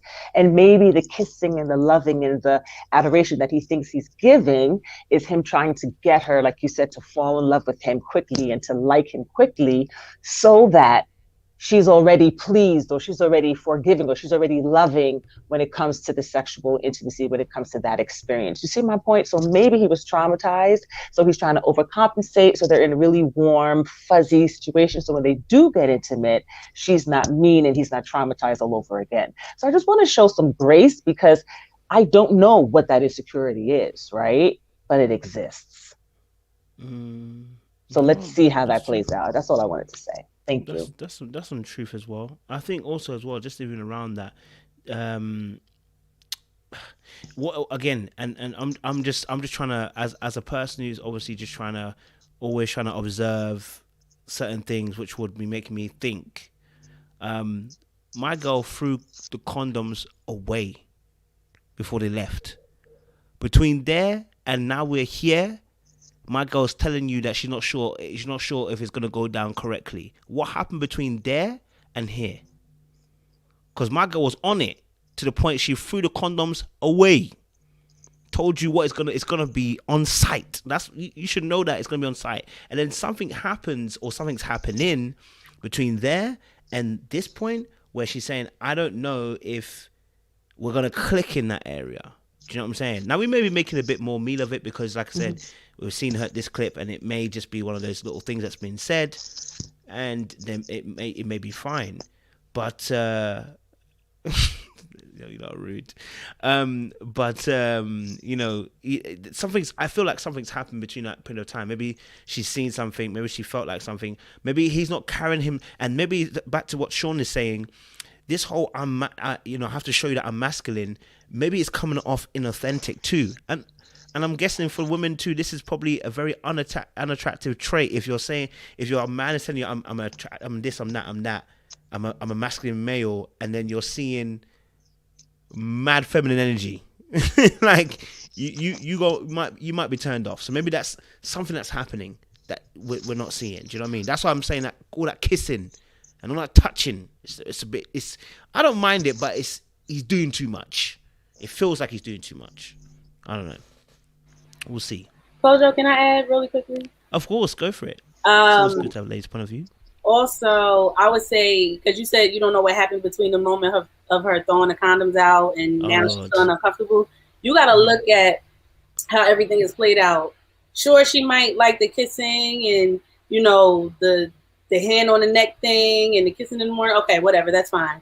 But let's not forget, he wanted to brush her teeth. He wants to feed her. Like, that can make somebody feel very uncomfortable. And then it can push somebody away from wanting to do something they wanted to do with you, because now it's like, I have to get to know who this person is before I lay down with them and really give myself over to them, because he's making me feel a little weird. Like, it's odd. And I feel like everybody's been saying he's overcompensating for something. We don't know what it is yet. But if you look at it, it's almost like dating a guy and he's doing things that he thinks he should do to impress her, but it's not coming across right. Like, the joke's not landing for me. You know what I'm saying? And it's not landing for her. And so she's now being forced to pull back because she's being thrown off by all of the extra things. Let's not forget the fact that she got issues with her own financial situation, and she's like, hopefully thinking he could help her. So everything is just layering on top of each other, and it's not helping at all, especially with his remarks as well, because it seems like he wants validation for the good things he's done in life. Like, okay, so what? You paid off all your debt and you got almost close to a perfect credit score. Good for you. You should. But nobody is going to sit here and give you a cookie or kudos every single time you bring up the achievements you've had. Like, nobody wants to continue to give you a certificate of participation. Like, that's the problem. Everybody want to be acknowledged for the good things they've done. And people don't know how to just sit back and just, be happy with what it is they have, But Rachel, I don't want to go to her. But Rachel, I feel like she's becoming very uncomfortable with how everything is starting to layer, and it's too much. Because I feel the same way. It's a lot. You got you. I think that's a good point that we can lead into obviously talking about Switzerland or talking about finances as well, because I know. So for me, I think watching them two, like I watched it again, and when he mentioned about the credit score thing, for me, that was highly arrogant. Why would I say to you, okay, like let me for instance say, okay, great, do you know what, like, okay, it's the fact when he asked her, do you want to know my credit score? I was like, nigga, no, I don't want to hear your credit score. Why do I want to hear your credit? Like, no, for real, like, why are you trying to volunteer that information? You're trying to impress me. Do you understand? Like, it's like this equivalent. This is the equivalent of it, right? I meet you. Let's say Brittany, I meet you, right? I'm like, Brittany, you look beautiful. I'm a YouTuber, Yeah, I have 50,000 subscribers. But you didn't ask for that information. What am I trying to do when I mention the 50,000 subscribers? I'm trying to woo you with the fact that I have status. So when you mentioned that whole credit score, it was to show her I'm levels. And it's like, so I was like, when he said it, I was just like, that just sounds mad arrogant. Like the way it's come out, like it don't sound authentic, and it doesn't sound like something. It doesn't even sound like something that to be proud of. It sounds like you're being arrogant about it. There's a tone that you take when you're trying to say, really, this is something I've worked hard for to do, and you hear that tone in somebody that they've worked hard for this. This sounds like I'm wearing this badge of pride. I need to let you know, like I need to let you know. I'm levels, and then you add the comment, which is, I wanted someone to be on my level. What do you think the girl's gonna? What do you think the girl's gonna think? If a girl said to me, I expected someone to be on my level, I'm gonna be sitting there like, this thinks that I'm not on her level, because you just mentioned. Why did you mention that thing? You know what I mean? It's the way you mention certain things. If he thinks Rachel's on his level, would have said, I think Rachel, you're on my level. He didn't. He said, I wanted someone that was on my level, and left the comment as that. Now that makes it sound as if you're not on my level. So now what I'm starting to see is what I'm saying about this control thing, about now we're taking shots. Because this is what I said. I'm seeing little things, and I'm not saying this is definite. This could just be me being very hyper aware that some of the things that he's doing are almost trying to bring this girl down by elevating himself every single time. Right? And I've always said this about relationships. You are in a 3-foot race, right? You cannot make yourself as if I'm way ahead of you, because then you're not running a 3-footed race. You're running a solo event. That's not a marriage. That's a solo event. When you are running as two, and you're running with your legs are tied to each other, the way you present yourself, the way you present certain things, the way you talk about certain things are so important. So for me, I didn't take the financial situation, that particular conversation, as being a genuine one that was really trying to be like, hey, I'm here and this is what I've done, and da-da-da. It felt a little bit more like a poking. The Switzerland conversation, I watched it twice. At first, when you first watch it, it's really bad. I think when you watch it again, it's been edited. It's been cut. There's something that should have been said after that, and he doesn't say it. They've cut it so that it looks really, really bad. Because even the way he talks, it's not as bad as it looks. When he first says it, he goes about Switzerland, hey, look, I think we should be focusing on X, Y, and Z, and then we can go to New York. He actually brought a compromising tone. The tone was actually compromising. But when you watch it first time around, I was like, God damn. This brother didn't even give her the option to say, I would have preferred if he had said, listen, maybe in 2-3 years' time, maybe look, there's something we can do, let's save up. But he didn't do that. But it wasn't as bad when I watched it the second time round as I thought it was the first time round. But okay, cool. So let me get you guys involved and get you guys conversating on this. Master Sean, I know you're strong on this topic, so let me let you hit it. It's gonna be simple for me. If you don't have any money, if you are not in such good shape financially, and this is all no assumptions, this is all her self-admissions. If you in your past as a single person have gone on a trip every month for 12 months, You've admitted that you haven't been able to afford those trips, but had to put those trips on your credit card. Now you've asked Maths to put you together with someone that was financially stable because you are admittedly someone who doesn't manage their finances well. And then we have a conversation about Switzerland, which is a very expensive trip. I don't care how you slice or dice it. And for somebody that needs to really get their finances underway, that should not be in your immediate purview, right? It's not a priority. And Jose, when you listen to him, we said a lot of things that he didn't do right. Let's talk about what he did do right, right? He's explained it to her. We're talking about family. We want to have kids. These are all things that are important for a marriage. Switzerland does not make or break a marriage. Traveling to a foreign country is not going to change your life.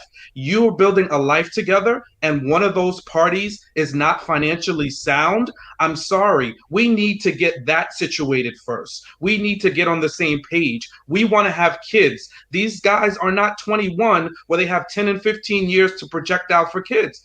She's in her 30s. So is he. Kids are 1 or 2 years down the line. Right? So if all goes well, let's plan for that, right? Switzerland is always going to be there. So I'm just saying, it's not like she's coming to the table financially sound like a Myrla and she's like, I want to go to Switzerland. That can happen because you got your stuff together. We can make this trip happen. But you're not the case. And he said, we can go to Vegas. We can go to New York. So he didn't just squash her dreams like a bug.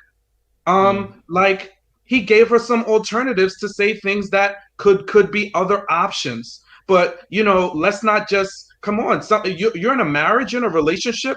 It's not always going to be, okay, let's compromise. Some things there's no compromise. It doesn't make sense. It doesn't fit in the grand scheme of things. But we could do something different. Let's focus on what's a bigger priority. What's going to make our marriage better and more successful? Is Switzerland going to do that? How's that worked out for you? And then I think we need to think about that. We get so focused on us being single and what we did in our singledom, and then we want to be married and bring those same things into our singledom, into a marriage. No, you were single and it worked for you then. But in a marriage, it might just not work. And you need to be open to that if you want to be married. But if you want to keep doing what you did and have bad outcomes and have bad credit and not have money in your account and live paycheck to paycheck, then don't get together in a marriage. Continue to be single and live that way. That's my rant. All right, Sean, don't go. Stay on. Let me push back on you so you can answer. Okay. If I approach you and say to you, Sean, I'm bad with money and I need a bit of help, then I tell you about Switzerland. Are you going to tell me the exact same way that Jose just told her? He told me. If I've already lowered my defenses to you, I've been vulnerable and told you this is not my area of expertise. I'm not great at this area, right? Okay. Is that how you would tell me that we can go? Because I know Switzerland's not that expensive. It's not that expensive. I know it's expensive, but it's not that expensive. It really isn't. Like, he sounds like me when I was 21 and I told my girlfriend she wants to go to Jamaica. And I said, how much is it? 1,000. I said, we can't go. And all that was not the way to deal with it. That's not the way to deal with it. Not when you're a grown-ass man, when you can plan. When you can plan, that's not how you deal with it. Go for it. I think that, listen, it's a preference, and you could say things a million different ways. And if the person is not hearing what they want to hear, you're going to have a problem with it. And yeah, I would say it that way. I would say it doesn't make sense. I would say, and again, I'm thinking from my perspective, right? If I'm getting married, I want to have kids. And for me, that's an immediate priority. So as we talk about that, then let's flesh it out. So what does she have to say about it back? Oh, well, I really want to do it. Okay. What's a bigger priority? How much money do you have saved? Yeah, it's going to be back and forth, and we're seeing a window, but I don't see anything wrong with what he said. Now, obviously everybody's feeling, there's a lot of people that feel differently, but I don't. And I would respond just the same way. I would say, let's focus on the things that are going to make us better. I want to talk about kids. I want to talk about what our life's going to look like, how when we fuse our households together, what that situation is going to look like. If we sit around entertaining pie in the sky dreams and somebody is financially in a deficit, I just think like we gotta, everything can't be along with the conversation. All we're going to be doing is talking. Is every time something comes up, we can't just say, you know what, that's probably not the right timing for this. There's a priority for that. I'm going to push back again. Stay on. Okay. So at that point, right, I'm hearing what you're saying. So I actually agree with a lot of what you're saying, right? Okay. And I don't particularly think he said it in a rude way. I'm just kind of just putting it out there, right? Because when I watched the second time around, like I said, I don't think he said it in a rude way. My point is, though, okay, so I always talk about this message, how it's delivered is so important, right? We can't just throw it in there like, well, I would say it blankly because it's a truth. Well, you're in a relationship with somebody. You can't just say it as you want to say it. You have to be careful how you communicate. But here's my thing about this situation, right? She didn't make a huge fuss when he said it, but you're making it out as if she made a huge fuss. She was just disappointed. Why was she disappointed? She was disappointed because her dreams got dashed, right? And I don't think it was that. I don't think she's asking to fly to the moon. Right? I don't think she's asking to fly to the moon. She's asking to go to Switzerland, which is her dream. And remember, the premise of the question started off with, what would we be doing before we had kids? It's a different conversation. It is not during kids. It is before we have kids. So I'm not saying he's wrong for what he's saying. I agree with him. Why can't we go to Vegas and that, right? But surely somebody who is, and this is why I'm concerned about him, someone who's truly a financial person who's on, and he's a minimalist, and it's different from being financially savvy. Somebody who's a minimalist, okay, is somebody who wants to use the absolute minimum of income at all costs. At that point, you're in dangerous waters, right? Life can't work on that when you've got two people and the other person's a bit more expansive. As a financial person, Sean, we both as men, if something's beyond our reach, we budget for it. We'd budget for it, right? So why wasn't the conversation more on the case of, cool, look, I like that dream. Okay, how much would it cost us to go to Switzerland? All right, because I don't know how much it will cost. Maybe you know already because you go on holidays every month, right? Boom, she gives you a figure. It's like Listen, 10K. It's 10K. It's too much, right? I've been to Switzerland, and it's not cheap. And I think maybe you might be thinking from Europe. And when I went to Switzerland, I went from Germany. So it was just a hop on the TGV, which is like $100 or $200 ticket. That's not the same as flying from Texas to Switzerland and then having to pay for lodging and all of that other stuff. It's an expensive trip. But what moreover than the budgeting for the trip, what I'm hearing and seeing and why I would shut it down is because we're not talking about somebody who is financially savvy. We need time to get Rachel's finances together because she's in a lot of debt and she is not managing her finances well. So a trip is not a priority when you are not on a good financial page. So that's why I'm saying, and he said, maybe we can look at a different type of trip. Right? Going to New York, people are, kind of dismissing it. Coming to New York City is not cheap from Texas. That's not a cheap trip either. And I don't think he would be trying to have her stay at the Holiday Inn or La Quinta. So I think let's just flesh it out. And I think that was good. Some people might say, squash the trip. No trips. You got to focus on paying down your debt. Kojo, like you said, you and I, we're in the financial services and banking. So for me, that trigger went off as soon as she said she was not spending her money wisely. I'm like, it's operation. Let's get your finances together first before we start talking about frivolous things. And when you talk about finances, you got to look at the necessities. And then you look at your entertainment budget and you're looking at all that stuff. And if you can't even meet minimum expectations where you have your bills paid off, how are we talking about an international trip to a place that's going to be expensive? So that's the point and perspective that I'm coming from with it. I agree that. Okay, final one. How is he able then to say if we can't budget for Switzerland, he can mention kids. If you're not ready for Switzerland, you ain't ready for kids. If you're telling me you want to budget, you in that conversation that was had, he mentioned about kids. Why are you mentioning kids? You can't even budget for Switzerland. You don't even want to have that conversation about budgeting. You just want to say, hey, wait, hey, we can think about New York and that because we have to think about kids. Why are you thinking about kids? Why are you thinking about kids? Why are we thinking that far? Like you said, if you don't know each other, it's only been 8 weeks. Why are you thinking that far? That's even more money. Yo, blood, each kid is probably around about 500K over the course of the years of the child's life. The amount of startup money you need for that child in the first place is a hell of a lot of money. I'm not saying that he shouldn't talk about kids, by the way. I'm saying, why are you thinking about that? We're talking about budgeting. My whole ethos is not that he's wrong per se. I'm talking about the way he went about it. I'm talking about the fact that it shouldn't surely, and again, it could be edited. Again, this is like a conversation between Vinny and Bree from last season as well. But it's like, when we're approaching a budget, you are the financial director. Show me financial directing. Because right now, you're not. You couldn't run a business the way he conducted himself. He can never run a business that way. You and I, who work in finances, you couldn't operate with your boss that way and say, well, Switzerland, it's not happening. What do you mean it's not happening? What do you mean it's not happening? We would have a conversation, we'd sit down with it, we would look at the finances. Does it work? You're right. If she has to sort out her debt, then we shouldn't even be thinking about kids. We shouldn't even be thinking about kids either. If it's debt that we're focused on, you're absolutely right. I'm with you, Sean, and I agree with you. I'm partnering with you, and I'm saying to you, then we can't even think about kids. Let's just focus on the debt. His next point should have been, actually, I know you're talking about Switzerland, but I don't know what financial situation we've got at the moment. Let's focus on that first. Make sure we haven't got any debts or anything like that. Let's get that all sorted so that we can go forward. But he offered NY. And I hear that. It's part of a compromise. But really, it's a shutdown. Do you know what I mean? I'm not saying that it has to be Switzerland. I'm just kind of, again, I'm just pushing back on you. So I want you to kind of gist with me a little bit, bro. That was all. Okay.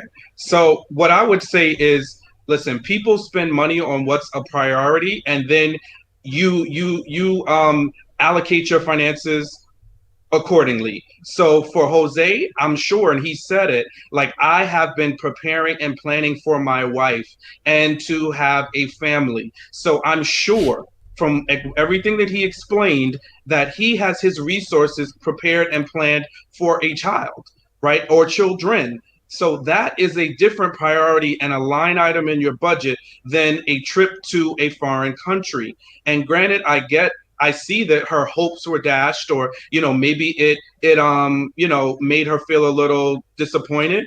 But look, we all are. Like, at some point in a marriage, you're going to get to a point where there's things you just don't agree upon.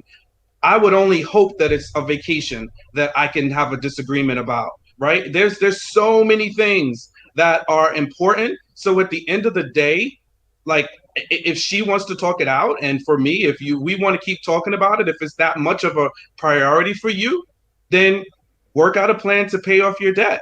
Because I'm not you, right? And when I say you, I mean my significant other. Yeah. So I'm going to present to you what I think is important.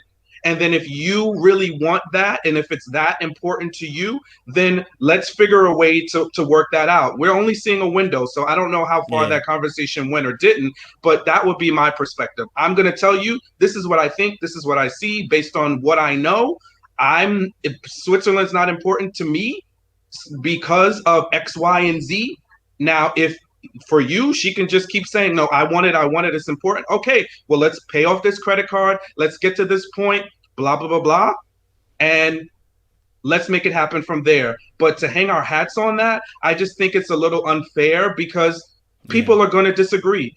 It's going to be natural. I don't think he snapped at her. I don't think he, was rude. He just said what he thought and felt, what made sense from a financial perspective. All right, let me let Seaway jump in. I appreciate you, Sean, for that, man. That was good, man. I love that. Seaway, you want to jump in? I think Jose tried it. He tried it. They said they summed it up really well on the open floor when I was listening earlier, but that was a complete shutdown. First of all, New York people NY people, they can get me, but NY is not a substitute. NY is disrespectful to offer. First of all, it is expensive. Second of all, it's a permanent struggle. Third of all, it's not a vacation. How is NY a substitute for Switzerland? Vegas, I was with them a little bit, but NY, come on now. No, we're going to struggle instead of go to Switzerland. No, I want to go to Switzerland. That's one. Two, it's like he's control. He's already control. It's a control for me. Like if he would have just said, okay, Switzerland, that's a European trip and a panorama. That's a lot. But you know what? Let's like do our budget situation and we can figure it out.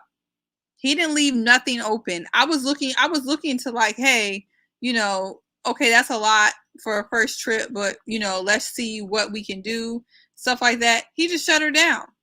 And that's the type of stuff you do like deep in a relationship. Like if someone opens up to you and says, I have financial problems, which again, hashtag oversharing. Everyone keeps oversharing. You shouldn't even be talking about you have financial issues on day 3, but she did. So here we are. You're saying that you have a bad credit and you have financial issues.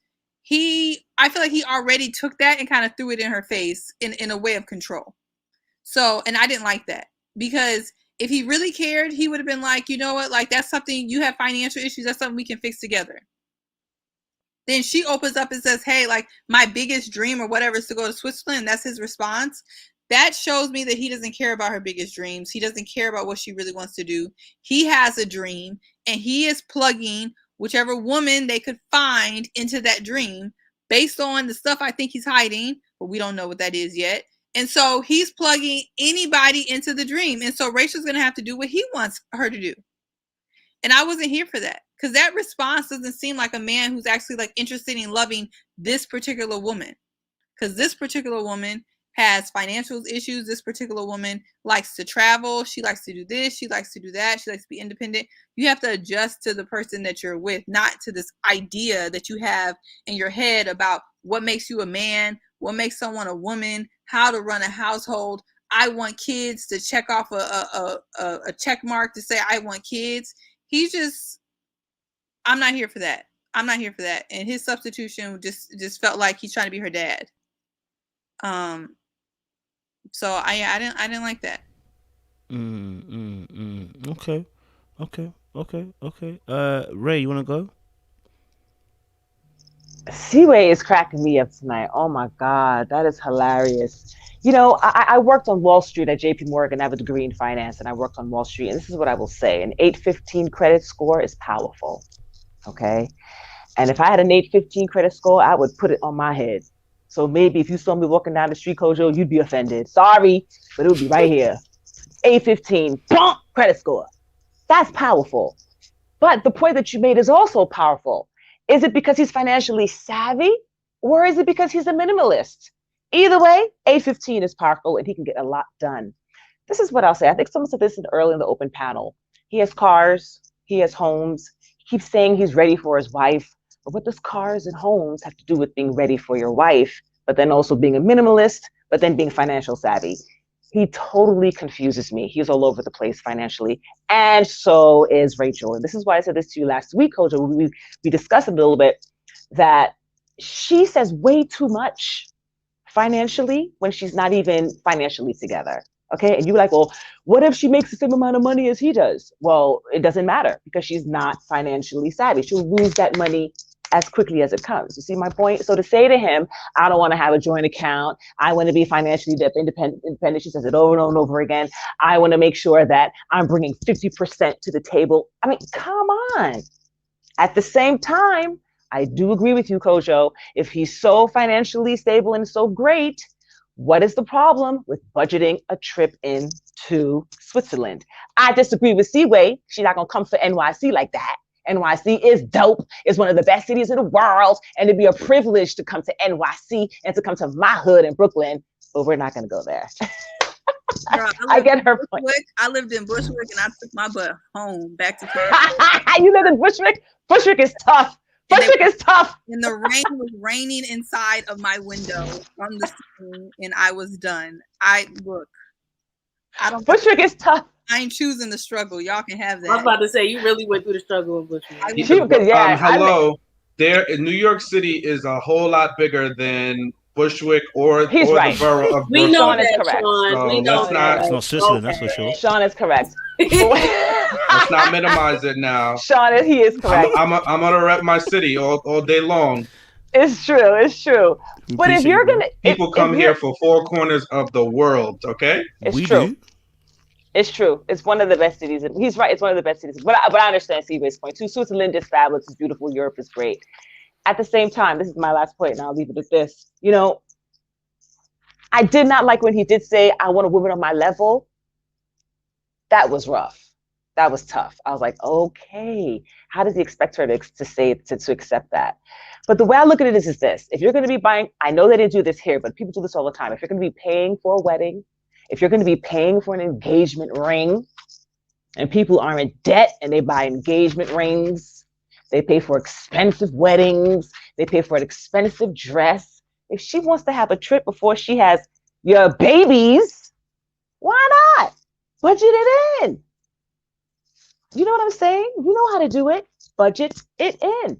And if it's an issue with debt, okay, deal with the debt and then deal with the trip and then deal with the children. Everything in due time. You see my point? So, rant over. I hear you. Brittany, you want to say? Jump in. Yeah. Thank you, Ray.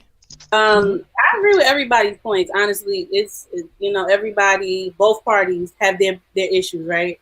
I'm looking at it from the point of not just the finances, but the way he speaks to her, like Seaway was saying.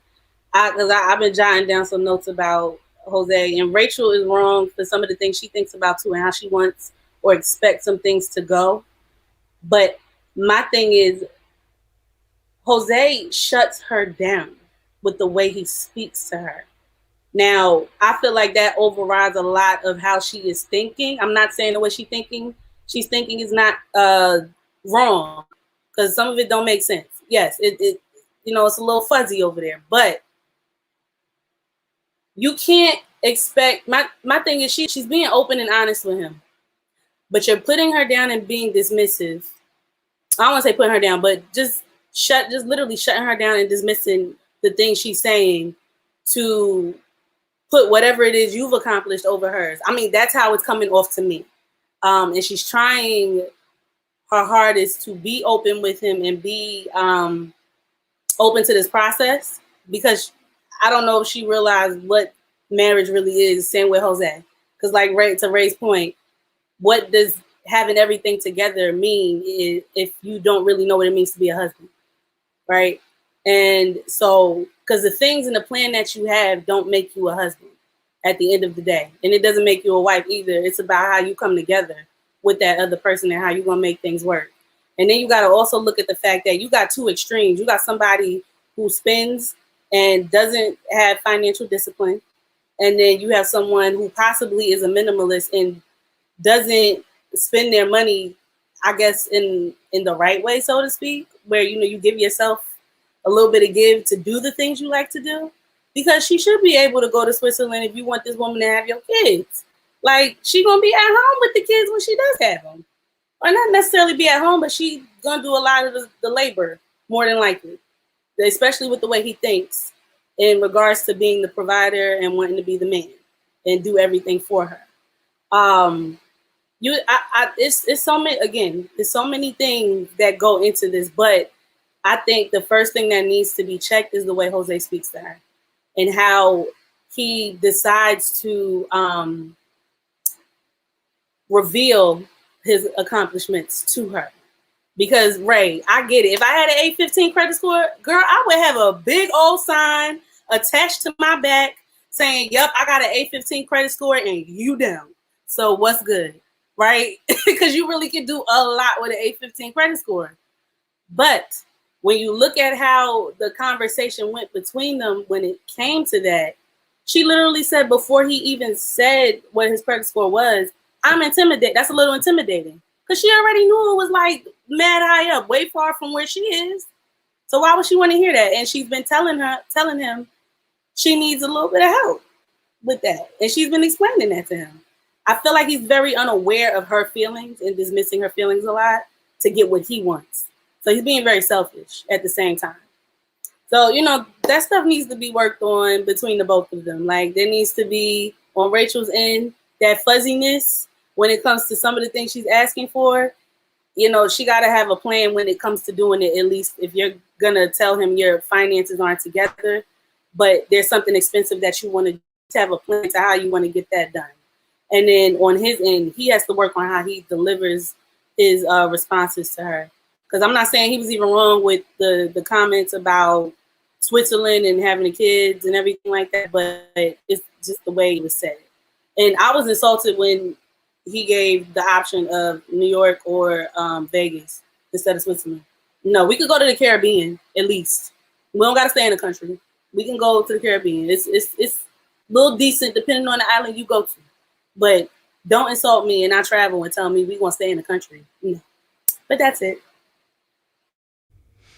Yeah, man. Do you know what? And before I let Recreate Briga, I just want to say, like, I'm saying this from my perspective. Maybe I'm saying it because I think I've done what Jose's done in the sense of when you're financially savvy and you're with somebody who's not as financially savvy, you can get frustrated really, really quickly when they're making decisions that don't seemingly benefit them, right? So like you're like I've been in situations where you're dating someone and like you're spending money like you got water coming out your taps, blood. And then when you should be paying for the debts that you have and it don't make no sense, right? So you get frustrated and you say something, And what I realize is that some people just don't understand this. They need to be taught. But when you're teaching someone something, the way you teach is important. If you've ever been a student in a school before, the teachers that are moving mad, it's very hard to want to be in their class. The teacher that teaches with love or finds an interesting way to get you to understand something, those are the teachers you always remember, like, oh, that teacher, yeah, the way they used to teach is mad, because that gets you gingered up, right? She's already come to you and lowered her defense. And I'll give a personal example, right? And that's why I gave that Jamaica situation, right? I had a girl at the time, and she said to me, we want to go to Jamaica in December. And I said, do you know how much it costs? She said, yeah, it's going to cost about £1,000. I said, yeah. Now, I work, you work. I don't have that kind of disposable income just lying around. And I've got other things I want to focus on. Conversation shut down. Now, was I right? Yeah, but the reason why I was saying that is because I could see that the other person doesn't really know how to save. They don't budget well. How are you thinking about going to Jamaica? In fact, where are you going to find the money from? Right? I had already started premeditating with my answer rather than trying to find an actual solution. My actual thing was, let's just shut it down. Because I see the way you move and I see the way you behave. It ain't correct. So there's no way we're talking about this future trip. So then my vision for the thing also just went in the bin. Right? And then I realized it's not about them. It's about me. See, I'm the one that fears what you're talking about. Because if I'm not operating from a space of fear, my question doesn't become, oh, let's throw it in the bin. My question becomes, how? How do we go about doing this? And then we open it up to say, okay, let's look for the solution then here. And then maybe when we look at it and we see the numbers and we're like, actually, Jamaica is not possible this year. If your heart's really set on Jamaica, it might be 2 years. Right? Otherwise, we might have to choose another location to go, right? In between that time. He didn't even offer that option. He said straight away, NY, Vegas. So the option to even say, is there another thing you would like to do, wasn't even offered. Remember, it was her dream. It wasn't yours. So it was her dream, and you didn't even offer her an alternative for her to say what the alternative was. You told her what the alternative is. And I'm saying to you, when you start saying that, what you don't realize is it's very, very small, but actually that's fear from you. And your own fear of how you deal with money then begins to seep onto the other person. I'm not saying that she's not good with money. She needs to be helped. Don't get it twisted. I'm not trying to remove her from accountability of her finances. She needs to sort that out. But what I'm talking about is the way you react when you're confident in what you're about, and it's not from fear. You never ask the question, it ain't happening. You say, how do we do this? Because you can see the vision for it. He couldn't see the vision for it. He shut it down. That's a problem as if you're leading. And that's why I'm saying I would fear then wanting to put my money in a combined account and withdraw from it. Because you already have limited vision. So why would I put you? So you may be financially savvy in terms of being minimalistic, but you lack vision. You lack vision. So now I'm going to put you in charge of something and you can't even see beyond, pay the bills and that's it.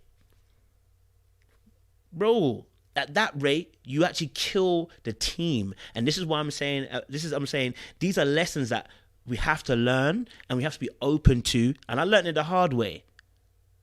Just me, I learned it the hard way. You know what I mean? Right? Because my girlfriend at the time, when she came after, it took her like 6 months. She was like, do you know what? I felt so. She's saying the same thing that we're saying now. You shut me down. You didn't hear me, and you didn't even really offer a solution. You just said it can't happen, and I was hurt by that. And I had to take that on the chin. Like, yeah, but still, you weren't financially savvy. It don't make a difference. If we're a team, we have to find a way to get to that destination. If we can't find it, I'm going to offer it to you and say, is there another place we can go? Because at the moment, financially, it's not viable. That's what someone does when they're operating in confidence and not in fear. So that's my perspective of saying about Jose. Now, in terms of Rachel, oh girl. How are we going on holidays every other month? That's a problem. We need to have to think about what she's getting from the holiday. It's not the holiday itself. There's some level of freedom she's getting from being able to go on these holidays every month and not think about where the money's coming from. That screams to me no long-term plan. That screams to me no longevity in the way you think about things. And actually, you may be using this as a visceral. I don't know how to say it. It's hedonistic. It's not with any thought behind it in terms of like I could be compromised if I do this. So I think Rachel needs to really look at herself as well as to why she's been in a position where she's in debt.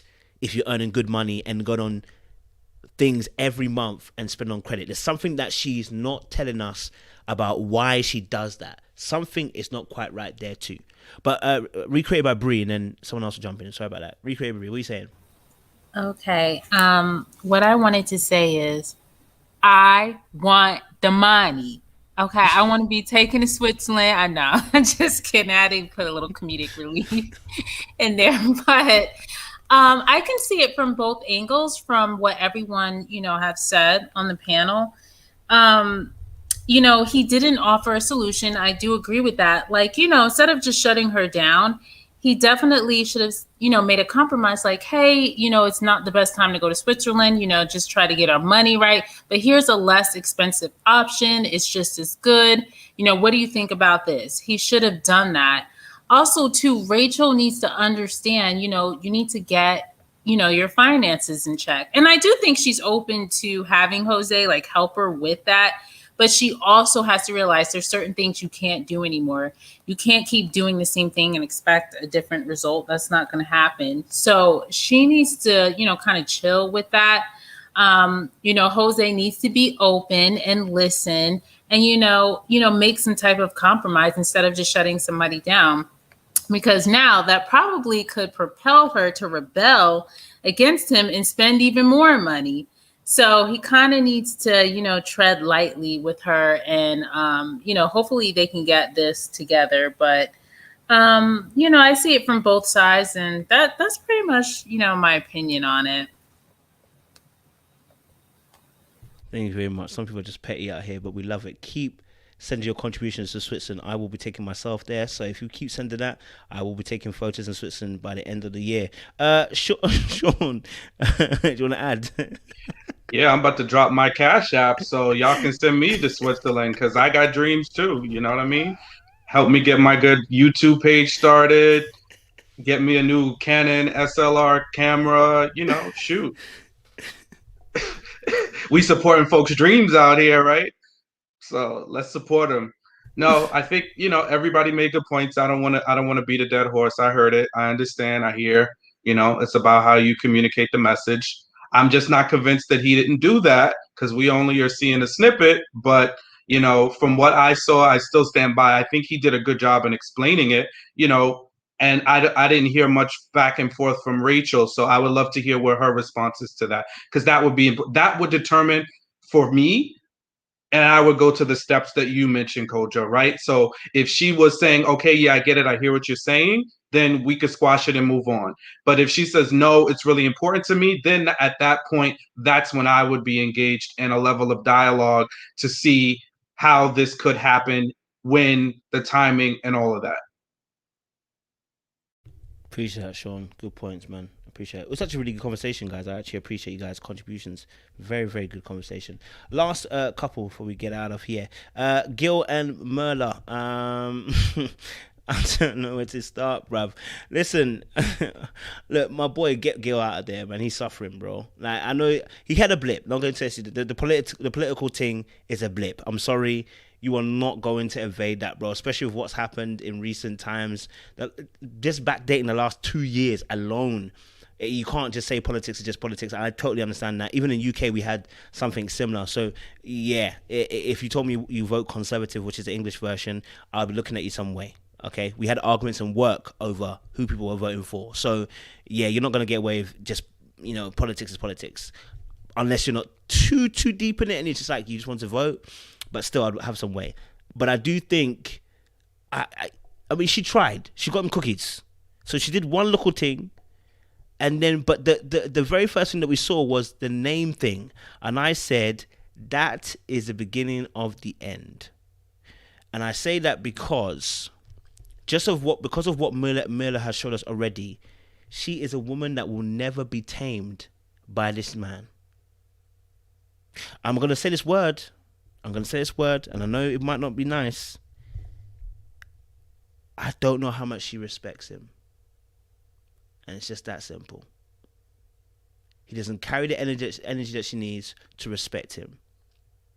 That simple. And I said that name thing, I get it. Some women do have their dad, everything, but I said that was the end straw. That she doesn't respect him. It's that simple. He isn't going to get anywhere. It's the beginning of the end. Do you know what I'm saying? But what do you guys think of Gil and Myrla and their situation? Brittany, why are you scratching your neck like that, girl? Go for it. Gil and Myrla, talk to us. I mean, where do I start? Now, I'll go off of what you were saying about her not respecting him. I mean, yeah, more than likely. There's a lot of aspects she does not. When you look at the situation, she is a woman. She's a certain kind of woman, and it takes a certain kind of man to give her what she's looking for. And I don't know if she'll see past the fact that, or look at the fact that Gil is a great guy, but she likes the finer things in life, right? She is materialistic, right? I don't think that's a problem, but that stems from who she is and how she grew up. Gil gonna have to get with the program. I really don't know what else to say because Myrla is who she is. Like she wants what she wants. She likes what she likes.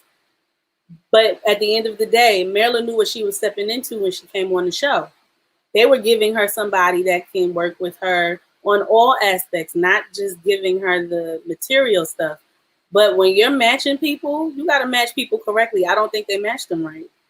Because I'm not saying there's nothing Gil can do for her, because there's a lot that Gil can do for her, and there's a lot that she can do for him. But Myrla ain't about to change anything about herself. Like, she not even willing to bend. I mean, look at them when they were sitting under the cabana. She just is not someone who is willing to give up on the hard work that she has put in to receive the things that she has and what she can afford. I get it. I ain't mad at her for it. But, again, when you get married, there's some things you have to compromise on. And this is an odd situation. You got to kind of work with what you got. You asked to be married. You didn't, they didn't guarantee who you were going to be with. So if you knew that, then you should have opted out of even being a part of the experiment in the first place. Let me tell you, I like Gil. I do. He's a great guy all around. I will say he was probably sharing too much about her when she wasn't there. That's where it went wrong for me. Because now you'll have everybody else looking at me kind of crazy, and then I got to answer for it. But Myrla don't have a problem answering for it. He's just going to have to deal with the bounce back of it all, because she's going to have an issue with that. Also on Myrla's part, she doesn't let him finish speaking. I don't like that. She keeps interrupting him. If you remember, because what I've learned when it comes to men, you got to allow them to speak. Let them speak. Just sit there and listen. And then you can say what you need to say. And her delivery is kind of whack too. She got to chill on that too. But that comes with the part of her not really having too much respect for him. I mean, I don't think Myrla is a bad person. She's just somebody who is who she is, and you're gonna love her or hate her. I mean, at the end of the day, she's that kind of person. And for me, if I were to be friends with her, there would have to be a purpose as to why we are friends. But honestly, the way she is, I couldn't deal with it too much. But I do like her. But it's just her. Some of her ways, I just can't get with. But outside of that, I mean, Myrla is who she is, and I'm not mad at what decisions she makes, and she knows what she wants. I don't know. Yeah. I hear that. Seaway, I'm even waiting to talk about these people, so let me get you out here, because I've been up since 5. Yeah, I just want to say Myrla was a way more likable this episode. I was actually vibing with her. She seemed very pleasant. Her energy was so much better. I like how she was how she tried to get him cookies, and she just seemed like her body language was better towards Gil this episode. So I just want to say 100%, not 100%, nowhere near 100%, but way better improvement for Myrla here. And we did learn that she's Mexican. I know we've been trying to figure out what she was for the last every episode. So she is Mexican, which is good, because I was trying to figure that out. I just want to say I am not. I have to disagree. I don't know what makes Gil a good guy or a great guy, all around good guy. I'm not convinced that he's that. He's done nothing this episode but get on my nerves. This entire episode, he has gotten on my last nerves. And if I was Myrla, I would not be into him. I would not respect him. I would be signing them divorce papers too. Personally, from what I've seen from Gil these last 2 episodes, I personally would probably be checked out. I'm not even gonna lie.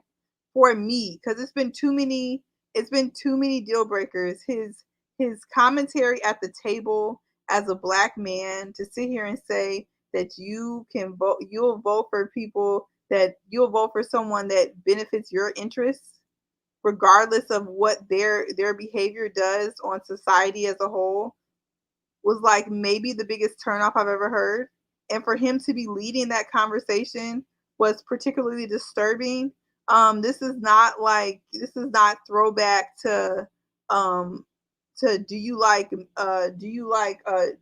John McCain or Barack Obama, this is not like throwback to those times. It's very different times right now. This is a totally different landscape. Like, it's pick a side. Everything is pick a side. So if you floating in the middle, you wishy-washy, I don't like you. You need to pick a side. And I like how Myrla, she's 10 toes down on her side. She says, if you're one of those people, sign my divorce papers. I like that. Like, she knows what she wants. She knows how she feels, and it is what it is. And then this man gonna tell Myrla that she needs to walk his dogs. The dogs she don't want. You wanna stop paying for the dog walkers you already got to make Myrla, who doesn't like dogs, watch your dogs and walk them. Is he nuts? And then he works 2 days a week and wants her to have 8 kids. Is he nuts? People hopping on Myrla, they need to get on Gil. What is Gil bringing to the table with foolishness? He's sitting here talking crazy at the table. He wants someone to take care of dogs who don't like dogs. He wants her to have all these kids but ain't got no money. What y'all see in this man? I'm not here for it. Thank you, Seaway. Sean, you want to say something? I just want to say rainbow to Seaway. What if? I love my What dog. about? I love my dog. And what if your fiance said rainbows for the birds, push them away? Well, the thing is that if I already had a dog, right, and he doesn't like dogs, that would have to be a real conversation, because I can't force nobody to like dogs that don't like dogs. As much as I love, we got this dog together, but I'm saying if it was my dog and it wasn't his dog, and you know what I'm saying, that's a conversation, because not everyone likes dogs. Like for me in particular, I love dogs, but my brother got a pit bull and I was afraid of pit bulls, and I actually love his pit bull now, but it took me a minute because I'm afraid of bigger dogs. So I mean, people have their hangups. And she said, I don't want dogs because I don't want the responsibility of dogs, which is a fair thing to say because they're a lot of work. They're a lot of freaking work. And so he knows that. Then he says, instead of just saying, okay, you guys can build a relationship, you guys, hopefully you can get to know my dog and learn to love my dog. You're already trying to make her the dog walker because you're too broke to want to continue to keep paying for the dog walker. Now I was with you until you making him too broke. He wasn't too broke. He said that was inefficient, and he said that was a waste. Right. That's not broke. That's not. He was doing it when he was single, but now his wish was that since he has a wife that's there, he would want her to do it. Now, everything you said before that, I'm totally with you. Like, we got to figure a way to integrate the dog into our household. But I think like her stance on things makes it so difficult because anytime you present her with anything, it could be the slightest of things. You give her sorbet, she's complaining.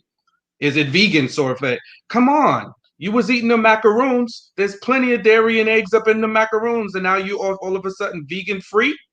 Like, come on. I just think everything is a complaint and it's a shutdown. It's like, I don't want to do it. I'll pay for the dog walker. And I mean, I guess I heard her. She's like, I'll pay for the dog walker. I don't care.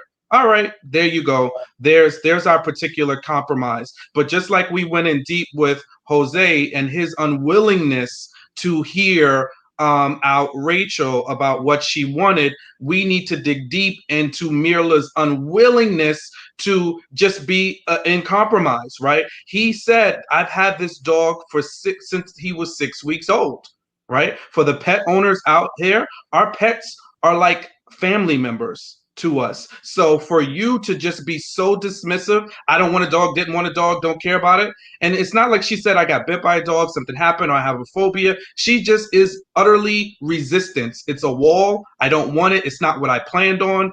And I don't want to have to deal with it. I'll look at the dog, but ask me to do anything that involves the dog, then it's going to be somebody else. And guess what? What happens when you have that resistance attitude? Pets pick up on that, and then you're never going to be able to have a relationship, and you're always going to have a problem with the animal. So does it become you got to get rid of the dog now? So I just think I see this as a sign of other problems. I think we need to figure it out and get her integrated with the dog. I don't think it needs to be just shut down and you have the dog in the corner and keep it in the cage when I'm around. Like we got to have a level of dialogue. That's my thoughts about the dog.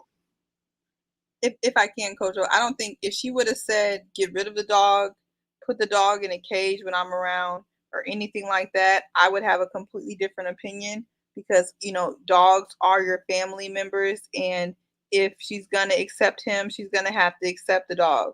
As an avid dog lover, that's how I feel. But I feel like he doesn't, either he's trolling or he got issues. Either way, this is not the way to make her warm up to your dog. It's not day 3 telling her that she's going to be your new permanent dog walker when she doesn't want the responsibility of a dog. And then she says, you can keep paying for, since people think he got money. They want to argue if he got money or not. If you want to keep paying for the dog walker, he can keep paying for the dog walker that he already has. Just because she's there doesn't mean that she needs to walk your dog. Just like the same thing. If he had kids, just because she's there, don't mean now she need to be, your new babysitter to things that you have. It's a conversation. I do understand that she's not very flexible. I think we all know that. But in this particular situation, I think he wasn't being very flexible. And I think he was hanging his flag on, in the wrong situation. He needs to learn to pick his battles, and this wasn't it.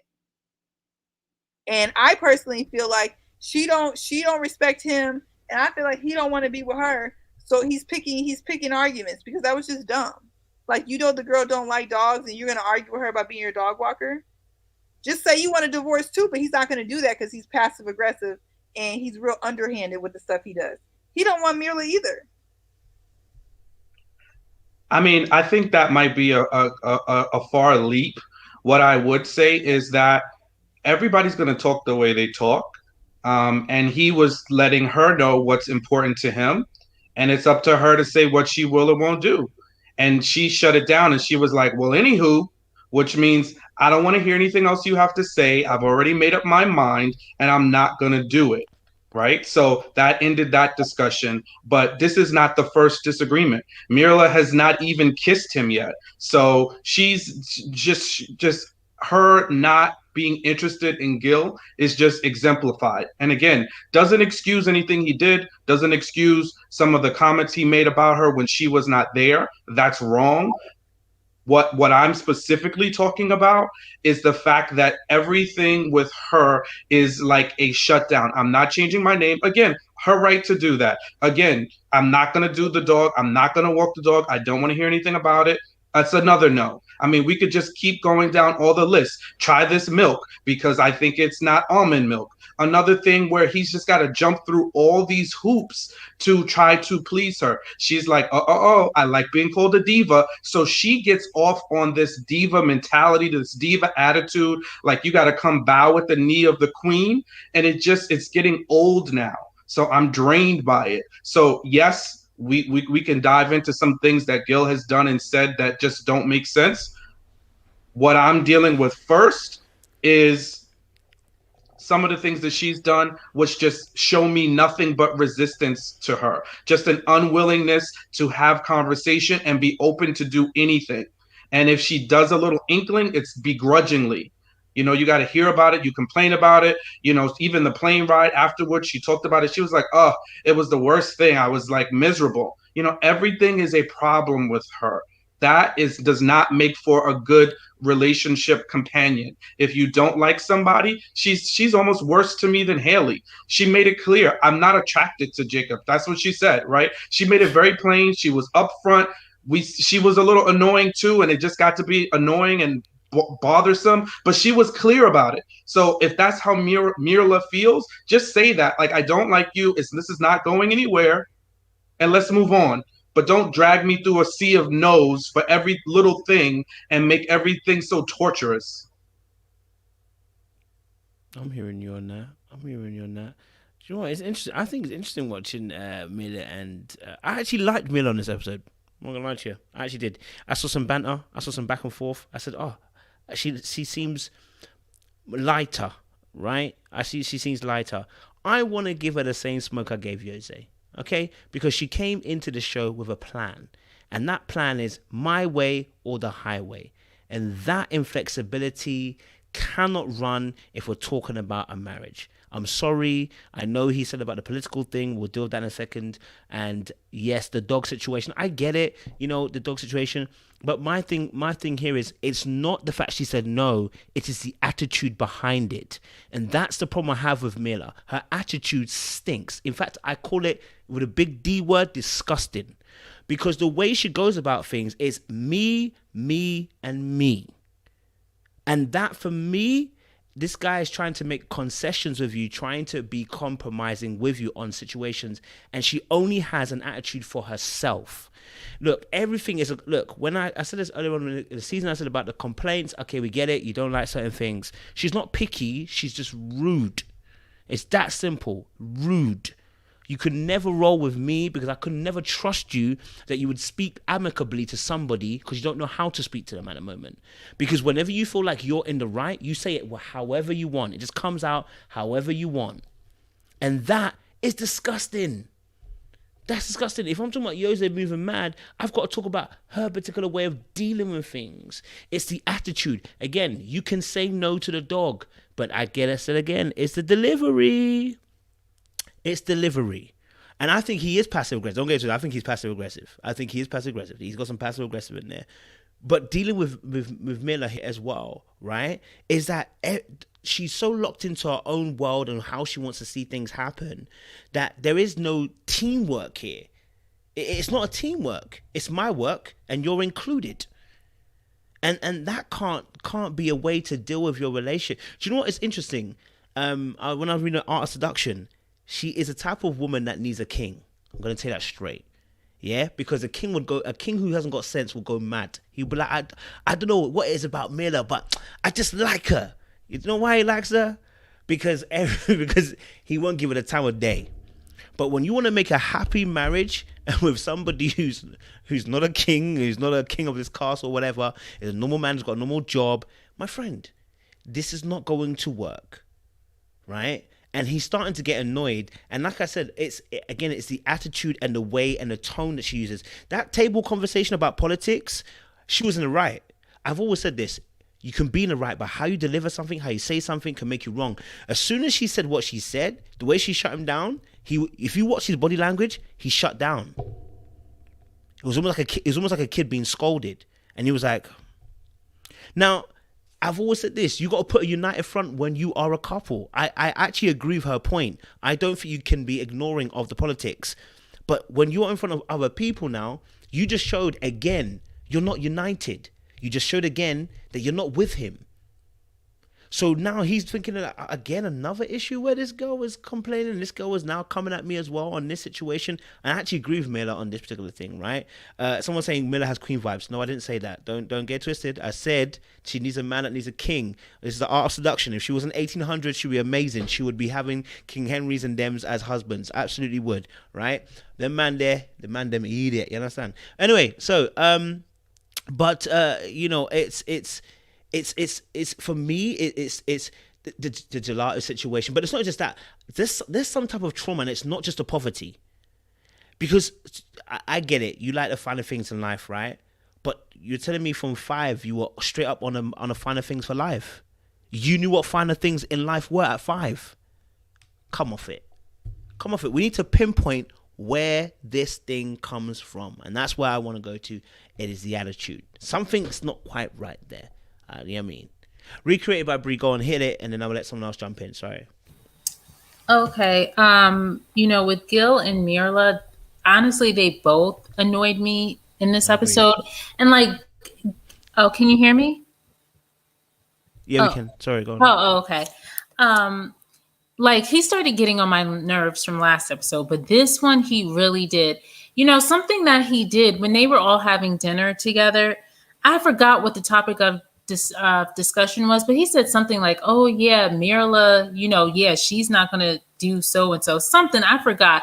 And I'm like, why do you always have to like kind of embarrass her in front of other people? I don't like stuff like that. You know, just like you were saying, you have to be united front. Like, you always got something to say about her in front of other people.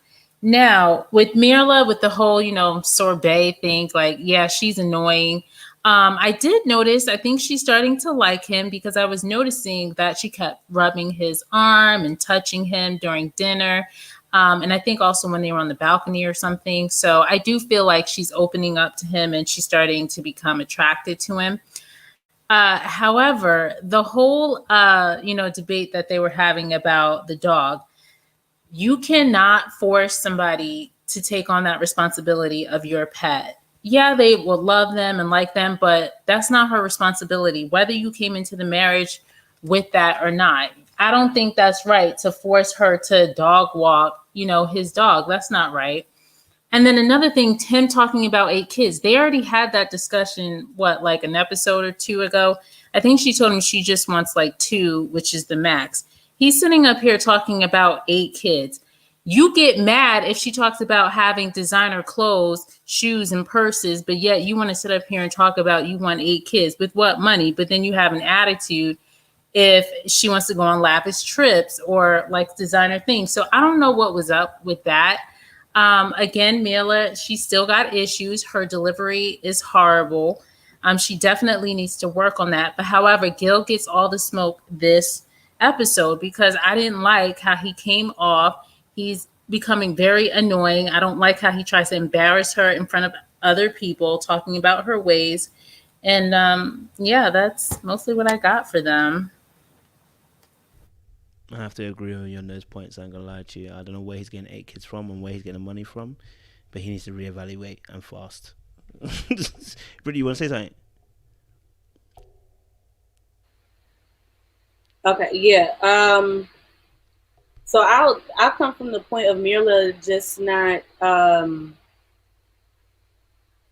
budging with certain things. Like you said, it does stem from her childhood with the poverty thing. And I was saying something to somebody in the chat. I said that sis she said she's never going to be poor again, right? And she wants things the way she wants it. So she never wants to feel like she has to bring herself, I don't want to say lower herself, but she doesn't want to have to budge on anything that she hasn't really had, or I don't know how to explain it, but it just comes from how she came up. And so now she has leveled herself up to a place where she feels as though there's just certain things I'm not budging on because now I finally have it and I'm not letting it go. And then if you look at the time they were sitting under the cabana with the sorbet, the camera went to her foot and it was shaking. I feel like because of her childhood, she is coming from a survival mindset. So it's like certain things, it's just not going to happen. It's like, you're not going to make me do what I don't want to do. Yes, the dog can be one of those things. Like, you're not going to force anybody to walk the dog. I mean, I'm not trying to make that a big deal, but that is a big deal. That's not her responsibility, and he's not. That dog is not hers. It don't belong to her, right? So, and she even offered to pay for a dog walker. Like, who says she got time to really walk a dog, and who wants to get up to walk a dog that's not theirs now?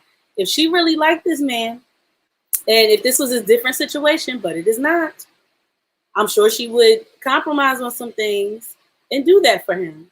But again, this is a different situation. People are coming into a situation and you're being paired with someone. You have no idea where they come from, what their background is, what they look like, nothing. So now you have to deal with it in the best way possible and make the best of it. And this goes for all the couples. They just gotta either deal with it or leave. I mean, I don't know, because there's a lot of different things you can say about Myrla and Gil where they shouldn't have to put up with a lot of things. Myrla's attitude is messed up and funky. Gil gotta just understand that Myrla is coming from a place where she is not gonna go back to. Like, she's never gonna, there's just certain things that she has and she's not gonna give up on it. And like I said, she's a certain type of woman. And so what you said about her needing a king, which is exactly what she needs a certain kind of man, like I said. And that is a man who is not going to go back and forth with her all the time. It really takes a certain kind of man to deal with a woman like her. She's going to get what she wants when she wants it. And somebody gonna give it to her. She don't care who it is. So, and to the point of her coming on the show, she should have found somebody that she wanted to be with outside of the show. Because you don't know who they was gonna put you with. They could have put her with somebody that was worse than Gil in her eyes, because I don't think he's that bad. Because he does have a job. He has a good job. But I guess he's not on her level. And that's where the respect factor comes in, because women, at the end of the day, when it comes to men and the amount of money they make, unfortunately, that's just how we are wired, like in terms of providing. Because if I make more than you, I'm not saying I'm going to look at you badly, because I'm not. That's not how I was raised. But when you look at how women are wired, we want to be provided for. And a lot of the times you want somebody who is going to make more than you. And I mean, I don't know what Myrla was going to expect. If she was going to expect a millionaire from the show. I mean, it's average people coming and putting in applications to be on this show. So I don't know. Myrla has some things that are just a little she can be unreasonable sometimes. She just got to learn how to like give on the rope a little bit. But I understand why she's not. I get it. And I get Gil too, but I just at the end of the day I don't think they were the best match. But it could work. Like I was saying in the first week. It could work, but they don't want to make it work. So I don't know where it's going to go from here. Ray, you wanted to add? Oh, me? You know, Ray, I'm sorry. Oh, sorry. Bree after. Go for Ray. So for me, I'm not even really going to get much into Gil and Myrla. Democratic, Republican, dog, no dog, 7 children, 8 children. I mean, it's just delusional. It's all an illusion. It just makes absolutely no sense to me. And I think, I don't know who was that brought up a great point that said, you know, you want to have kids, but you don't want her to have, you know, nice shoes. I mean, all these things cost money. How do you think you're going to have her have 2 babies and you're going to adopt 5 children? Has he ever done research on how much it costs to adopt a child? And sometimes these children come with different types of issues, emotional traumas, physical, all kinds of things. And those are expensive things you also have to deal with. So I don't understand Gil. And I didn't like how he treated her last week. I think he throws her on the bus all the time in public. I will say this. I've been rocking with Myrla this whole time. I like that she's precise. I like that she knows what she wants. I know it's not a popular opinion. That's okay. There are many men, maybe not many, but there are men out there that would love them some Myrla, that would buy her everything she wants, that would tell her, I know not you, Sean. I know you ain't gonna do that. Praise Goddess. But there's many men who would. Praise you. Hallelujah. Thank you, Goddess. Okay? Many men who would just say to her, make a list, darling, and would buy her everything. Okay, I don't know if she would choose him, but she could get a man like that. Okay, so for me, if I was Myrla, I would walk away. If I was Gil, I would walk away. Neither of them have respect for one another, and I've been rocking with Myrla from the beginning, but she lost me when they were on the phone with Zach, and maybe it was just her simply talking about the place. But when he said, Zach said, I feel bad she's not here, and then she said, she ain't missing anything. See, that needs to stay inside the house. That is not nice talk, because someone could think, oh, wow, she's not having a good time. Is she only talking about the location, the lodgement, or is she talking about her time with her husband? You see what I'm saying? It's just too much. Shh. The same way I think Gil needs to shh Myrla now when she's out in public. If you have nothing positive to say, shh. So for me, they both need to go home. Seriously, they need to go home. Go to the experts, go to the producers and say, here's my $100,000. I'm going home. That's all I have to say on those two. He recreated by Bree. Oh no, I didn't want to say anything. I thought you had called my name. Okay, cool. No, I'm definitely hearing everybody's points. I think I get it. I'm sure Sean wants to even add. So I definitely get it as well. And you know, I mean, like I said, Gil is a chatty patty, and it's a problem. Yeah, he's too happy to chat the pat, and that's annoying. I'll be honest with you. It's he has to really work on that, bro. Like you can't be trusted if you're gonna be chatting the pats to the other couples about how you feel about her in a negative way. I'll give a good example. When Johnny was sharing about Bao, he didn't share. Well, I don't know if they had spoken about it. He didn't share about the shower stuff. He shared about the fact that, listen, hey, we had an argument last night. We patched it up and actually been better in a better place. That's how you share about your missus, bro. You don't share the negative and leave it as a negative and a sour taste in people's mouths. That does your wife no favors, and it means also as well in future they're gonna have a negative outlook on her no matter what she does, because you've put that idea into their head. So that for me is problematic. You know, and he you know, he needs to work on that. But yeah, chatting the pats is too much. We don't rate that. What I would say is also with Myrla is the lifestyle she wants to live. She can afford to live that lifestyle. I actually genuinely feel, as much as I'm saying she needs a king that's going to be there, she actually wants someone to care, and that's the problem. I think she actually wants someone to care, and she's not going to get that. Because that wall that she's got actually fights. It's not just a wall that is like, break me down. The wall is actually saying, when you get close, upside your head. And that keeps men away considerably. You understand? So that's something that she's gonna have to really work on. Even if it's not Gil that's meant to be your guy, I think you really need to go and work on that, because your wall actually attacks people. It's not just a defense, keep people out. You actually attack. You know what I mean? And that's a completely now we're in a different kind of territory when we get to that stage. You know, but I agree with some of the audience members. I think Gil was kind of winding her up. I ain't gonna lie to you. I think the kids' conversation, he was kind of winding her up. The way he was laughing about it, it's not the first time I've seen him kind of laughing about it the way he does. He's like, his little smirk on his face. He knows exactly what she's about. He wants to wind her up. And maybe that's his way of trying to get back at her. I don't know. But yeah, Sean, you want to say? Yeah. What I was just first to Ray's point. Listen, if there were many men that wanted her, I doubt she'd be on Maths being married at first sight. And sometimes I think we gotta give people some feedback, and folks need to be open to change. If you are doing something in your life that is not getting you the outcomes that you want, man or woman, and you are at a point where you are at extremes trying to figure out how you can be in a marriage, a relationship, a job, whatever, you got to look at you and see what about me needs to change. Right? We can't keep saying, oh, she's been pedestalizing her. Yeah, she's a pretty woman, 100%. I think she's attractive. I saw more of that most recently. In this episode, she looked very beautiful. She had on the dress, the heels. She was doing it, right? And I liked the energy. You know, seemed like she was, you know, snuggling up a little bit to Gil. So I thought that those were all good signs. But that wall is still there. And that's the barrier that is preventing her from getting what she wants. Now, if she wants to be eternally single, and not every person wants to be married, man or woman, then she can keep being in her own way or doing whatever she wants to do. But she's saying she wants to be married. So if you're wanting to be married, you can't have a wall up for every single thing. And every time you're presented with a challenge, it's a no. Now, let's go back to Gil, because I don't want to spend all my time on Myrla.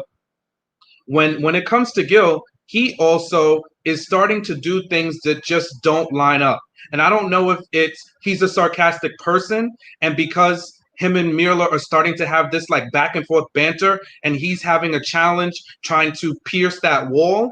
And instead of being more direct with her, like, hey, you know, I feel like you're stonewalling me a little bit, or I feel like we're just running into a challenge. We're not communicating or saying the same thing. He just hits her with a sarcastic remark, or he hits her with that little, you know, jab of passive aggressiveness, which doesn't work out well, because you're just going to have this playful banter. They're almost like cousins, play cousins, kissing cousins that ain't kissing. They have that vibe going on, but it's not going anywhere. It's not moving the relationship forward. The other part is, it didn't make sense to me where he said money doesn't matter. You know, he kind of conceded that Myrla likely made more money than him, but he gave the impression that he was conservative or Republican or liking a particular political point of view because it's going to benefit him long term financially. Or that of his kids. But like, are you an entrepreneur on the low that we don't know about? Are you making close to $1 million? Because that's what you need to make for those policies to really benefit you, sir. You know, you're way at the low end of the totem pole. If you're thinking making $100,000, you're going to benefit from Republican conservative tax and monetary policy. It's not for you. So let's not fool ourselves. And the other part is having all these kids. Like, what in the Nick Cannon of it all, where all these dudes are coming out that want 7 kids? Sean, Gil, who else is it? There's all these people out here. You know, the other dude from Ready to Love, right? Like KG. What are we doing? Like, is that real? Are you serious? Like, you're working as a firefighter. How are you going to make sure your future kids don't, you know, are well provided for? So that, to me, it was like, that's the point where I feel like you're just either throwing out haymakers or you haven't thought that out. And that's almost like a Rachel idea where you're just throwing things out that you haven't even fully thought about how what the financial and implications of that. How can you truly nurture and develop 7 kids in a household where you both are working full time? Myrla is not giving up her job. She can't afford to with 7 kids. And you definitely got to work. So I don't understand what he's talking about. It just doesn't make sense at all. It makes no sense. I appreciate that, Sean. We've reached the end of the convo. You guys came and stayed strong. We appreciate that. I don't know if anyone else. That's. In fact, no. We've come to the end. I was going to say anyone else, but we've come to the end. So, Sean, give the benediction because it's time to go to After Dark. Give the benediction. So, for the chat tonight, thank you all. It was good comments. We got to say some deep prayer for these couples because we're seeing a lot. Listen, I get it. We heard you, Britt, loud and clear. We don't know what's going on with Bao, but let's figure it out because sis needs to bathe. Whatever's going on, let's fix it and bathe so that you and your husband can be in good company with one another. When it comes to, we just talked about Gil and Myrla. I think they both just, let's be straightforward. Let's call it what it is. Take a page from Haley's book. Say what you think. Say it. If you don't want each other, just say it and let's just go through the course. Don't even move into the house together. Zach and Michaela, I'm just waiting for the hurricane to come. I can't wait. That's going to be the excitement that's going to wake me up from my dream state of Brett and Ryan. I don't even have anything to say. I just want them to wake up and figure it out. I think I covered everybody, right? Good luck and God bless. Back to you, Coach. Freaking hell. All right, guys. It's been amazing. It's been funny, man. It's been good stuff. Good conversations. Deep stuff. Yeah, man. We appreciate the conversation. If you're new to the channel, please do like, share, subscribe, click on the bell button for notification of uploads. Those of you returnees, you already know you got the minerals and you started C-Way. Listen, we're about to go, guys, to After Dark. Okay, this is where we get to have our conversation. So we're gonna love you guys and we're gonna leave you. All right, and yes, stay blessed, stay locked, and stay loaded. Much love. Bye. Oh wait, I need to play the outro because there's someone complained last night. You know what time